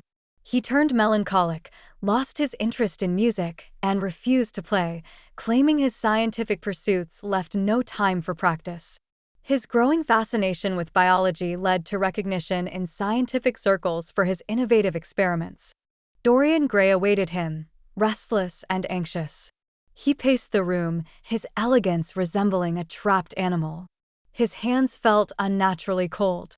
The wait was torturous, time seemed to slow down, and his mind was filled with dreadful thoughts. When his servant finally announced Campbell's arrival, relief washed over Dorian, and he regained his composure. The man offered a respectful nod before exiting the room. Shortly after, Alan Campbell entered, his stern expression and pale complexion contrasting sharply with his dark hair and eyebrows. Alan had promised himself he would never step foot in Gray's house again, but the urgency in Gray's message, claiming it was a life-or-death situation, had compelled him to come. His voice was devoid of warmth, his words measured, and his disdain for Dorian was evident in his piercing gaze. With his hands buried in his coat pockets, he seemed indifferent to Dorian's welcoming gesture. Dorian stressed the gravity of the situation, insisting it was critical not only for him, but for others as well. He urged Alan to sit down. As they sat across from each other at the table, their eyes locked. Dorian's eyes were filled with regret, for he was about to embark on a terrible path. The silence that hung between them was tense. Dorian broke it by confiding in Alan about a deceased man seated at a table in a locked room within the house, dead for 10 hours. He implored Alan not to react with shock or judgment, as the identity of the man and the circumstances of his death were not Alan's concern. Instead, Dorian revealed that Alan's task would be to eradicate any evidence of the man's existence. Alan immediately refused to be entangled in Dorian's affairs. He expressed no interest in Dorian's dark secrets and declined to be part of whatever sinister plot was unfolding. But Dorian was insistent, expressing his regret for involving Alan, but also making it clear that he had no other choice. He appealed to Alan's scientific expertise, imploring him to use his knowledge of chemistry to turn the man and all his belongings into nothing more than ashes. Alan accused Dorian of madness, rejecting the idea of assisting him and refusing to jeopardize his own reputation for Dorian's sake. He questioned the nature of Dorian's involvement in the man's death, suggesting that Dorian might be responsible. Dorian countered by claiming it was a case of suicide, but Alan remained unmoved, suspecting Dorian had a hand in driving the man to his end. Despite Alan's resistance, Dorian continued to plead for his help. Refusing outright, he declared his intent to stay completely uninvolved. Indifferent to the shame that might befall him, he felt it was no less than what was deserved. In his view, even public disgrace wouldn't be unwarranted. He was incredulous that he, of all people, would be approached to entangle himself in such a dreadful situation. He believed his understanding of human nature should have been apparent, and that his friend's teachings on psychology should have been clear. Nothing could persuade him to lift a finger in assistance. He was the wrong man to come to, he insisted, advising to seek help elsewhere. The desperation in the other's voice was clear as he confessed to murder, blaming the victim for his suffering. He argued that the victim had a greater hand in shaping his life than any friend could have. Regardless of the victim's intentions, the outcome was the same. The revelation of murder was met with shock. There was no intention of turning him in, as that was not his concern. He predicted an inevitable arrest due to some oversight, but his stance remained firm. He would not be involved. Despite the refusal, he was urged to reconsider. The request was simple: conduct a scientific experiment, something within his expertise. He was reminded of his work with the deceased, how it never seemed to affect him, and how he would view a body as nothing more than a subject for study. Destroying a body, he was told, should be less troubling than his usual tasks. It was emphasized that the body was the sole piece of evidence against him, and without its disposal, discovery was certain, leading to ruin. His desire to abstain from involvement was reiterated. He felt no connection to the situation and wished to remain detached. Pleading ensued, highlighting the dire position he found himself in, the terror he felt, and the potential for experiencing such terror himself. He was beseeched to consider the scientific aspect without delving into the origins of the deceased. Reminded of their past friendship, he was begged for help. The mention of bygone days was dismissed; they were long gone. Yet, the urgency was pressed further with the image of the man upstairs, lifeless and waiting. Without assistance, the consequences would be dire. He feared hanging for his actions. The conversation could not be drawn out any longer. The refusal was absolute, and the request was deemed madness. Even with the plea repeated, the answer was unchanging, useless. A look of pity crossed his face as he wrote something down, read it over, and then passed it across the table. Rising, he moved to the window, leaving the written word as his final appeal. Campbell's eyes widened in shock as he unfolded the paper. Reading it, his complexion turned deathly white, and he slumped into his chair. Waves of nausea overwhelmed him, and his heart seemed to pound against the walls of an empty cavern within him. Minutes of dreadful silence passed before Dorian moved to stand behind Campbell, resting a hand on his shoulder. He expressed his regret, but insisted that Campbell had left him no choice. Dorian mentioned a prepared letter, hinting at its significant contents and the consequences of not aiding him. He claimed to have tried to spare Campbell, who had been unyielding and harsh in his treatment. Now, Dorian insisted, it was his turn to set the conditions. Campbell's hands covered his face, his body shaking with a shudder. Dorian reiterated his stance, urging Campbell to calm down and face the task at hand. Campbell groaned, his body trembling. The clock's ticking felt like it was splitting time into unbearable fragments, and the weight of potential disgrace seemed to tighten around his head. Dorian's hand on his shoulder felt heavy as lead, crushing him. Dorian pressed for an immediate decision. Campbell replied almost reflexively, his words devoid of conviction. Dorian dismissed any hesitation, demanding action. When Campbell asked about a fire upstairs, Dorian confirmed and instructed him to write a note for whatever he needed, which his servant would fetch. Campbell hastily wrote a note, blotted it, and addressed it to his assistant. Dorian read it carefully, then summoned his valet to carry out the errand with urgency. As the door closed behind the valet, Campbell stood and paced to the fireplace, shivering as if with fever. The room fell silent again, save for the buzzing of a fly and the clock's hammering ticks. When the clock struck 1, Campbell saw tears in Dorian's eyes. Despite the sadness in Dorian's refined features, Campbell felt a surge of anger and silently condemned him. Dorian whispered about being saved, but Campbell thought of the corrupt path Dorian had taken, culminating in crime. Campbell's planned actions were not for Dorian's sake. Refusing to be part of the dreadful situation, Campbell insisted he was the wrong person for such a task and advised seeking help elsewhere. Despite Dorian's confession to murder and pleas, Campbell's shock did not sway his decision to remain uninvolved. Dorian's appeals continued, framing the request as a simple scientific experiment within Campbell's expertise. He reminded Campbell of his professional detachment with deceased subjects and suggested that disposing of a body should be less troubling. Campbell remained adamant about his non-involvement, feeling no connection to the predicament. Dorian's pleas became more desperate, invoking their past friendship, but Campbell dismissed these memories. The urgency escalated with the mention of the lifeless man upstairs. Dorian feared the consequences without Campbell's help. But Campbell stood firm, calling the request madness. Despite Dorian's repeated pleas, Campbell's stance was unyielding. A moment of pity passed over Campbell as he wrote a note, read it, and slid it across the table before moving to the window, leaving his written word as his final response. Dorian let out a heavy sigh, expressing his wish that Alan could feel a fraction of the compassion for him that he felt for Alan. He turned his back, gazing out at the garden, while Alan kept silent. Some 10 minutes later, there was a knock, and a servant came in with a big mahogany chest filled with chemicals, a lengthy steel and platinum wire, and 2 oddly shaped iron clamps. Dorian instructed the servant, Francis, to leave the items and then sent him on another task to see Harden Enrichment, the supplier of orchids for Selby. He asked for a double order of orchids, preferring none to be white, and sent Francis off, giving him the evening off as he wouldn't need him for dinner. Turning to Alan, Dorian, with newfound boldness, asked how long his experiment would take. Alan, looking irritated and biting his lip, said it would be around 5 hours.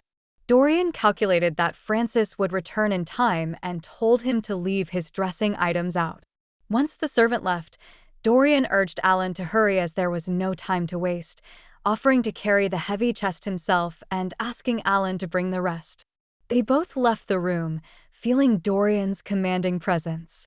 Reaching the top landing, Dorian unlocked a door but hesitated, troubled. He shuddered, confessing his reluctance to enter. Alan replied coldly, not needing Dorian's presence. Dorian partially opened the door and caught a glimpse of his portrait's face sneering in the sunlight. The torn curtain on the floor reminded him he had forgotten to cover the damning canvas the night before. He recoiled at the sight of something like blood on one of the hands in the portrait, more dreadful to him than the silent figure lying across the table, its grotesque shadow unmoving on the carpet. Taking a deep breath, Dorian flung a gold and purple hanging over the picture without looking at the dead man. He stood frozen, not daring to turn around, his gaze fixed on the pattern of the fabric. He heard Alan bringing in the rest of the items for the grim task ahead. Dorian began to wonder about his past encounters with Basil Hallward and what they might have thought of each other. A stern voice broke the silence, instructing him to leave. He quickly left, barely aware that the deceased had been repositioned in the chair, with Campbell staring at the shiny yellow face. Descending the stairs, he caught the sound of the lock clicking into place. Campbell returned to the library well past 7, his complexion pale but his demeanor composed. He announced that he had fulfilled the request and bid farewell, hoping to never cross paths again. Dorian acknowledged Alan's action as a savior from disaster, a fact he could not dismiss. Once Alan departed, Dorian made his way upstairs to encounter a pungent odor of nitric acid. The entity that had occupied the table space was no longer there. You're about to listen to Chapter 15. That night, at 8:30, Dorian Gray arrived at Lady Narborough's drawing room looking stunning in his elegant attire, highlighted by a cluster of Parma violets pinned to his lapel. Servants with respectful bows led him in. Despite the excitement that pulsated in his head and coursed through his veins, he greeted his hostess with a calm, suave demeanor. His ease was remarkable, perhaps because it's easiest to seem relaxed when playing a role. Observers couldn't have guessed that he had endured a horror that matched the worst of any era. His delicate hands and cheerful smile didn't seem capable of sin or despair. Dorian himself marveled at his own composed exterior, secretly thrilled by the paradox of his dual existence. Lady Narborough had thrown together a modest gathering rather quickly. Known for her sharp wit, she was once described by Lord Henry as possessing a notable remnant of profound unattractiveness. A capable wife to a dull ambassador, she had seen him off with a grand marble tomb of her own design and matched her daughters with wealthy, somewhat older gentlemen. Now, she indulged in the delights of French literature, cuisine, and wit whenever possible. Dorian was a particular favorite of hers. She often expressed her relief at not having met him when she was younger, playfully suggesting she would have hopelessly fallen for him. She blamed her husband Narborough for her lack of romantic adventures, citing his poor eyesight and the unflattering fashion of the times. The evening's company left much to be desired. Lady Narborough confided to Dorian, using a worn fan for privacy, that her daughter had unexpectedly arrived with her husband in tow. She considered it quite inconsiderate. Although she visited them each summer, she felt she needed her own breaths of fresh air and believed she livened up their dull country existence. The rural lifestyle they led was one of early mornings, early nights, and a lack of excitement that hadn't seen scandal since the days of Queen Elizabeth. Determined to spare Dorian from boredom, she insisted he sit beside her to provide entertainment. Dorian offered a polite compliment as he glanced around the room, noting the dullness of the party. Among the guests were two unfamiliar faces, and the rest were a rather uninspiring bunch. Ernest Harrowden was a middle-aged man of no particular distinction, disliked by friends despite having no enemies. Lady Ruxton, a woman pushing 50 with a hawkish nose, dressed too extravagantly, always seemed to be seeking scandal, but was too unattractive to be the subject of any rumors. Mrs. Erlin was an insignificant social climber with a charming lisp and hair the color of Venetian red. Lady Alice Chapman, the hostess's daughter, was a forgettable, unfashionable young woman, and her husband was a jovial man with rosy cheeks and white whiskers, who mistakenly believed that cheerfulness could compensate for a lack of original thought. Dorian regretted attending until Lady Narborough, observing the ornate clock, commented on Henry Wotton's tardiness and mentioned that he had promised to come. The arrival of Harry and his melodious voice making a charming yet insincere apology alleviated Dorian's boredom. However, during dinner, Dorian found himself unable to eat. Dish after dish remained untouched. Lady Narborough playfully reprimanded him for not appreciating the specially prepared menu, while Lord Henry occasionally sent curious glances his way, noting his silence and distracted air. As the evening progressed, Dorian found himself drinking champagne more and more thirstily. Lord Henry eventually commented on Dorian's unusual demeanor, suggesting he might be feeling unwell. Lady Narborough playfully accused Dorian of being in love and keeping it a secret from her. Dorian, with a smile, denied being in love, mentioning he hadn't felt such emotions since a certain Madame de Ferrol left town. Lady Narborough couldn't understand the attraction to Madame de Ferrol, to which Lord Henry quipped that it was because she remembered Lady Narborough from her childhood. Lady Narborough retorted that Madame de Ferrol didn't recall those days, but she certainly remembered Madame de Ferrol's revealing attire from 30 years ago. Lord Henry remarked that Madame de Ferrol still favored low necklines and compared her to a luxurious edition of a risque French novel. He also humorously claimed that her hair had turned golden from grief after her third husband's death. Dorian expressed his disbelief at such a romantic notion, and the conversation turned to the number of Madame de Ferrol's husbands. Dorian jokingly suggested that she didn't keep the hearts of her husbands as mementos, as she claimed they lacked hearts entirely. Lady Narborough was astonished at the thought of 4 husbands, and Dorian agreed that Madame de Ferrol was indeed daring. The discussion then shifted to Lady Narborough's curiosity about Ferrol, whom she had never met. Lord Henry made a controversial remark about the spouses of beautiful women often being criminals as he enjoyed his wine. Lady Narborough, in response, playfully struck him with her fan and teased him about his notorious reputation for wickedness. He feigned ignorance, questioning which world could possibly label him as such, suggesting he was on good terms with this one, and it must be the next. Lady Narborough insisted that her acquaintances all agreed on his wickedness, to which Lord Henry, after a moment of serious reflection, quipped that it was outrageous how people spoke the truth about someone behind their back. Dorian couldn't help but laugh at Lord Henry's unapologetic nature, calling him incorrigible, and Lady Narborough chimed in, half joking that she might need to remarry just to stay in vogue with their adoration for Madame de Ferrol. Lord Henry teased her, saying she wouldn't marry again because she had been too content in her first marriage, and he shared his observation that women remarry out of disdain for their first husbands, while men remarry out of adoration for their late wives, attributing it to women testing their luck and men risking theirs.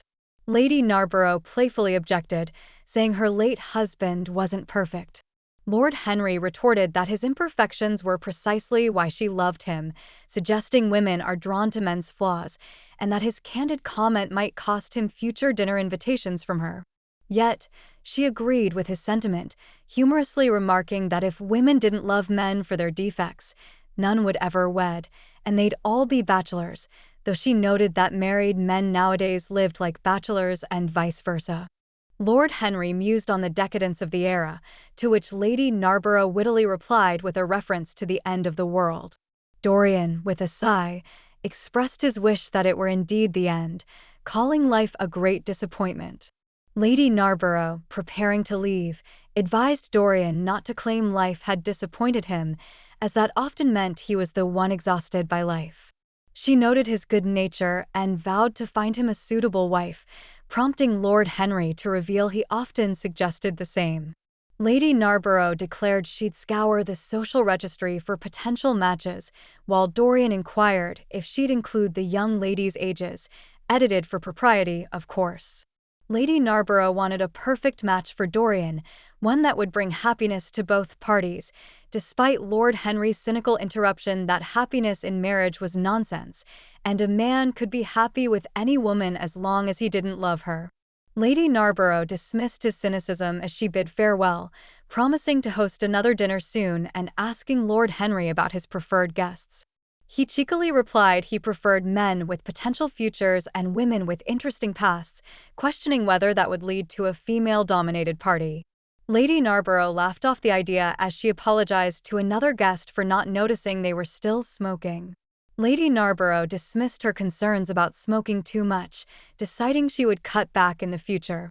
Lord Henry, however, encouraged her not to bother with moderation, likening it to a fatal thing and suggesting that more than enough is as good as a feast. Lady Ruxton, intrigued by his perspective, expressed a desire to hear more about his theory on a different afternoon, leaving the room with a hint of curiosity. Lady Narborough warned the men not to linger too long over their discussions of politics and gossip, fearing it would lead to arguments later on. The men shared a laugh as Mr. Chapman rose and moved to the head of the table, while Dorian Gray chose to sit next to Lord Henry.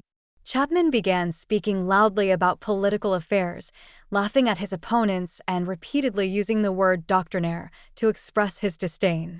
He was proud of the British common sense he believed was the society's safeguard. Lord Henry smiled at Dorian, inquiring about his well-being as he seemed off during dinner. Dorian assured him he was fine, just tired. He praised Dorian's charm from the previous night, mentioning the little Duchess's fondness for him and their plans to meet at Selby. They discussed the upcoming gathering and the guests, including Lord Grotrian, whom Lord Henry found charming despite others' opinions. The conversation shifted to whether Lord Grotrian could attend due to possible travel plans with his father. Lord Henry lamented the inconvenience of family obligations and urged Dorian to persuade him to come. He then questioned Dorian's early departure from the previous night and his activities afterward. Dorian hesitated, admitting he didn't return home until nearly 3 in the morning and had not gone to the club as he initially claimed. He walked around, forgetting his exact actions, and expressed frustration at Lord Henry's curiosity. Dorian confirmed his late arrival and the need for his servant to let him in, offering his servant as proof if needed. Lord Henry dismissed the concerns with a nonchalant gesture, indifferent to whether his friend cared or not. They were to proceed to the drawing room, but he declined the offer of sherry from Mr. Chapman. He noticed something was off with Dorian, who seemed unlike himself that evening. Dorian, feeling irritable and temperamental, decided not to join the others upstairs, opting to return home instead. He promised to visit Harry soon and asked him to make his excuses to Lady Narborough. Dorian assured Lord Henry that he would try to attend the tea-time gathering the following day, which was to include the Duchess. As he left for his own residence, a sense of dread that he thought he had suppressed resurfaced. Lord Henry's casual probing had momentarily rattled him, and he knew he needed to maintain his composure for the dangerous tasks ahead. Upon reaching his house, Dorian was compelled to destroy certain perilous items. The process of burning Basil Hallward's coat and bag was nauseating, and it took him 3/4 of an hour to completely consume them in the fire. Afterward, feeling faint and sick, he lit some Algerian pastilles in a copper brazier and used a cool, musk-scented vinegar to refresh himself. A large Florentine cabinet in the room seemed to both entice and intimidate him. He was drawn to it, and after unlocking it, he triggered a hidden mechanism that revealed a triangular drawer. Inside, he found a small, intricately designed Chinese box. Opening it, he discovered a green, waxy paste with a heavy, lingering scent. He paused, a fixed smile on his face, then shivered despite the room's heat. Glancing at the clock, he saw it was 20 minutes to midnight. He returned the box to its place and went into his bedroom. As midnight struck, Dorian Gray left his house dressed plainly, with a muffler around his throat. He hailed a hansom cab in Bond Street, but the driver hesitated, claiming the destination was too far. Dorian offered a sovereign for the ride and promised another for speed. The driver accepted, and they set off rapidly toward the river. You're about to listen to Chapter 16. A drizzle turned into a persistent rain, shrouding the streetlights in a ghostly haze. Taverns were shutting down, and shadowy figures huddled near their exits. Laughter, unsettling in its tone, spilled out from some, while others hosted shouting matches between the inebriated. Seated in the cab, Dorian Gray slumped, his hat shading his eyes. He watched the city's decay, recalling Lord Henry's words about healing the soul with the senses. He'd tried it before and was set on trying again. There were places where one could drown memories in a sea of new vices. The moon dangled low, resembling a yellowed skull, occasionally veiled by a creeping cloud. The gaslights thinned out, the streets narrowed, and the cab lost its way, adding to their journey. Steam rose from the horse, mingling with the murky mist on the cab's windows. The phrase about curing the soul echoed in Dorian's mind. His soul was indeed ailing. Could the senses really be its remedy? He had caused innocent blood to be spilled. There was no making up for that, but he could still strive for forgetfulness. He resolved to crush the memory of his wrongdoing, questioning Basil's right to judge him. The cab's pace seemed to slow, prompting Dorian to demand more speed. A craving for opium gnawed at him, his throat felt like fire, and his hands fidgeted. In frustration, he lashed out at the horse, and the driver, laughing, quickened the pace. The journey felt endless, the streets a labyrinth. The sameness was suffocating, and the thickening fog brought on a sense of dread. They passed desolate brickfields where the fog thinned, revealing kills with fiery tongues. A dog's bark pierced the silence, and a distant seagull's cry echoed in the dark. The horse, startled, broke into a gallop. Eventually, they returned to the cobbled streets. Darkened windows punctuated the way, with strange shadows dancing across the few lit ones. Dorian watched them with curiosity and loathing. A woman's shout from a doorway and a brief chase by two men ended with the driver's whip ensuring their escape. It's often said that passion can trap one's thoughts in an endless loop. Dorian Gray was no exception, his lips tirelessly forming and reforming the cunning words that spoke of both soul and senses. He found in them the perfect reflection of his state of mind, intellectually validating the passions that would have ruled him regardless. The singular obsession with the thought of living, the most fearsome of human yearnings, breathed life into every quivering nerve and fiber of his being. The ugliness that he once despised for its harsh reality now became precious to him for that same reason. The ugliness was his only truth. The rowdy fights, the repulsive dens, and the sheer brutality of a chaotic life, along with the depravity of thieves and outcasts, struck him with more clarity than the most elegant forms of art or the ethereal melodies of music. They were his escape, and in 3 days, he would be free. Abruptly, the carriage halted at the head of a shadowy alleyway. Above the low-set homes and uneven chimneys, the dark silhouettes of ship masts loomed. Ghost-like sails seemed to cling to the yards in the form of white mist. The driver, speaking through the trapdoor with a rough voice, hinted that they had arrived at the destination. Dorian confirmed with a quick response, exited the carriage in haste, and paid the driver the promised extra fare. He then made his way swiftly toward the docks. Lanterns here and there cast their glow on the sterns of massive ships, their light dancing and fragmenting in the puddles. A steamer bound for distant shores sent out a red glow as it took on coal, and the slick pavement glistened like a damp raincoat. Dorian pressed on, occasionally looking back to check for followers. In 7 or 8 minutes, he arrived at a modest, run-down house squeezed between two towering factories. A lamp shone from one of the upper windows. He paused to give a distinct knock. Soon, he heard footsteps and the sound of a chain being removed. The door opened silently, and he entered without a word to the squat, misshapen figure that pressed itself into the shadows. At the end of the hallway, a tattered green curtain fluttered in the draft that followed him inside. He pushed it aside and stepped into a long, low room that seemed to have once been a dance hall of little repute. The walls were lined with gas jets that hissed and sputtered, their light warped in the fly-specked mirrors. The tin reflectors behind them cast shaky circles of light. The floor was scattered with ochre sawdust, now muddied and stained with the dark circles of spilled drinks. Malays huddled around a small stove, playing with bone counters and flashing their white teeth as they chatted.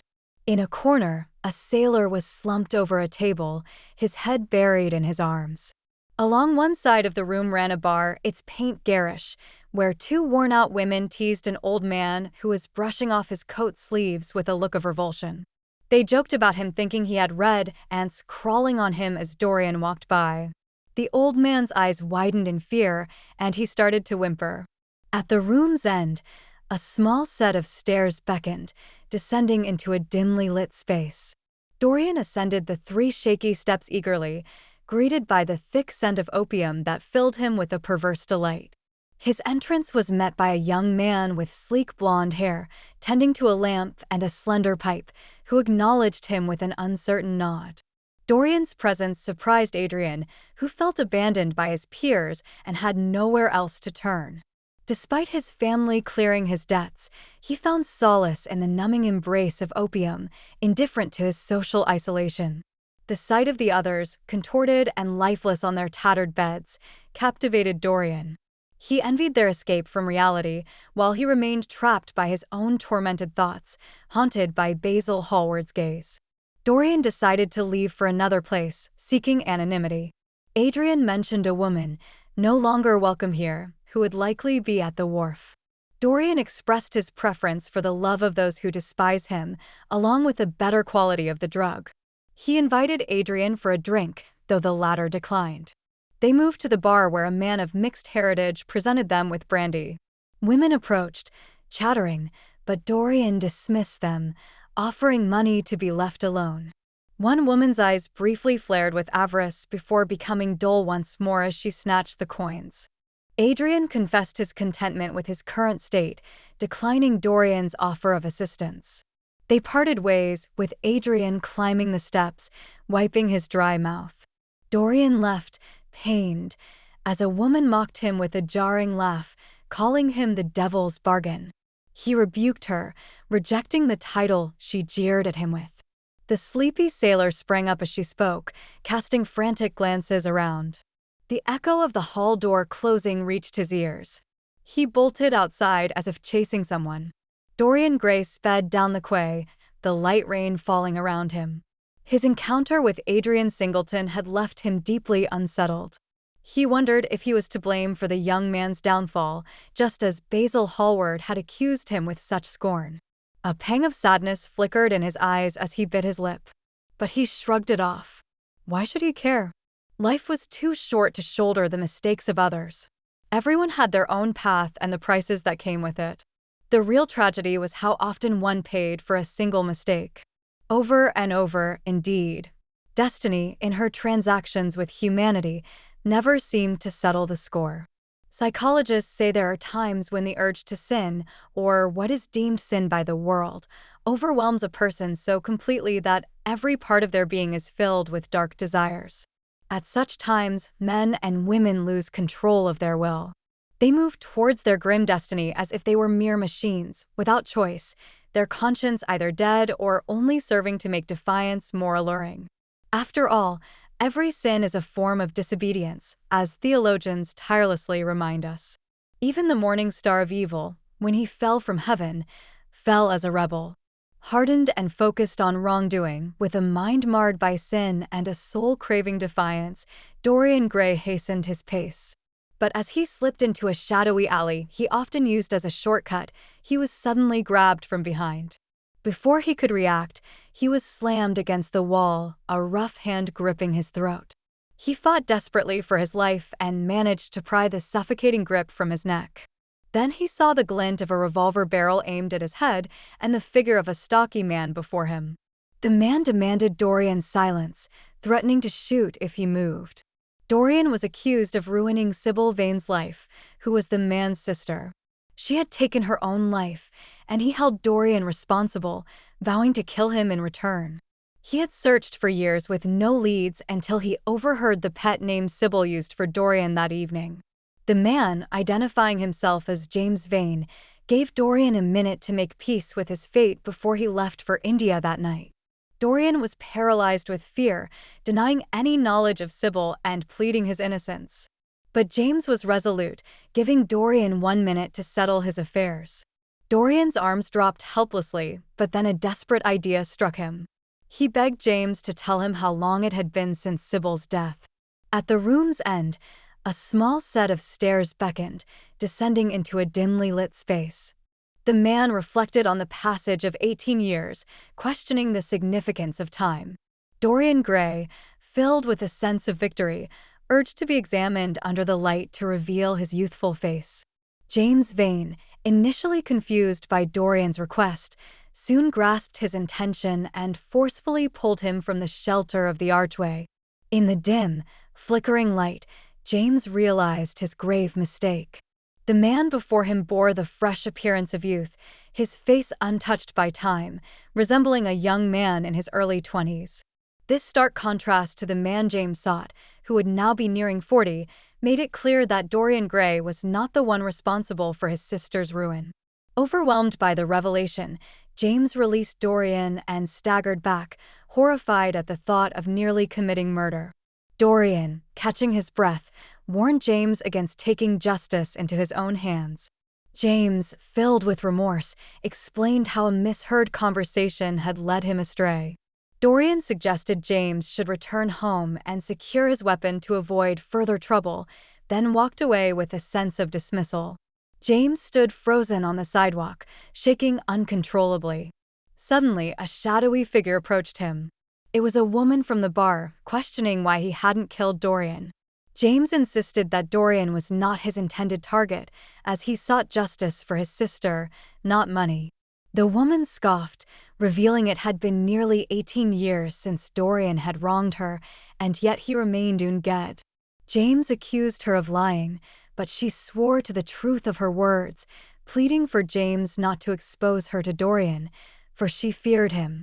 She then begged for money to secure a place to stay for the night. James, cursing, broke away from her and turned the corner, only to find that Dorian had vanished. When he looked back, the woman too had disappeared. You're about to listen to Chapter 17. 1 week after his arrival, Dorian Gray found himself in Selby Royal's conservatory. He was engaged in a charming exchange with the young and beautiful Duchess of Monmouth. Her husband, a worn-out man of 60, was also present among the guests. It was the hour for tea, and the soft glow from a large, lace-draped lamp highlighted the fine china and shining silver tea service. The Duchess, with her pale hands, deftly handled the teacups, a smile on her lips responding to Dorian's whispered comment. Lord Henry reclined in a silk-draped wicker chair, observing them. Nearby, Lady Narborough lounged on a peach divan, feigning interest in the Duke's account of his latest exotic beetle acquisition. 3 dapper young men in fancy smoking suits were serving tea cakes to some of the female guests. The gathering consisted of 12 individuals, with more expected the following day. Lord Henry, placing his cup on the table, inquired about their conversation topic, hoping Dorian had shared his whimsical idea of renaming everything. The Duchess, with her captivating eyes, expressed contentment with her name, suggesting Dorian likely felt the same about his. Lord Henry playfully disagreed, clarifying his desire to rename flowers, not people. He recounted an incident involving an orchid with a less-than-appealing name, lamenting the loss of giving beautiful names to things. The Duchess playfully suggested a new title for Lord Henry, which Dorian endorsed as Prince Paradox. Despite the Duchess's insistence, Lord Henry refused to accept the label, prompting a witty exchange about defending one's position and the value of truth and mistakes. Lord Henry declared he never opposed beauty, to which the Duchess pointed out his overvaluation of it. He countered, valuing beauty over goodness, yet conceded that goodness trumped ugliness. The Duchess teased him about his earlier comparison to the orchid, leading Lord Henry to quip about ugliness being a virtue in England, alongside beer and the Bible.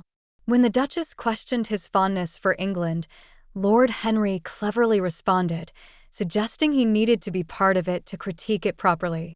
He then deflected her curiosity about Europe's opinion of England with a sharp remark about Tartuffe setting up shop in their country, a comment he generously attributed to her.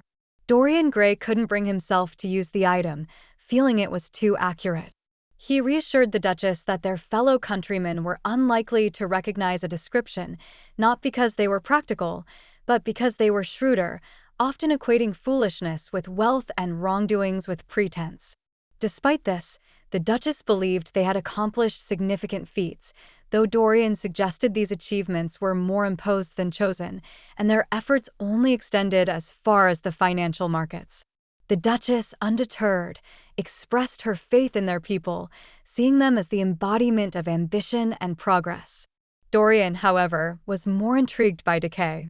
When the conversation turned to art, Dorian dismissed it as an ailment, love as an illusion, and religion as a mere fashion replacing true belief.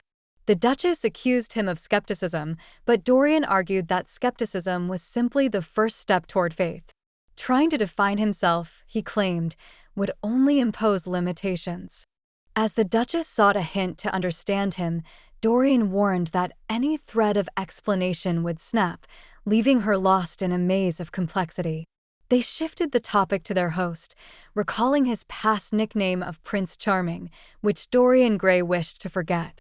The Duchess, blushing, speculated that their host believed her marriage was a scientific match, viewing her as a prime example of a modern socialite.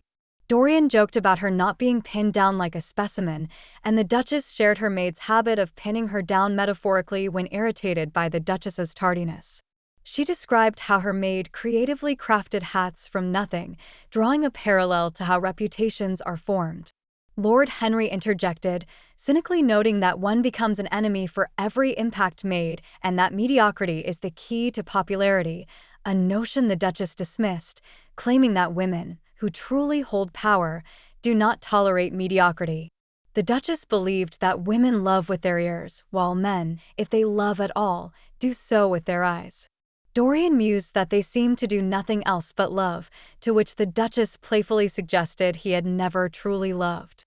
Lord Henry jumped in, romanticizing the idea of love as an art form that thrives on repetition, with each instance being unique and intense.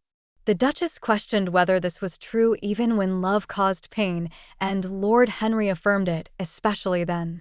The Duchess looked at Dorian with a peculiar interest, prompting him to laugh and agree with Lord Henry, claiming Harry was never wrong. When asked if this philosophy brought him happiness, Dorian revealed he sought pleasure, not happiness, and admitted to finding it all too often. The Duchess sighed, expressing her quest for peace, and excused herself to prepare for the evening. Dorian offered to fetch her some orchids, a gesture that seamlessly transitioned to the tea party at Selby Royal's conservatory a week later, where the narrative continued with the Duchess and Dorian engaging in light conversation amid other guests. Lord Henry playfully accused his cousin of shamelessly engaging in flirtation. He warned her to be cautious around the charming man. She retorted that if he weren't charming, there'd be no thrill in the interaction. She likened their encounter to an ancient battle, aligning herself with the Trojans who fought for love. Despite their historical defeat, she suggested there were fates worse than being captured. Her cousin remarked on her daring approach to life, to which she quickly replied that speed was the essence of living. He mentioned he'd note in his diary her fondness for danger, likening her to a child unafraid of fire. She confidently stated she was unscathed by life's trials, using her strengths for everything but escape. She observed that bravery had shifted from men to women, a novel experience. He teased her about having a competitor for the gentleman's attention, revealing it to be Lady Narborough, who was smitten with him. She expressed concern that recalling the past could be detrimental to those who dreamt of romance. He countered, suggesting that women, though educated by men, remained an enigma. She challenged him to define women, to which he compared them to mysterious beings without secrets. She smiled at this and suggested they help their friend, Mr. Gray, who was taking a while. She hadn't yet shared with him the color of her dress. He suggested coordinating her dress with Gray's flowers, but she felt that would be conceding too soon, preferring to keep her options open like the ancient Parthians. He pointed out that women often didn't have choices, but before he could finish, a groan and a thud from the conservatory interrupted them. Everyone was alarmed, and Lord Henry rushed to find Dorian Gray unconscious on the floor. They carried Dorian to the blue drawing room and laid him on a sofa. When he regained consciousness, he was disoriented and asked if he was safe. Lord Henry reassured him it was just a fainting spell from overexertion and offered to take his place at dinner. However, Dorian insisted on joining, not wanting to be alone. He dressed and joined the dinner, displaying a mix of spirited gaiety and occasional terror. At one point, he recalled seeing the face of James Vane pressed against the conservatory window, which sent shivers down his spine. You're about to listen to Chapter 18. On the following day, he stayed indoors, mostly confined to his room, overwhelmed by a fear of death but feeling detached from life. The idea that he was being pursued consumed him. Even a fluttering tapestry or leaves tapping on the window stirred panic in him, reminding him of his failed intentions and regrets. Closing his eyes brought visions of the sailor's face and a renewed sense of dread. He began to think that maybe his fears were just a product of his imagination. Reality was messy, but his mind crafted a world where guilt followed sin.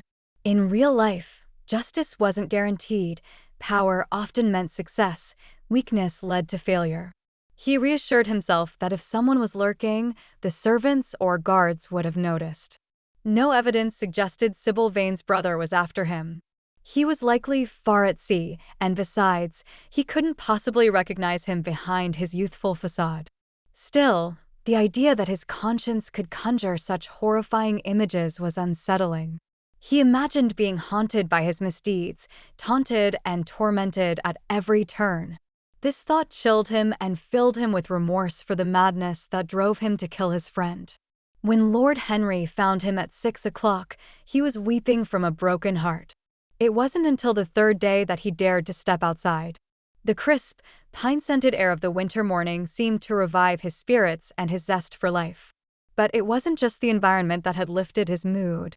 His own nature had rebelled against the overwhelming sorrow that had threatened his inner peace. With delicate temperaments, intense emotions can either cause harm or be suppressed. Deep love and sorrow can destroy themselves with their own intensity. He had convinced himself that his fears were unfounded, and he now looked back on them with a mix of pity and disdain. Following his morning meal, he joined the Duchess for a leisurely stroll in the garden that lasted an hour before heading out to the park to meet up with the hunting party. The morning frost dusted the grass like a sprinkling of salt.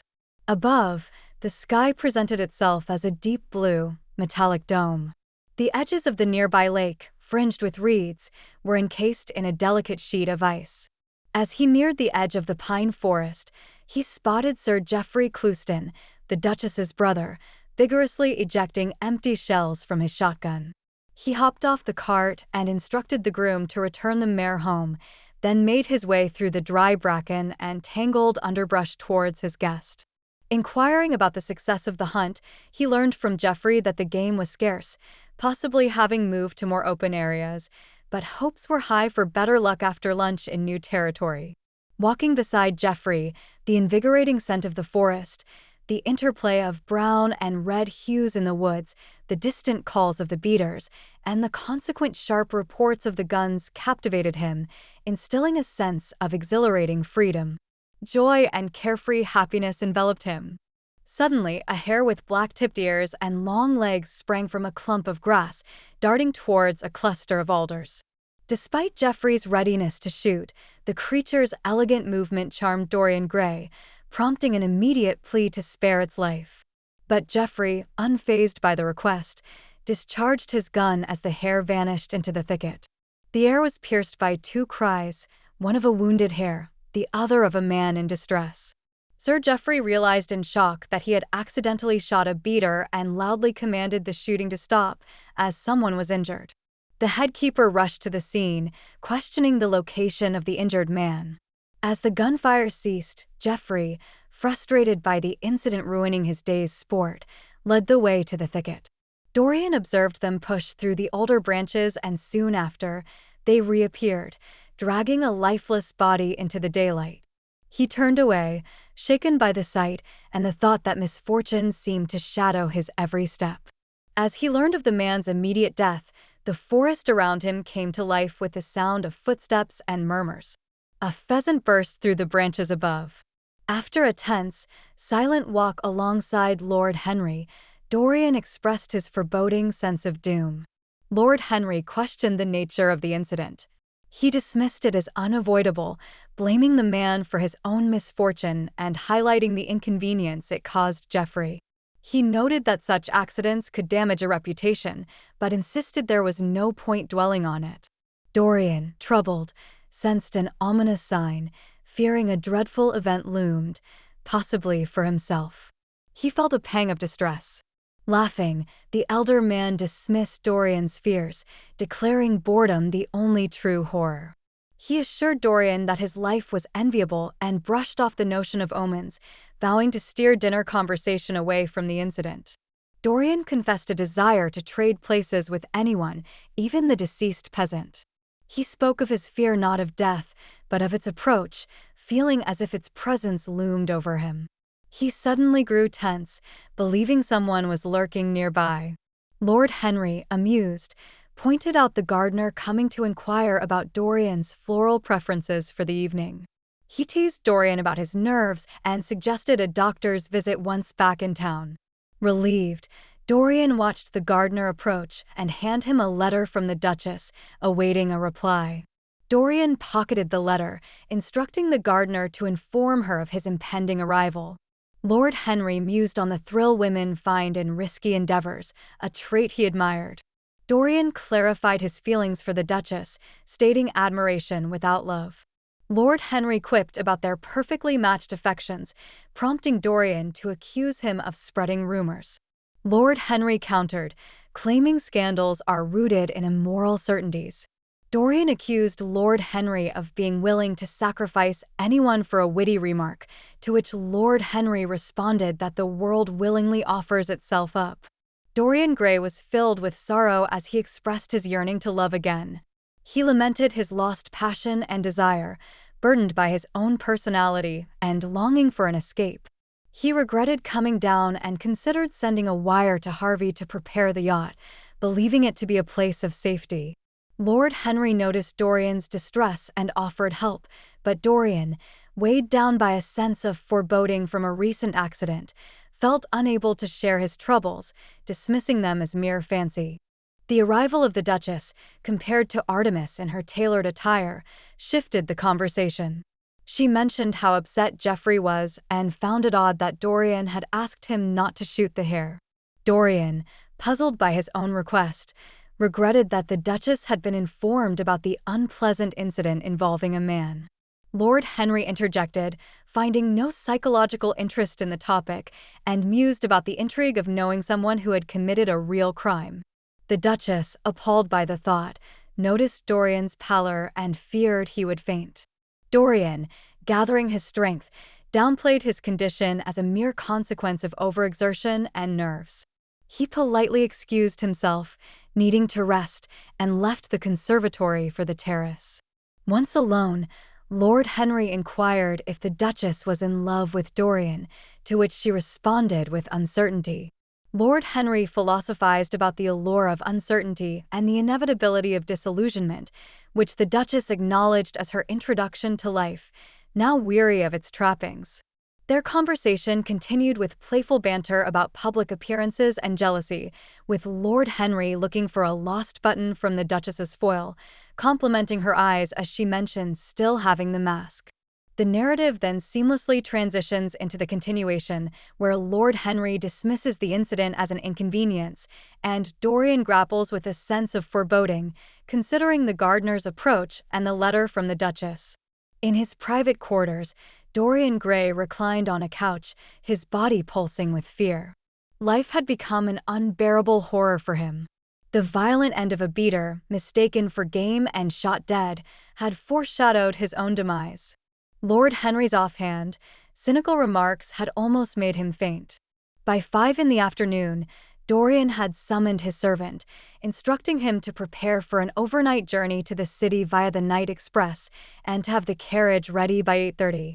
He resolved not to spend another night at Selby Royal, a place he now deemed cursed, where death roamed even in the daylight and the grass was stained with blood. He penned a note to Lord Henry, explaining his departure to town to consult his doctor and requesting that he entertain the guests during his absence.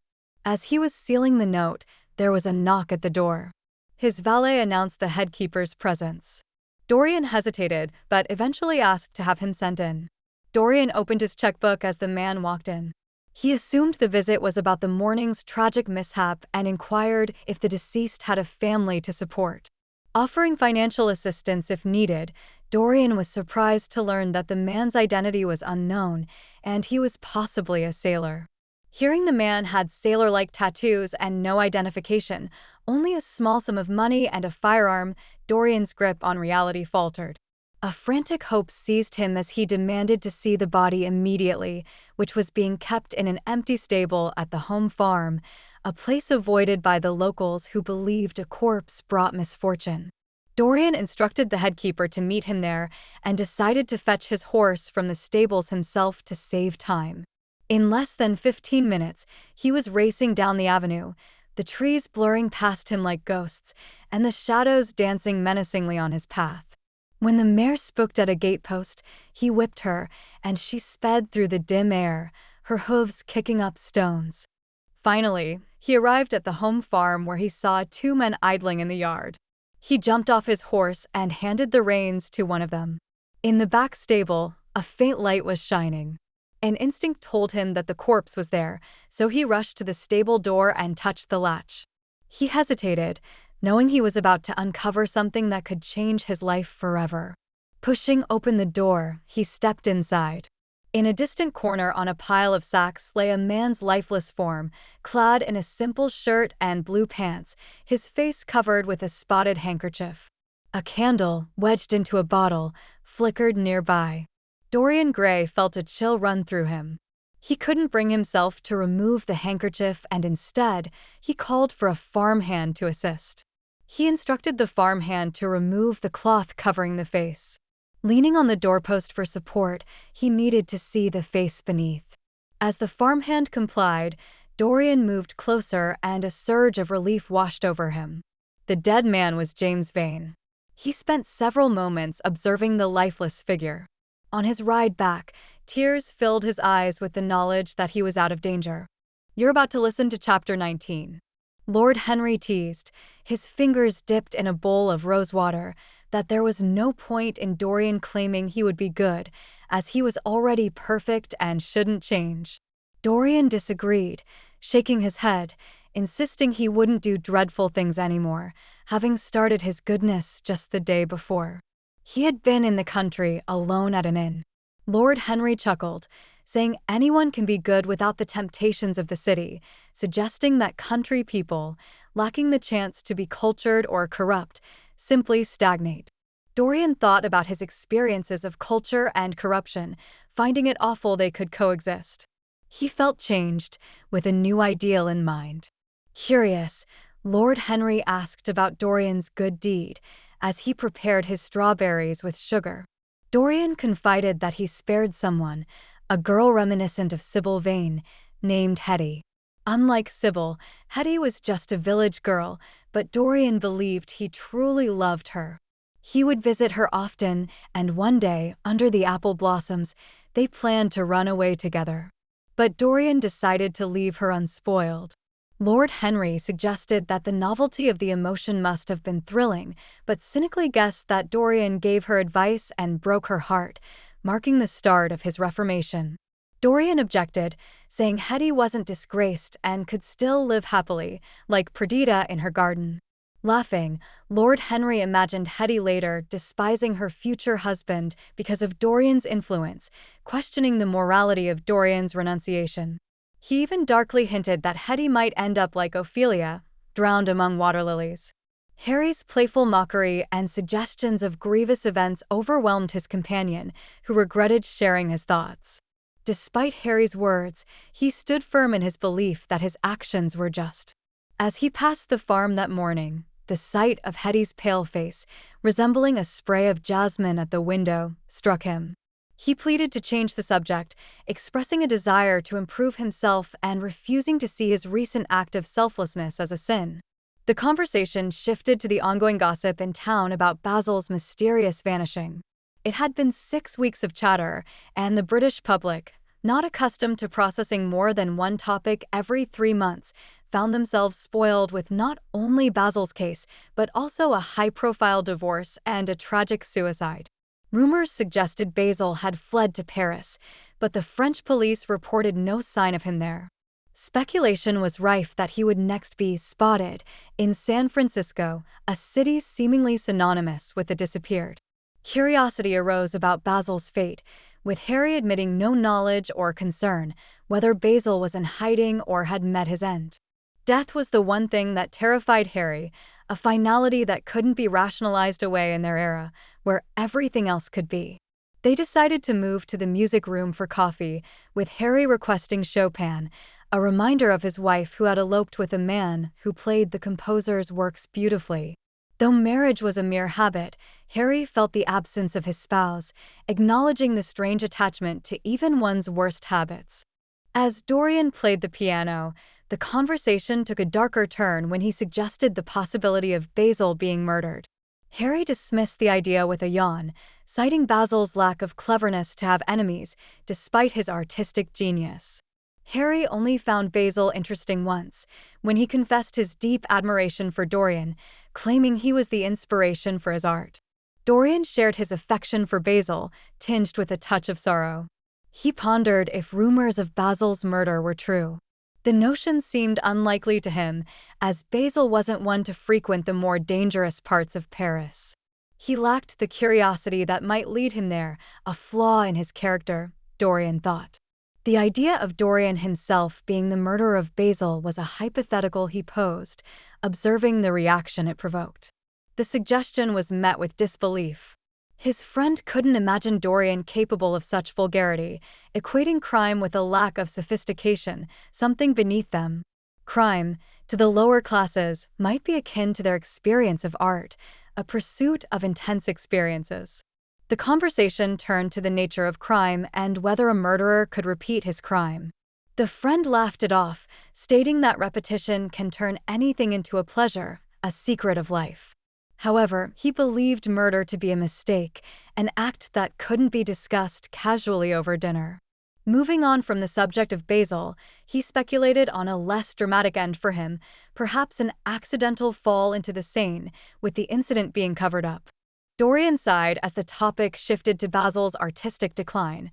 His friend suggested that Basil's work lost its spark after their friendship waned, linking his creative decline to their personal estrangement.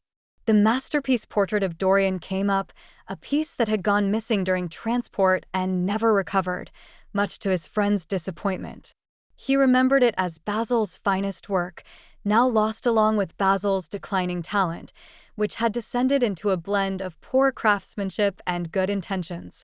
As the conversation drifted, Dorian's friend stroked a Java parrot and mused on the lost portrait, suggesting it should have been advertised for retrieval. The parrot, with its gray feathers and pink highlights, reacted to the touch, closing its eyes and swaying. The friend's tone was light, yet the air was filled with a sense of nostalgia and loss for what once was and what could no longer be. Dorian admitted his lapse in memory, acknowledging he might have sat for the portrait despite his dislike for it. He regretted the decision, finding the recollection of the portrait distasteful and questioning why it was even a topic of conversation. It reminded him of a line from Shakespeare's Hamlet that likened a painting to a sorrowful face lacking a heart, aptly describing his sentiments toward the artwork.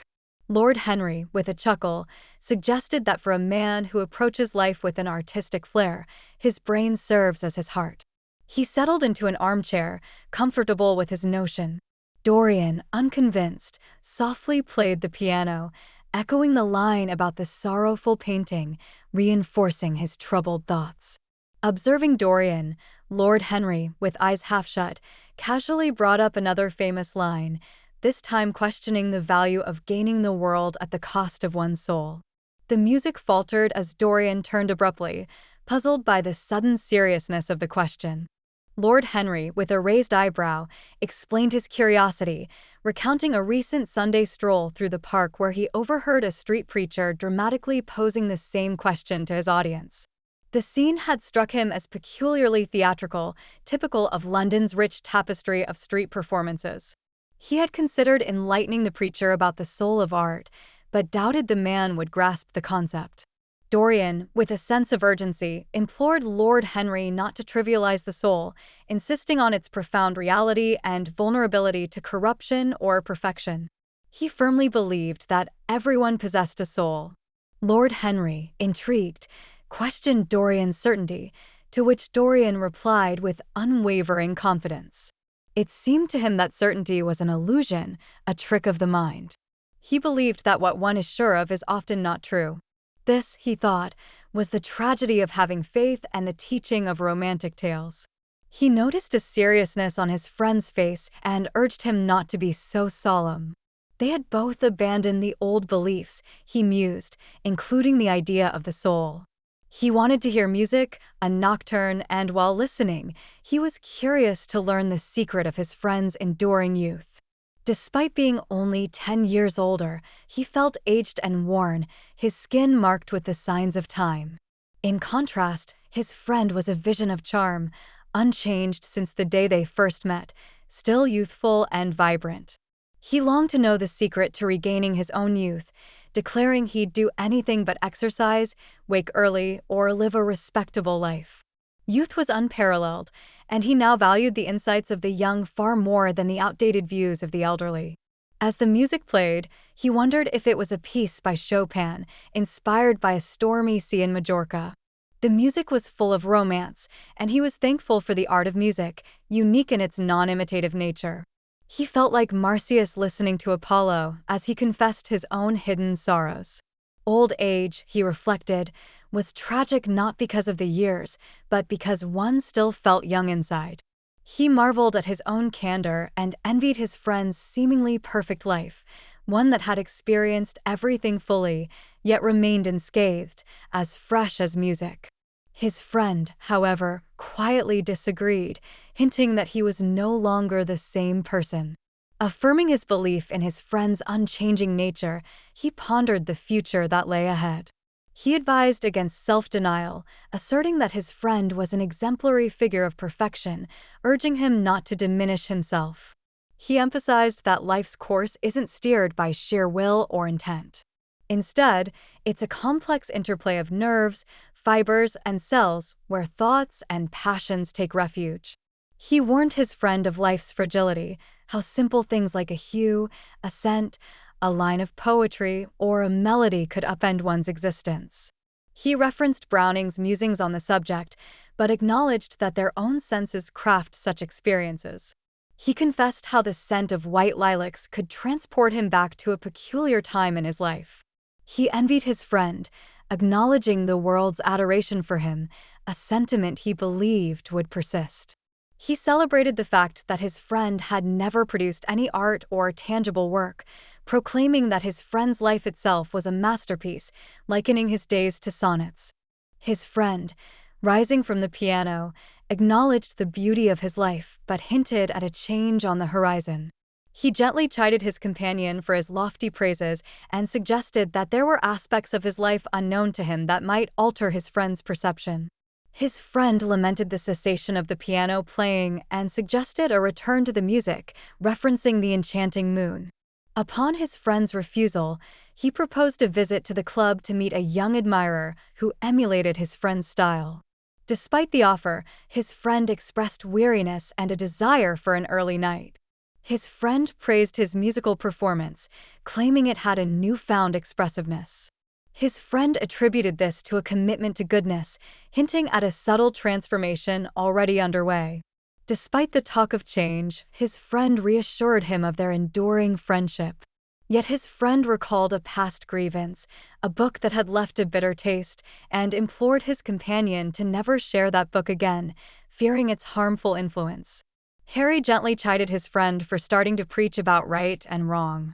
He teased that his friend might soon become a wandering evangelist, cautioning others against the very vices he had grown weary of. Harry found his friend too charming for such a fate and declared that it was pointless anyway. He believed they were bound to be who they were meant to be. Harry dismissed the notion that a book could corrupt someone, arguing that art doesn't drive people to act. Rather, it quenches the thirst for action. He said that so-called immoral books merely hold up a mirror to society's own ugliness. Harry then shifted the conversation, inviting his friend to join him for a ride and lunch the next day. He suggested they could visit Lady Branksome, who sought his friend's advice on tapestries, or perhaps dine with the little Duchess, who missed his company. Harry noted that the Duchess's sharp wit might be wearing on his friend's patience. His friend hesitated, questioning if his presence was truly necessary. Harry insisted, reminding him of the park's current beauty, unmatched since the year they met. Convinced, his friend agreed to the plan, bidding Harry goodnight. At the door, he paused, as if to speak further, but then left with a sigh. You're about to listen to Chapter 20. The night was pleasant and warm, prompting him to carry his coat and forego wrapping his silk scarf around his neck. As he walked home, enjoying his cigarette, two men in formal attire recognized him as Dorian Gray. There was a time when such recognition thrilled him, but now he grew weary of it. He cherished the anonymity of the small village he frequented, where his fame was unknown. He had deceived a girl there, convincing her of his poverty, which she believed. He once claimed to be wicked, and she simply laughed, believing wickedness belonged only to the old and ugly.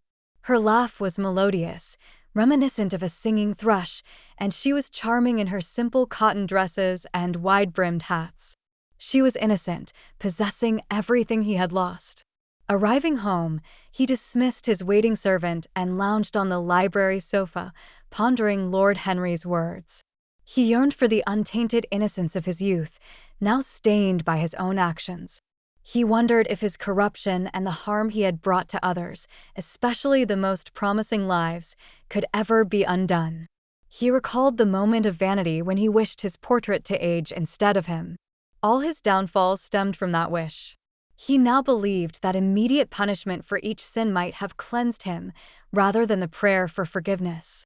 The ornate mirror Lord Henry had given him long ago caught his eye, with its laughing cupids. He gazed into it, remembering the night he first saw the change in the dreadful portrait. Memories of a passionate letter praising his beauty haunted him. He repeated the words, but soon despised his own beauty and, in a fit of self-loathing, shattered the mirror. His beauty had been his downfall, a mere mask, and his youth a cruel joke. Youth was nothing but a time of immaturity and unsettled feelings. It had ruined him. Reflecting on the past was futile. It was unchangeable. He needed to focus on himself, his own future.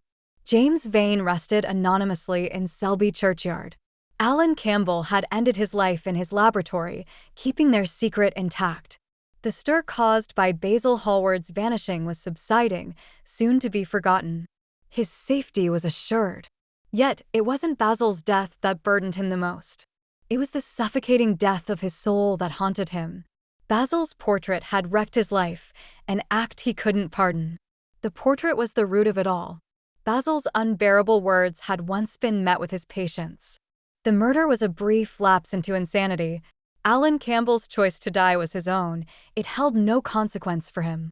A fresh start was what he yearned for, what he awaited. Perhaps it had already commenced. He had shown mercy to something pure and vowed never to lead innocence astray again. He would embody goodness. The thought of Hetty Merton stirred his curiosity about the portrait locked away.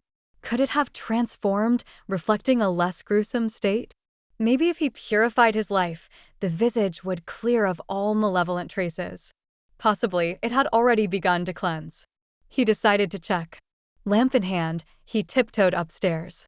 Unlocking the door, a fleeting smile graced his youthful face, his lips briefly holding the expression. He would embrace virtue, and the monstrous image he had stowed away would cease to horrify him. He sensed the burden lifting already. He slipped in silently, securing the door as was his routine, and pulled away the purple drape from the painting. A sharp exclamation of shock and outrage escaped his lips. The portrait seemed unchanged, except for a sly glint in the eyes and a deceitful curl at the lips. The image was even more repulsive than before, if that were possible, and the bright red spots on the hand looked freshly spilled. His body shook. Was it just vanity that drove him to his sole act of kindness? Or was it the thrill of a new experience, as Lord Henry had mockingly suggested? Or the thrill of playing a role that pushes us to actions beyond our true nature? Or was it a mix of all these reasons? And why did the red stain seem larger? It appeared to have spread like a vile disease over the wrinkled fingers. Blood was on the painted feet, as though it had dripped down, even on the hand that hadn't held the knife. Was this a sign that he had to confess? To surrender and face death? The thought made him laugh. It was absurd. Even if he chose to confess, who would believe such a tale? There was no evidence of the crime. He had destroyed everything linked to the dead man. The world would just think him insane.